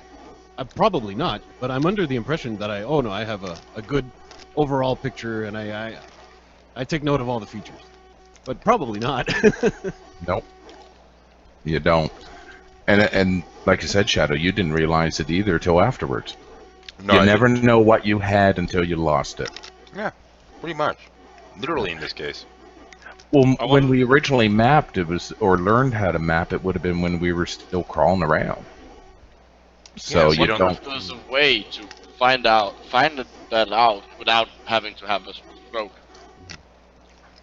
What about the people who have? I don't know what it's called, so I'm gonna call it facial dyslexia. Like the people. Facial blindness. Facial blindness. Okay, like the people who can't remember faces, basically, and basically they always have to check if it's you or something because they don't remember the faces. Yeah. And I would like, right? If you can remap, like, okay, well, I was wondering how that worked. Like, if you can, when you temporarily lose the ability to recognize people by their faces, it's really weird. And I've got to say it, people are fucking ugly, all of them. When you don't have that face recognition thing going on, people are just fucking weird looking. Yeah. By the way, Shadow, you're buzzing again. Nah, shit. I shouldn't be unplugged in. Yeah, I've been trying. Are to you figure sure it's out- not I thought it Faithless's was my- vacuum? Are you sure it's not Faithless's vacuum cleaner you're hearing? You can hear my air conditioning? Yeah. Yes. I heard something Okay, from it is. It Yeah, sounds- it is Faithless. Sorry. No, because I hear something too, and it's I don't know, Yeah, something with a vacuum it's cleaner. It's not. No, it's not Faithless. I don't know who it is. No, it is you. I think it's whenever your picture comes up. I shouldn't be hearing it. Hang on, let me check something. Like, I do hear some kind of staticky distortion. Yeah, it doesn't sound like a vacuum cleaner. It sounds more. Not sure where it is. I don't know. How's your stream, by the way, at the moment? Stream should be fine. Hang on a second. Looks fine from my end, but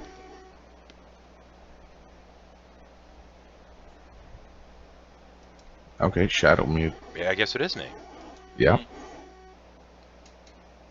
Yeah, seems to be. Or not. I'm hearing it after I speak. Google screwing us again?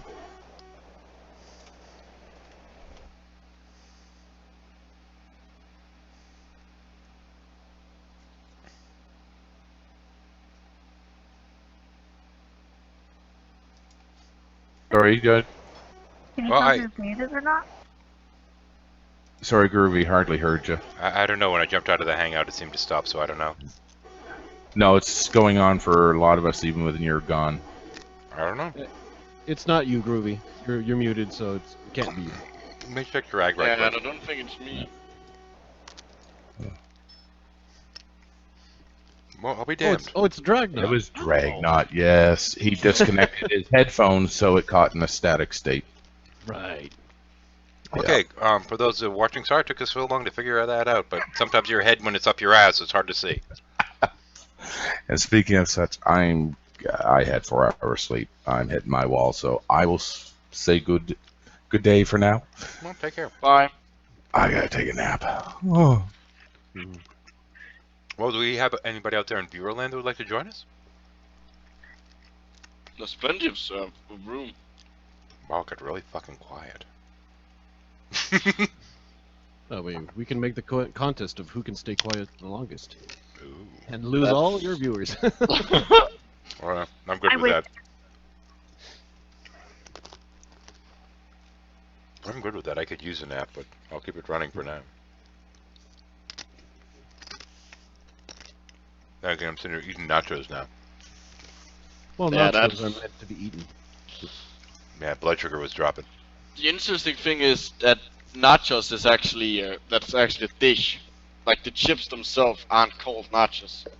Well, it's the same point we refer to them as nacho chips. So. Are they tortilla chips? Oh wait, you're right. Yeah, They are tortilla technically chips. tortilla. Yeah, you're right. They're technically tortilla chips, but we also refer to them in the U.S. in some areas as nachos chips as well. And there was a brand of nachos that used to, or tortilla chips technically, that used to market themselves using dogs. Because there's a lot of dogs used in the recipe. No. No, it was actually they'd show all little dog spawn. They would say, "Dogs have no thumbs. They get no nachos. You're not a dog. You can have nachos." That's a weird commercial. Yeah, very weird commercial when it comes down to it. It kind of hints at they don't have, like, they can't brag that it tastes good or anything. Like, the best part about their product is that dogs can't eat them. Which Well, is No, they, right after can this- eat them, but they just don't get any. Right. Yeah, but it did lead to one weird joke after the initial stroke when I couldn't initially move my hand at all, and I was like, "I get no nachos."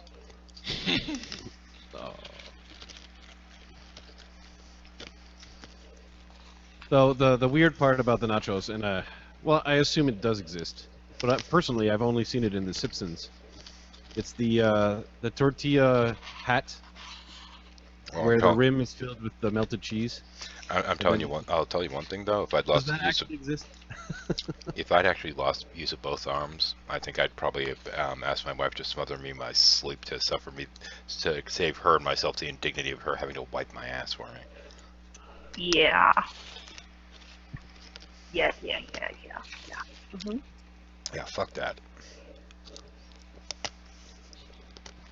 I figure when quality of life gets to a certain point, it's just time to say goodbye. Unless you can get robot arms, then you get robot arms. Well, okay. This is gonna sound dumb because I've never actually thought about this before. But I mean, there are plenty of double arm amputees in the world that presumably can't wipe their own butts, I suppose. Actually, that's what the TED Talk that was referenced earlier was about. Oh. It's neuro something or other. I can't think of what the term is because it was long and complicated. But this is it's actually figuring out how this actually could lead to them being able to set prosthetics so that they could be more easily controlled by your brain. Because training the brain to associate those neural impulses with the false hand as opposed to a real one. Mm. And this is why we figured out this part of the brain pertaining to your self-imaging in terms of where you believe you are relative in spatial relations to the actual body. Because your consciousness is effectively not necessarily where your body physically is. It's not linked completely to the neurons, and that's why we can have, you know, buried prostheses that are still controlled by neural impulses. Because your mind has a mental conception as to where you're physically located, as opposed to where you really are physically located as well. They're two slightly different mechanisms. Mm. Pretty cool shit. One thing I've always wondered about is, like, when blind people have taken a shit, how do they know when to stop wiping? By the feel of it? I'm gonna guess taste test. Oh dear. Oh, we have a dirty Christian joining us. Yeah. I'm pretty sure he showered last week, right? Wait, when did you last shower? You might not be a dirty Christian. Is there a Quebecer who's asking me when the last time I showered is? That's a little like the pot calling the kettle black. Could be. Could be. Showers are for the weak. Doesn't mean you showered. Oh, pot kettle thing? Racist. Nice punches. Or miraculously pottist. Maybe kettlist? I don't know. Yeah.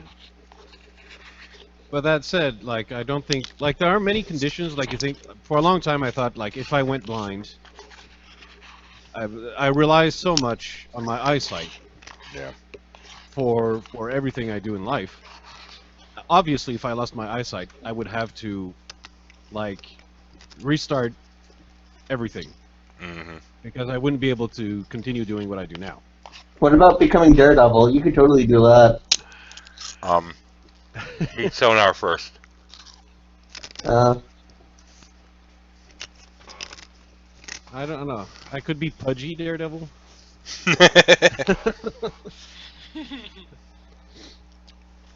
Generally useless Daredevil. About as acrobatic as a yak, yeah. About as flexible as a table.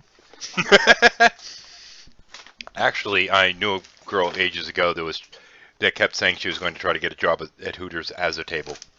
Right.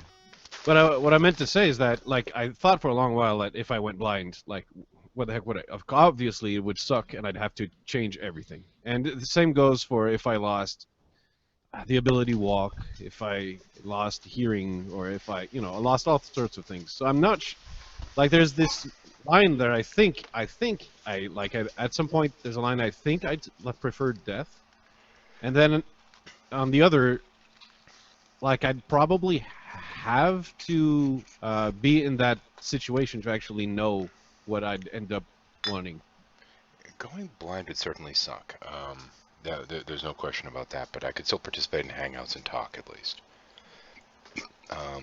I could still write with things like Dragon and this and that, and I could argue that with the hands too, but with not being able to type, with losing the left hand initially and having to hunt and peck, that was a fucking blow, man.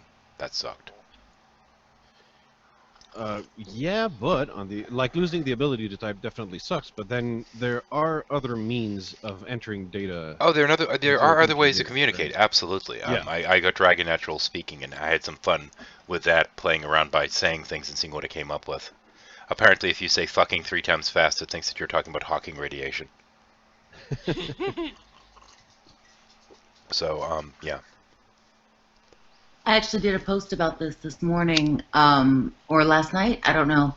They had a thing on a case in Belgium about a young woman who, because euthanasia is legal in Belgium, and she was in an institution and had been for a few years, had been suicidal since age 10 or something, and she won the right to have euthanasia as for mental health reasons rather than for physical reasons. And I don't know how I feel about it. I thought I knew how I felt about it, and then once I went beyond my knee-jerk, I realized I had no clear answer for myself on how I felt about it. So I just asked the question in general, and I still don't know how I feel about it. That's one of those things that would take a really... so much of these things in terms of emotion and this and that is highly perceptual. It's very subjective.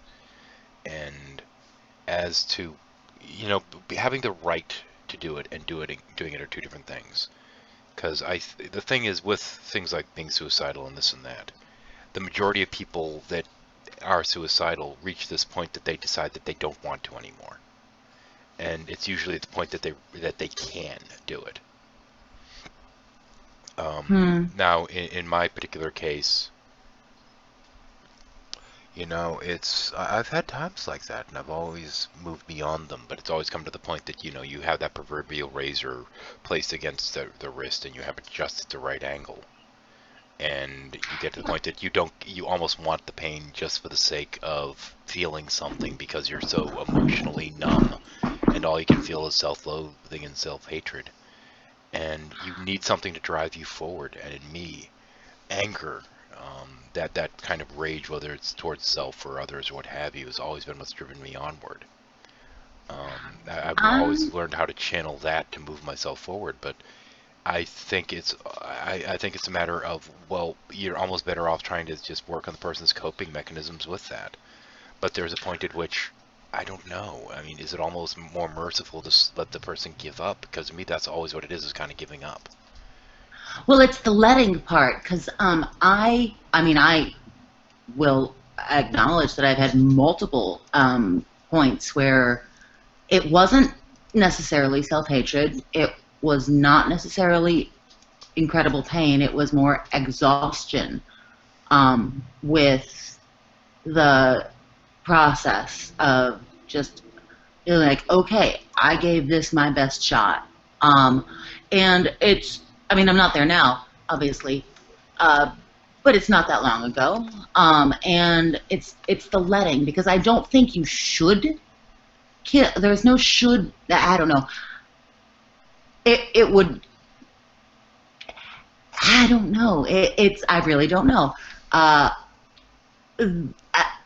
My feeling when I feel that way was, when I felt that way, was that my presence was more of a harm than my absence would be to others. But the things that kept me around, it was that there would be nobody to feed my cat, honestly. Which, if it works, it works. It wasn't anger. But I guess it's. I mean, it's totally. Well, with me, I think that she should let. I think that she. I don't know. I think she should. Everyone's life is their own, and well, there's with me, it was partially anger because as far as I was concerned at that point, the world won and I lost. That's true. That's valid. I don't want anyone to be able to say it was my fault that I died. Yeah. And that would piss me off. You know, or in my case, it was more so, haha, you know, it's kind of like them winning and me losing to a degree. You know, it's like, haha, this person committed suicide, I win, you know, kind of mentality. It's like, no, fuck you. Yeah, if it's a case of people that are, you know, if people are trying to put you down in this and that, somebody thinking, haha, I bettered them, or I, so to speak, won the proverbial game. I mean, in the midst of me going after Scientology, there was an occasion that I was sitting there working on videos, and I had people coming out of the woodwork, and this was back when I was doing the whole thing with Industry of Death and what have you, and that was fucking mentally grueling to the point that, you know, that could have put you in a fucking hole having to deal with going through all that shit time and time again. Because the thing is, it's not watching something that's deliberately made to be horrible and traumatic once. You're going through something that's made to get this horrific emotional response over and over again to get all the clips and this and that. So, you know, for the sake of doing a 15-minute video, I was watching, you know, 100 hours of footage, but it was the same 10 minutes over and over just to get everything right. Well, that's just emotionally horrifying. But the more I watched it, the more angry I became, and the more obsessed I became with trying to do the best job I fucking could, because I was able to channel that rage back into it. I get it. Now, I mean, yeah, I was a fucking wreck by the time it was done, and my wife made me promise never to do that again. But they were doing a protest that weekend, and they needed as much information on all the problems with it that they could get for it. And yeah, it pissed me off to the point that I was willing to do it. But holy crap, no, not something I'd necessarily recommend. But in terms of my left arm, it was somebody coming into the room and saying something incredibly ignorant that got my left arm moving again when it had gotten to the point that it wasn't responding at all. And she came in and said something really ignorant, and I reached up to choke the bitch, and that got my arm working. Right. I tried that with my freaking hip, but of course you can't do that with it works with brains, it doesn't work with hips. But well, physical damage and neurological damage are very different in that regard. Totally different things. I get that. I don't know, it's all very complex. So that's my profound statement. It's very difficult to figure this stuff out. And the viewer count just dropped radically. And to the last 10 people that are watching, I will let you know that JD Kane has started up Talking Shit Tuesday, so y'all can go too. I won't feel too upset. Anyway, sorry about that. Topic this time. But I say a lot of useless shit, but I don't talk shit. Well, usually when Talking Shit Tuesday comes, my whatever viewers I have just all go over there because he gets like the internet. He gets like 100 some odd people watching at times. The drama gets the views. Yes, it does. Yes, it does. So that's like usually the first bit of it, which is where everyone goes running off to. And I'm okay and I'm with not that. dissing JD because I do watch it from time to time. Well, actually, last week I cut it off right when it started just because I wanted to go participate too. Right. But I just had my little chat with Nate, so I thought that might came up, so I wanted to be in the room in case it did that on that particular occasion. But yeah, it didn't. So yeah, I ended up wasting the hour. I don't want to necessarily say wasting. I had some fun while I was in there, but It is a gossip fest, and I've never participated because I don't know anything. And have never talked to any of them, but it is thankful. Occasionally fun to watch. I just came upon this whole thing a few weeks ago. I was like, "What are these people talking about?" And so here I am. But I have no desire to get into those things. I'm actually starting to get people to link me things like, consider going. How about you go after this one or that one or this one, or have you seen this? And I love it. It's great. But at the same point, right now, I've just got so much on my plate. Because I picked, like, the biggest topic that's out there. Yeah, it is. It has a lot of layers to it. And, yeah. Yeah, I mean, because astral projection has all these other crap in with it, because it has the out-of-body experience, it has lucid dreaming, it has all this shit that's packed in with it, and some of it there's something too. There's some real science in some of this shit. And so you can't discount the science and just simply going after the, you believe in aliens crap without, explaining what's wrong with everything leading up to this. Well, you're going to get, as you do that, you're going to go through all of that different dimension stuff and the different vibrations and the different, and have you met the this and that. Yeah, gonna have to. It's all that is connected to, they just take it and they make a big mythology. Then that's the whole point, I think. And then, and then the hierarchies begin. Yeah. I mean, I've mentioned this a couple times, but now a lot of the woo stuff I get, I understand it. Now, granted, I did the shamanic thing. I knew a lot of I tried to say both words at the same time. A lot of Wiccans, a lot of pagans, and I've known a lot of people that were into that kind of stuff. But these aren't the New Agers. These aren't the real woo heads. Right. I mean, they have their beliefs, but it's not this weird, they're not talking about necessarily they're finding their angels and demons and lower and higher vibrations and unlocking their kundalini, and it's not all this shit.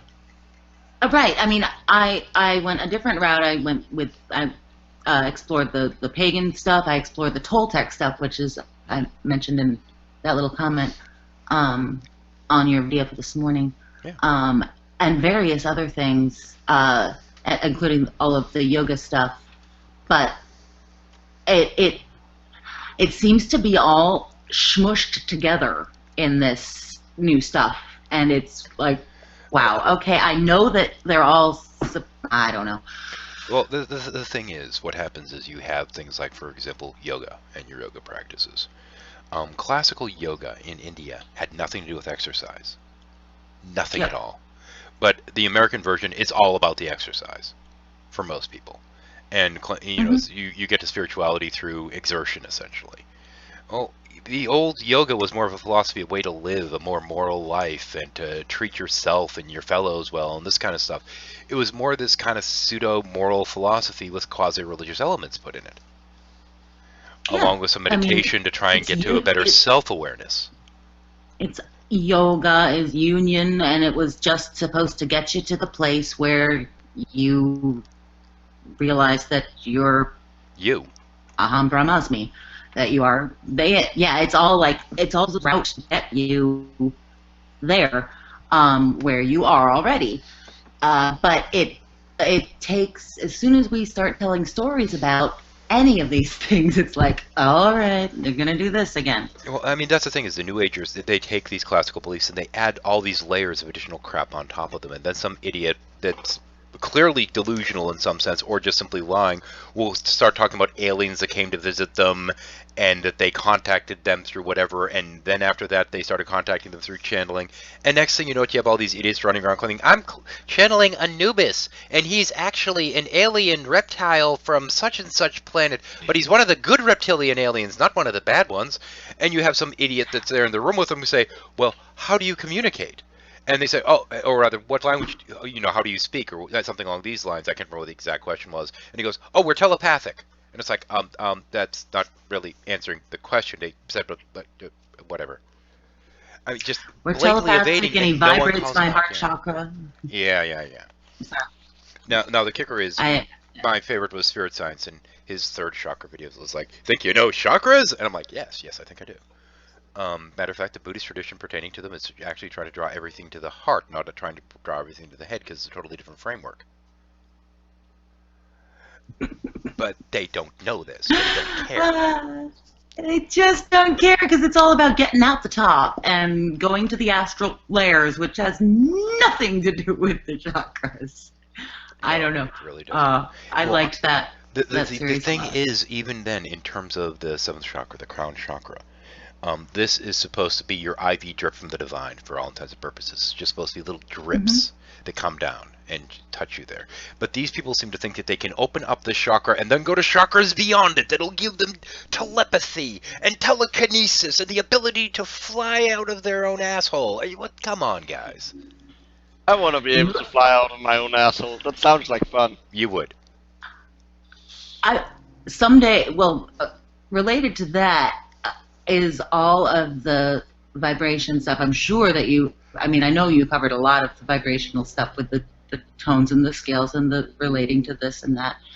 But I've always been and never really understood the whole various hertz thing, how they relate to this, that, and the other. Okay. Supposedly. And I know the scale and whatever, but I can't tell why it's wrong.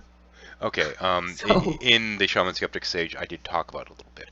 Now, what we do in terms of these proverbial vibrations, these different frequencies, when you're dealing with, for example, light. Light isn't an audible frequency. It's totally different in the structure of it and what have you.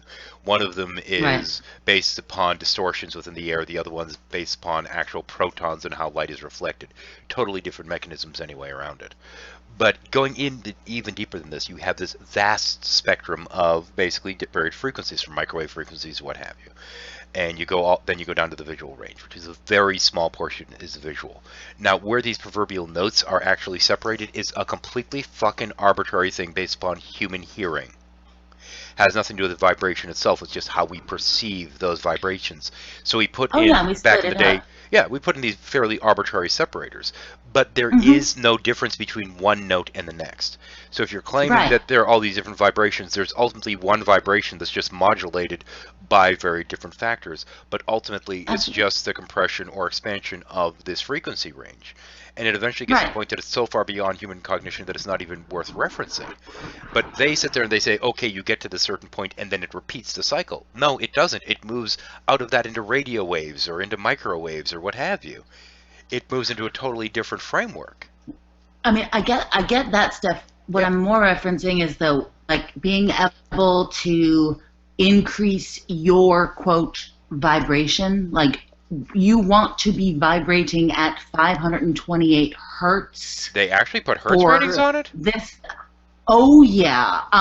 It's like, and then if you are, but you can tune yourself. And you can.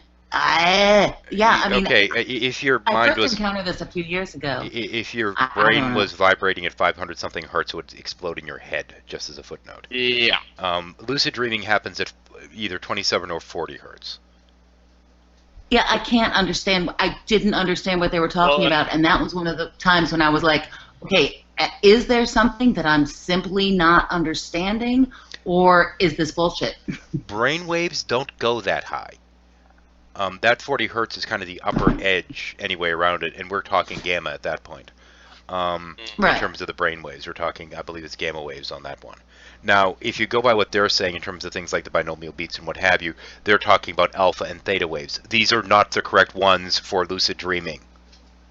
These are not the proper ones technically for meditation. If you're linking meditation to things like lucid dreaming and astral projection and all this, they're way the fuck off because they're pulling numbers out of their ass. What about the stuff that like links certain notes to the different links certain wavelengths to the certain areas of the body? Okay, that there is also okay. Some of this goes back to some old traditional thought that I don't know necessarily what it is. In terms of things like Om and this and that, it's certain things that certain notes that get a certain feel and kind of resonate through the skull a certain way. Because I Hang hear. on. I'm going to ask you to do a really silly experiment for me to try and illustrate this. Okay. Try and match that tone and just feel and do it with your mouth almost not closed but not quite slack jaw. Can you feel the sound almost vibrating through your skull? Yes, absolutely. That's what they're talking about. Oh, I mean, I understand that, and the reason that I think that the reason I can't dismiss it is because I've listened. I went through a phase this past winter where I was pretty focused on not the dogmatically, but I was experimenting with the sound stuff. And when I listened to the tones, I could identify sensation in different parts of my body. Okay, I'm going to give you a quick little footnote here. I don't know. I went to one of the sites that has the different tones for those supposed different frequencies of brainwaves. Now, while going through those, I found a tone combination that would give my wife a headache. Didn't affect me at all, but it gave her a headache. I found a second one that would make a headache go away. But it was a combination of several different tones, because that resonance in the skull actually did trigger a vague chemical reaction in there. Yeah, your hearing is actually linked to your jawbone as well. Yeah. That's one of the reasons. That's how snakes hear, because snakes don't have an actual ear, so but they can still feel the vibration through their jawbones. Now, in terms of the different tones and vibration, you'll notice that music, in and of itself, depending on the kind of music, will elicit very different emotional responses, which of course vary from person to person. Right. Certain chords give me an actual physical sensation. Yeah. And those particular physical sensations aren't derived merely from the ear and the sound coming in it, but from varied glands in the body releasing different chemicals, including chemicals within the brain itself. Now, what chemicals are going to be released in what amounts and what have you is going to vary on an individual basis because of the subjective experience of the listening to the sounds and the music or what have you. And it ultimately breaks down as simple as that. Now, Teal Swan puts a bunch of videos out that she uses that binomial beat, whatever the fuck they call it, as background music. And this is supposed to try and help people get, to try to get them into this meditative state for some of her meditations. The combination she uses gives me a fucking migraine within 10 seconds. It's like instant headache. I turn it off, 5 minutes later I feel better. And I gotta let the dogs out. Hang on a second. Okay.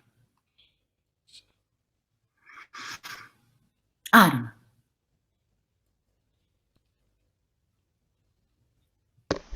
But a lot of how we experience life and what we're going through deals with things like meditation. Has to do with sound, ultimately, with our emotional state and what have you. We respond a lot to sound, like the sound of a mother's voice, etc. We are trained from a very early age to respond to different sounds in certain ways. It's almost like programming. Well, yeah, that's what the gong, the bell, the gong, whatever, and all those mantras are for, is to shut your brain down and, like, not shut your brain down, but distract it with something. Now, depending on the kind of meditation, depending on your meditation, there's two different primary variations of meditation, one of which is to try and deprive you as much input as you can, and to sit there, relax, and empty your head. And the other one is to flood you with very different sounds and noises, which is more the Tibetan variation. Both ways work, because one of them it's under-stimulating the brain, and the other it's over-stimulating the brain. Right. I've always I got it pretty attached to the pranayama, the breathing things to do that. So just keeping that as well as a mental mind. I don't know, words that meant nothing. Well, with me, most of the earliest meditation was actually trying to focus on your pulse, trying to feel it out as far as you can, isolating different portions of the body and just trying to feel the pulse going through that one region. So you could basically isolate where you're focusing your attention and then draw the attention back inward. Yeah. Or outward. That makes sense. Now you have things like out of body, for example, that works best when you're suffering from the paralysis that happens during REM sleep, in which your body is essentially paralyzed and only your mind's able to do. And at this point, it's easier to, so to speak, move your consciousness outside of yourself, because that part of your brain that's doing the self-imaging in terms of that spatial awareness is able to adjust where you're perceiving yourself as being. Okay. But your body can't actually move, because otherwise your body could. And it's that inability of the body to move that you can feel like you're moving past where your body is. Okay, I have no experience with out of body at all. Okay. None. Yeah, it's if you ever suffer from sleep paralysis, it's okay.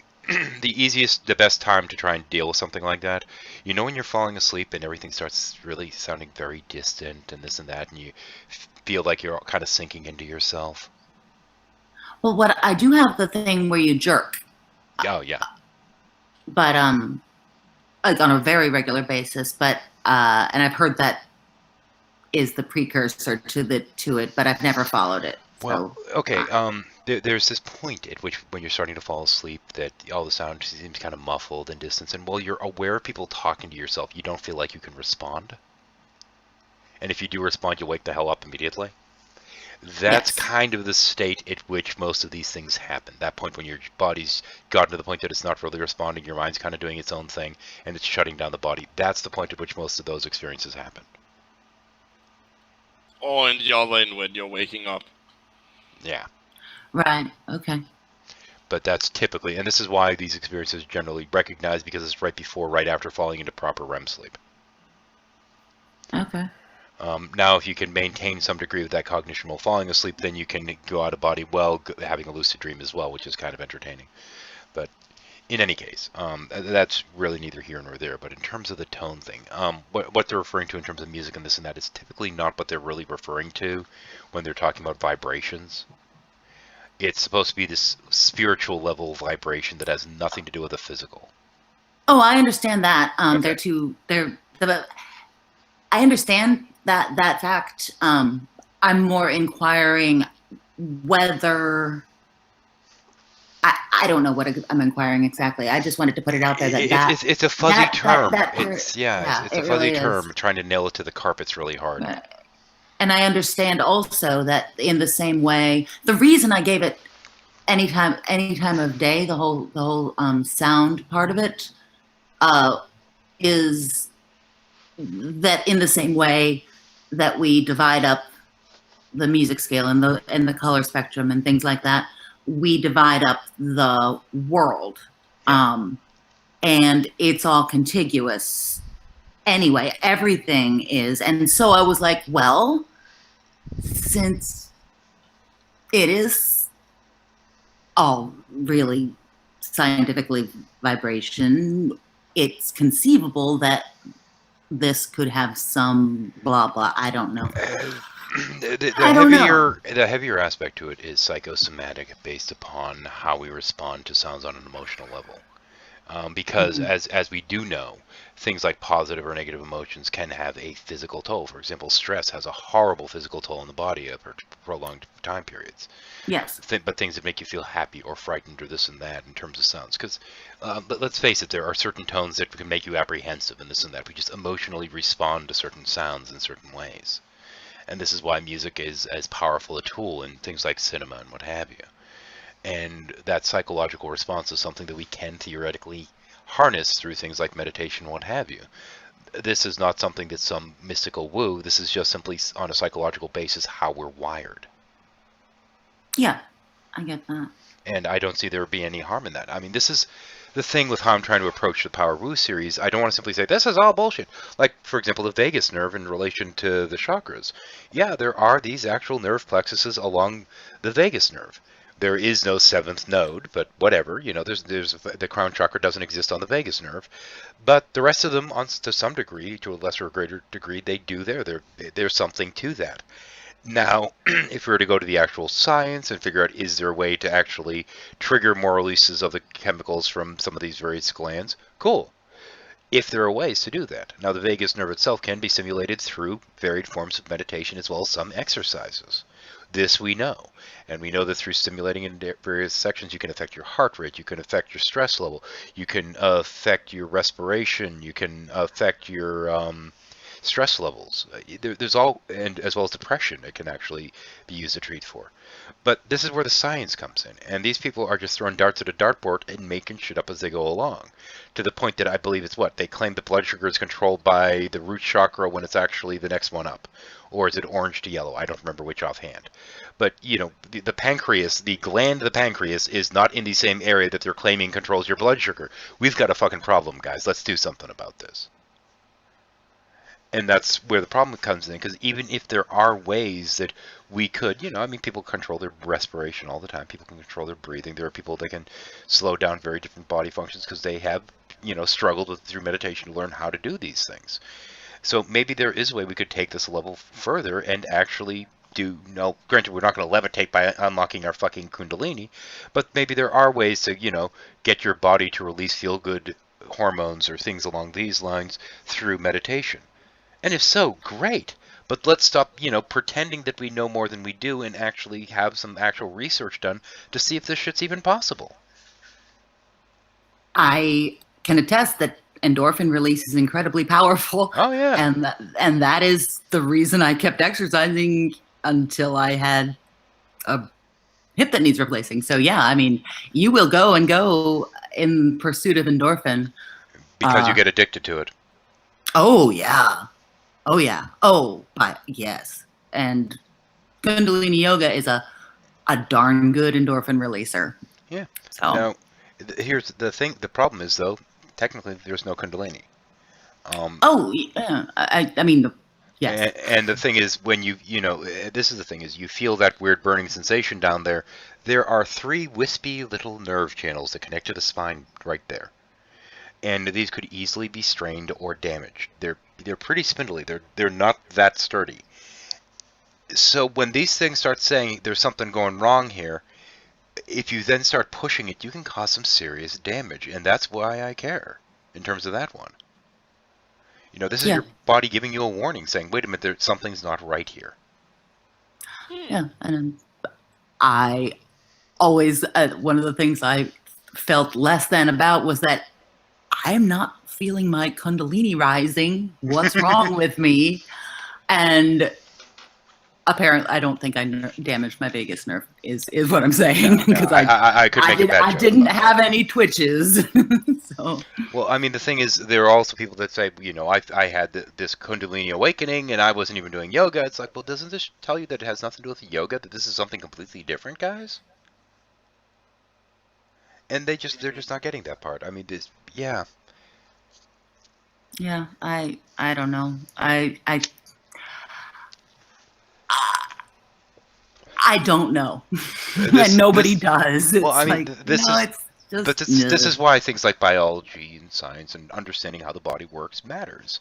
And right. I honestly, now granted it was a hypothesis, but I really do believe that a lot of this stuff is based upon just a primitive understanding of the nervous system.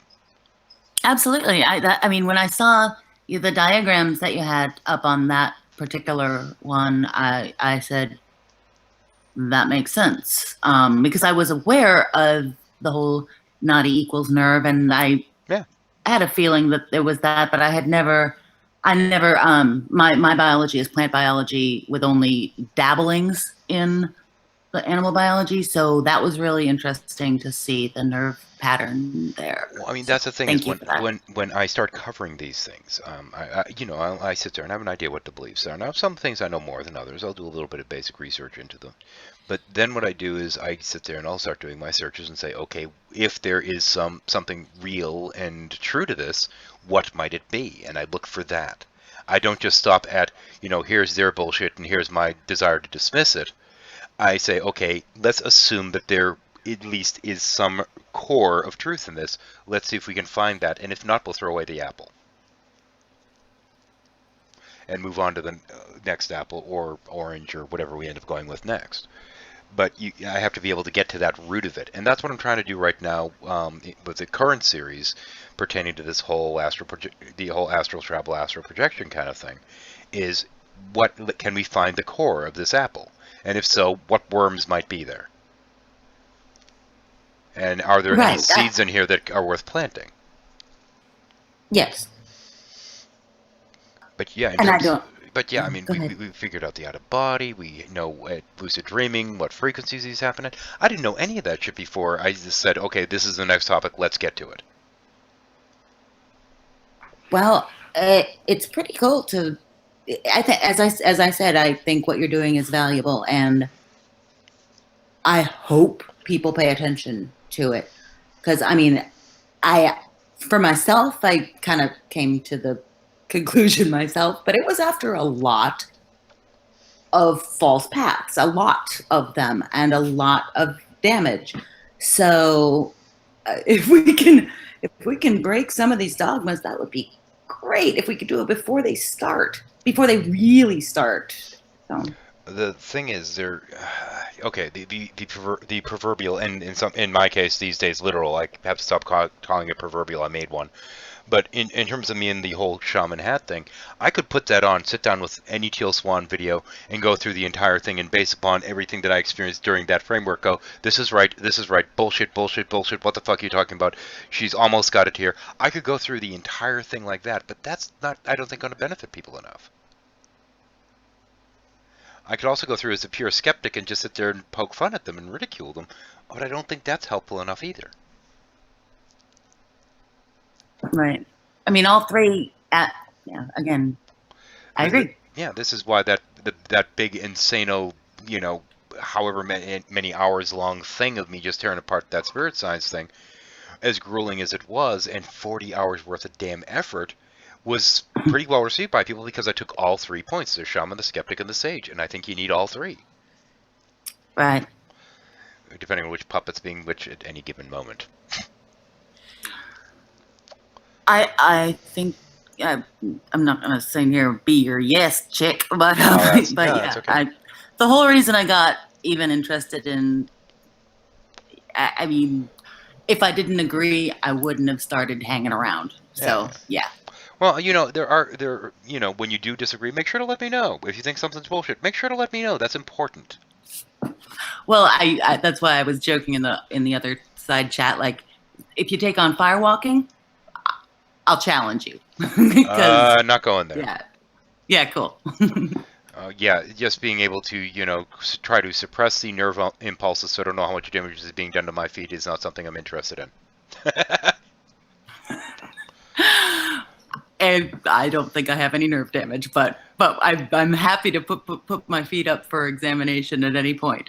Yeah, you might. I don't know. I mean, I've seen people walk on glass and all this other shit, and it's just like, yeah, good for you. I'm not dumb enough to try that. Well, I don't want to be the person that makes the mistake and ends up with a glass shard through my foot. Thank you very much. There you go. Yes, but yeah. I mean, there's a certain point at which you're just taking unnecessary risks. But, I mean, then you have people like, well, you need to decalcify your pineal gland. Oh, hell no. It's like, if I got news for you, if it's calcified, there's nothing you can do about it, buddy.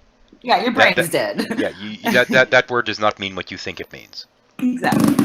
But isn't it true that if you roll your eyes, Okay, hang on, sorry. if you roll your eyes all the way back up into your head and focus your crown chakra on Uranus while, I don't know. No. The proper phrase is the proper phrase is, well, the moon is in Uranus. That too, yes. I'm sorry, Micro, what were you saying? Yeah, and if your pineal gland was calcified, you would be dead. What does it? I'm not sure what that gland actually does. It's part of your endocrine system. Oh. Well, yeah, if it's a gland, it is a part of the endocrine system. Yeah, but what does it technically do? Well, I think it has something. It could also metabolism. Yeah, it's part of metabolism, but glands. It could also be the exocrine system. That's also glands. Yeah, we did. Yeah, you're right. The thing is, I actually learned a shit ton while researching Vegas. A lot of interesting crap. I've told my daughter that when she's studying to eat something right before she studies and right after. And it's a little bit before and something filling after, because that way you'll actually remember things better. This is actually tied into evolution that dealt with back when we were scavenging looking for food. The neural pathways for having found food are reinforced when you eat after you eat. So the same thing holds true with any kind of information you're trying to retain, is that if you eat after, you have a better chance of retaining the information, because that basically says, you found food! Remember this pattern that you just went through. They discovered that in rats. It's kind of neat. So, I mean, there is useful information there that you can find out from this shit, but, you know, you're not going to get it from some woo huckster claiming to be channeling some guy from Uranus. Or the Pleiades, which is their actual shtick. But the one kudos that I'm going to give to, you know, the Wiccans, the pagans, and etc., is that they don't claim to be talking to aliens. Okay, I might have to correct myself. I don't actually think it's, as far as I can tell, I might have confused it with another gland in the brain. I don't think it's actually a gland part of the endocrine system. because now that I'm reading up on it, yeah, it produces melatonin. It's responsible for your circadian rhythm. Oh, and it also helps his sleep then. Aha. It also helps his sleep cycles then. Yeah, Yeah. it is basically, if I remember correctly, you basically when you wake up, you have a very low amount of melatonin, and then as you like throughout the day, it starts building up as you get more and more tired. Cool. So that's one of the It's things the that fuck- pituitary that's metabolism. Yeah. Sorry. The pituitary is also what releases DHA, I believe. The chemical that makes funny little delusions in the brain. Which is why you stare at it when you're doing your third eye thing. Yes. Yeah. Yep. Stimulate that and I just love the spirit science references to him referencing two different glands that he had already assigned to two different chakra positions, being for the third eye. I love that shit. That was great. well, he just kept. I had never made it all the way through one of those things. I saw his.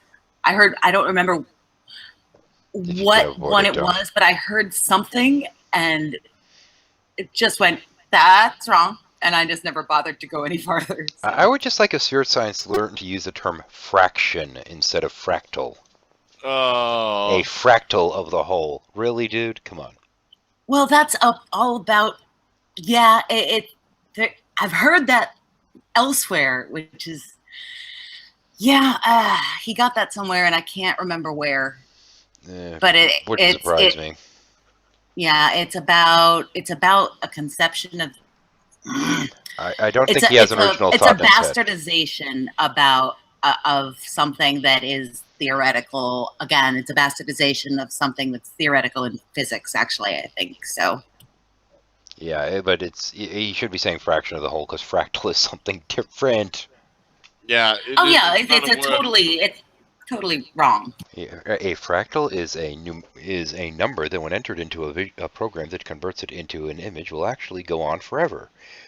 Which is why we can say things like spirit science is fractally wrong and have some actual meaning. It's wrong on every level. Yeah. And fractal isn't a verb. No, it's not.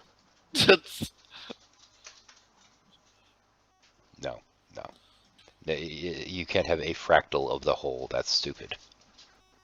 A fractal of the whole would be infinite. That's true. But he doesn't know that. Yeah, he's a dipshit in that. There we go. His voice is actually more annoying when you have it as like his real voice than the high-pitched one. Really? I'm not sure why. Yeah. Really? There's something more. I find less. I don't know. Is it because he sounds like even more of a condescending twat with his actual voice? I think that's why. Because he's I'm not sure. It might be that. He's very self-aggrandizing. Now, there's honestly a part of me that thinks that he uses the silly voice so that you can't tell how much of a dick he is. There is a huge amount of both the condescension and the claim of lack of ego going on at the same time in that whole community of that stuff. It's like, oh, you must let go of your ego, and yet they're saying, oh, you haven't reached my level of vibrational purity. And I'm like, ah! Well, the thing is, that's actually true. If one were to let go of the ego, they wouldn't be talking about how fucking great they are. It's as simple as exactly. Ascended master would not claim to be an ascended master. And if anyone were to have a problem with that, refer them to Jiddu Krishnamurti. Precisely. Oh, I'm glad you like him. Oh, no. The unguru, the person that'll sit there and, well, how do you tell if somebody's truly a guru? Well, for starters, they won't call themselves a guru. Second, they won't call themselves enlightened. Yeah, pretty much. That's a pretty good, it's the guru test. It's like, well, if you're sitting in front of people claiming to be a guru, I probably don't want to be one of those people sitting there. So. Well, I mean, Yeah, I'm going to pick on myself for just one quick moment here, because my big fear is being considered a guru. No chance from that from here anyway. But they could pick a worse model because the mere fact that you don't want that means you're going to be like the Buddhist people who are like, I have nothing to teach you, go away. I have nothing to teach you, go away. And that, I mean, that's totally true, but people learn from that. So yeah, but I mean, ultimately, in the end of the day, we're all just schmucks on the internet. Some of them just don't know they're schmucks. This is true. Yep. I mean, everything that I say could be wrong, but I do enough work in it that, you know, it at least makes sense and hopefully might get through to some people, because it's a matter of how wrong something is, you know. I try to be less wrong than the people I'm talking about. Mm-hmm. Good. I think that's all we can hope for. It's a degree of wrongness, though. I mean, I'm certainly not perfect. There's things I'm going to miss. There's things I'm not going to think about. There's things that could be variables that I have no idea about, or that we as people know nothing about. But there are other things that we know are fucking wrong. You know, we can sit there and for, hundreds of years you're sitting there saying the world was round. We were technically wrong. It's an oblique spheroid. Okay, great. We now know a little bit more. But it ain't flat, you know? Would you be interested in taking a glance at a certain community that I'm in on G+, which is rife with this ascension stuff? Oh, I'd love to, actually. Okay. It's called Heart Chakra Healing. Oh boy. And I joined it hoping for something entirely different than what it actually is, but I'm still a member of it. So, I get it. They post a lot. They post a whole lot. What's their primary angle?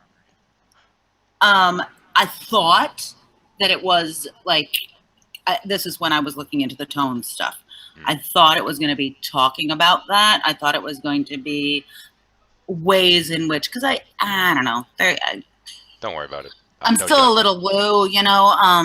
No, hang on. Like I said, I like Wiccans. I like pagans. Okay. I have I'm still hang on. I generally speaking have no problem with them. Now, some of the beliefs I think might need to be questioned more. But, and this is something I pointed out the other day, and I don't think it was actually on air, although it might have been. You can sit down in a room with a bunch of Wiccans and pagans and a couple of people with more shamanic viewpoint or animalistic or druidic or what have you, and you can get them talking about things, and they can discuss things, and they will debate over, well, I do things this way. Well, that doesn't work for me. Well, that's great. It doesn't work for you. Well, have you tried this? Have you tried that? And they'll go back and forth with this kind of stuff. The New Agers, if it doesn't work for you, it's because you're doing it wrong. Right. That's why I say, I don't have any problem, if somebody wants to believe that there's some degree of magic or there's some supernatural thing out there or whatever, go ahead. That's up to you. I don't have a problem with that. A number of years ago, I was the one helping doing the spirit journeys and putting people on guided meditations and find their spirit animal in a Wicca chat forum, for crying out loud. Now, the woman that was hosting the Wicca chat was actually what I refer to as a proper Wiccan, meaning that religiously she was Wiccan, and not Dianic. But she was into that whole thing. Would get into discussing that. She had one of her good friends was really big on numerology and incredibly knowledgeable about that. Another friend of hers was very knowledgeable in terms of the chakra and some of the classical beliefs between that. And what we did was, myself and this woman that was the hostess of this, as well as these friends of hers, all got together for coffee. I drove, I think it was like 10-hour trip up to Kansas, and we all got together for coffee. And we sat there and we were talking about numerology, and we were talking about the chakras, and we were talking about my own personal study, which I'm not going to get into any real detail on at this point. And we were talking about, how colors seem to affect people and how these different tones affect people and all this other stuff. And we started charting this out pertaining to the numbers and tones with numerology and the numbers and and the colors and number positions and what have you in terms of the chakra. By the time that I left there, we had gone and we had resequenced almost everything. And we'd come up with a formula that worked between all these different frameworks, and we're like, okay, this is what makes sense. It was none of this, but this ancient teaching says this, and this ancient teaching says this, and I'm right and you're wrong, and I'm just more endowed, or I'm more spiritual than you. No, we actually compared notes to try to figure out if there was a way to make these things work better. Right on. That's the difference between your druids and your shaman and your Wiccans and the New Agers. Is that the New Agers is like, no, I read in this book X, therefore X. Okay. I see that. I kind of wish because I know nothing about numerology, but I do know about some of the others. But I want to play with that. I want to bring in the Toltec stuff. Well, the thing is, when I entered into the research on the vagus nerve, I went into that with a massive preconceived notion based upon that meeting. And this is what, of course, I don't think I really mentioned it over the course of any of those, but over the course of this discussion, we figured out that there was one too many chakra position. That we figured out one of the chakra positions was wrong. Right. And it turned out to be the crown. Gotcha. Completely coincidental, that doesn't exist in the vagus nerve. Almost completely coincidental, but weird that we came to that conclusion at that meeting. Yes. So, yeah. That's what I find fascinating about religion in general, and that's why I'm even bothering. Like, that's why I don't know, I listen to these debates is partly for the drama, but partly, mostly, I mean, I studied mythologies since I was a little kid, and I like finding the points of similarity between different cultures and the points of contrast and trying to figure out why that is. Well, I don't years and years ago, there was a good friend of mine that was, also, he dabbled, and that's the term we would use, is I dabble. Well, he was dabbling when he was trying to figure out how things worked and all this kind of stuff. He read everything. And what he would then do is say, okay, these 12 books agree on this one thing. I will keep that, and everything else I will throw away. These books all seem to agree on this. I will keep that and throw everything else away. That's what was his methodology. He went through and discarded everything that didn't match all the other viewpoints. I took completely my own path of just instinctive what seemed right to me at the time. So we took totally different methods, but even then, in terms of what we decided was, there seems to be something to this, but we can't necessarily say what it is. He and I managed to sync up on most of these points.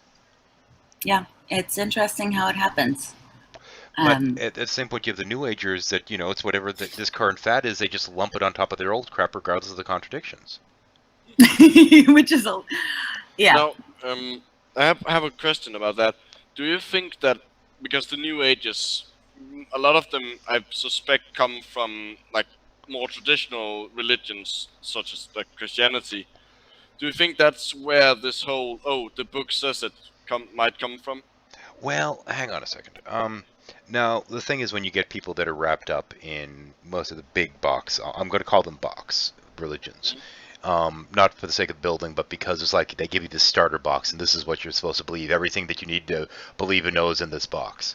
Then over the course of our lives, and this is picking up a little bit on one of my wife's analogies, you go through and you empty out the box, and you rummage through things, and you try to put it back together, and there's some things that just don't fit anymore, so you kind of leave them by the side. Well, this leaves a gap that you can put other things in there. And this is where some of these thoughts start creeping in there. But eventually, a lot of us reach this point, and it's usually right before we say, fuck it, I'm an atheist, that we start getting this bigger, more grand concept of what the divine could mean, or could mean to us. And once you get to that point, you run into these religious people that try to take you and say, no, you had this starter box, here, let me put all this shit back in it. And you're like, no, that's no use to me anymore. But they try to slam all this crap in the box anyway, even though it doesn't fit anymore. So what happens is you have this grander idea of what this divine could be, and then you have these people running around talking about trying to get in touch with the divine, and through this method or that method you can commune better and you can expand your consciousness and become like the divine in some ways, unlock the God within you kind of thing.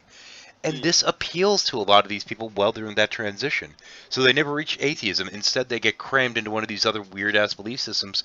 And since they've spent most of their life being told this is what goes in the box, it's easy for them to just start cramming junk in the box until the box looks full. And they're like, okay, this is what I believe. Without really sitting there and taking all the pieces out and examining them before letting them be put in there to begin with. And most of those pieces have pretty fucking pointy edges. That's interesting. That's an interesting way to put it. I did not ever take that path. I never had a box to begin with, because I grew up. Well, the box is representative of how you see the world. Yeah. Right. I mean, I guess my box was wicked, wicked big, or it was a science-filled box to begin with. And so when I started having interesting experiences, I didn't have a concept to put on it. I didn't have a face to put on it. I had no desire to put a face on it.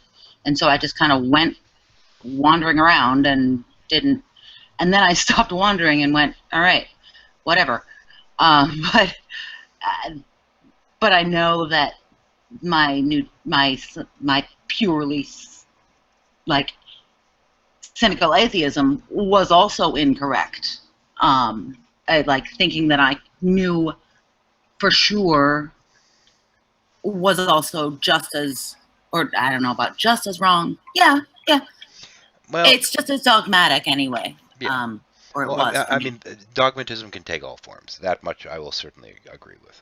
And I'm going to poke Fish Head Salad out there in chat world with a stick for a moment. The thing is, the people that believe in the mystic-y kind of stuff, or whether you want to call it magic or whatever, aren't all necessarily the same. Most of the people, whether it be, your pagans and Wiccans and this and that, there's some degree of self-doubt. And I've found it with a lot of them, like, for example, the people that are supposed to be doing, like, love spells, or the people that buy into a lot of that. Most of these people are doing it more so to give themselves the confidence to carry through something. And on that level, it works in that they're giving themselves the confidence to work up to that person and start the conversation. And on that level, there's something vaguely to it. Now, is it really magic? Certainly not. But in terms of a tool for self-empowerment, there can be benefit in some of these things. And that's kind of what I'm touching on here, and this is why I don't really have a problem with these kind of people. Because there is a level of, you're playing with your own psyche and what have you once you start getting to like anti-vaxxers and, oh, you have to be this way or that way and get into all the weird dogmas associated with it. That's when you have a real problem once you get into the deep pseudoscience. But going to a Wiccan standard Wiccan statement, if it harm none, rather, do as thou will, that I can stand behind, that kind of notion.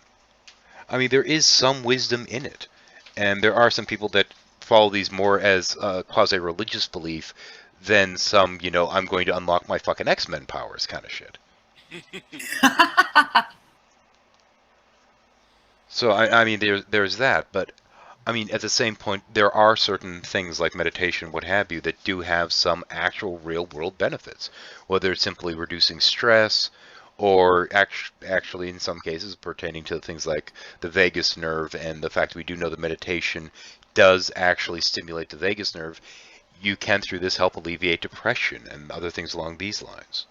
Yeah, positive thought is always good. We do know there's a benefit to it. So it's kind of the ends and the means, as far as I'm concerned. If you're getting positive ends out of something and it's not actually harming you or anyone else, do that. I don't care. That's between you and you, ultimately. Or you and your doctors in some cases. But at the same point, if you're sitting there and doing stupid shit that your doctor's going to bitch at you about, don't do that.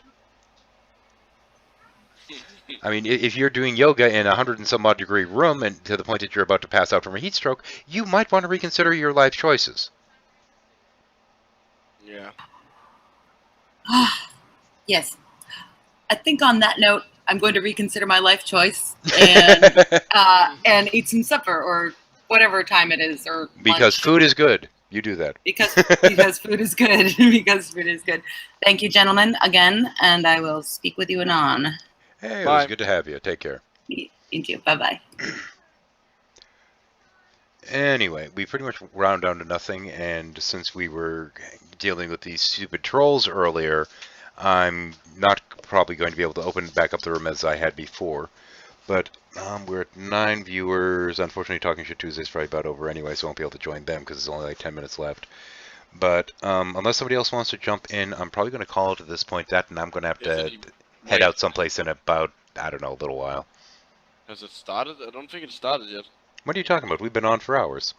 No, the... Oh, Talking Shit Tuesday hasn't started yet? Ooh, there's still time. No, it's in 2 hours. Oh, okay. I didn't actually see when it was supposed to be coming on. Damn. Oh, well. No. She didn't say anon, no. But anyway, I'm pretty much winding down, and I don't feel like resending out invites and annoying the crap out of people, because I already got I actually got in trouble the other day for supposedly spamming people, and the only guess I have is that it had to do with the number of invites I sent out, so I don't fucking know. And Dragnot's back. How's it going, Drag? What's up? I was about to wrap it up, actually. Okay, that's fine. Probably go and poke my head in Nadia's room just to see what's going on and do some homework until Talking Shit Tuesday. Yep, and I will catch everyone later. I've got some crap that I should be, in theory, doing around here. I got to do tomorrow's Grey Line at some point to decide what I'm doing for that one. But yeah, I will catch y'all later, and for those that viewed, thanks for watching, and let's see about shutting down the stream and turning off the live light. There we go.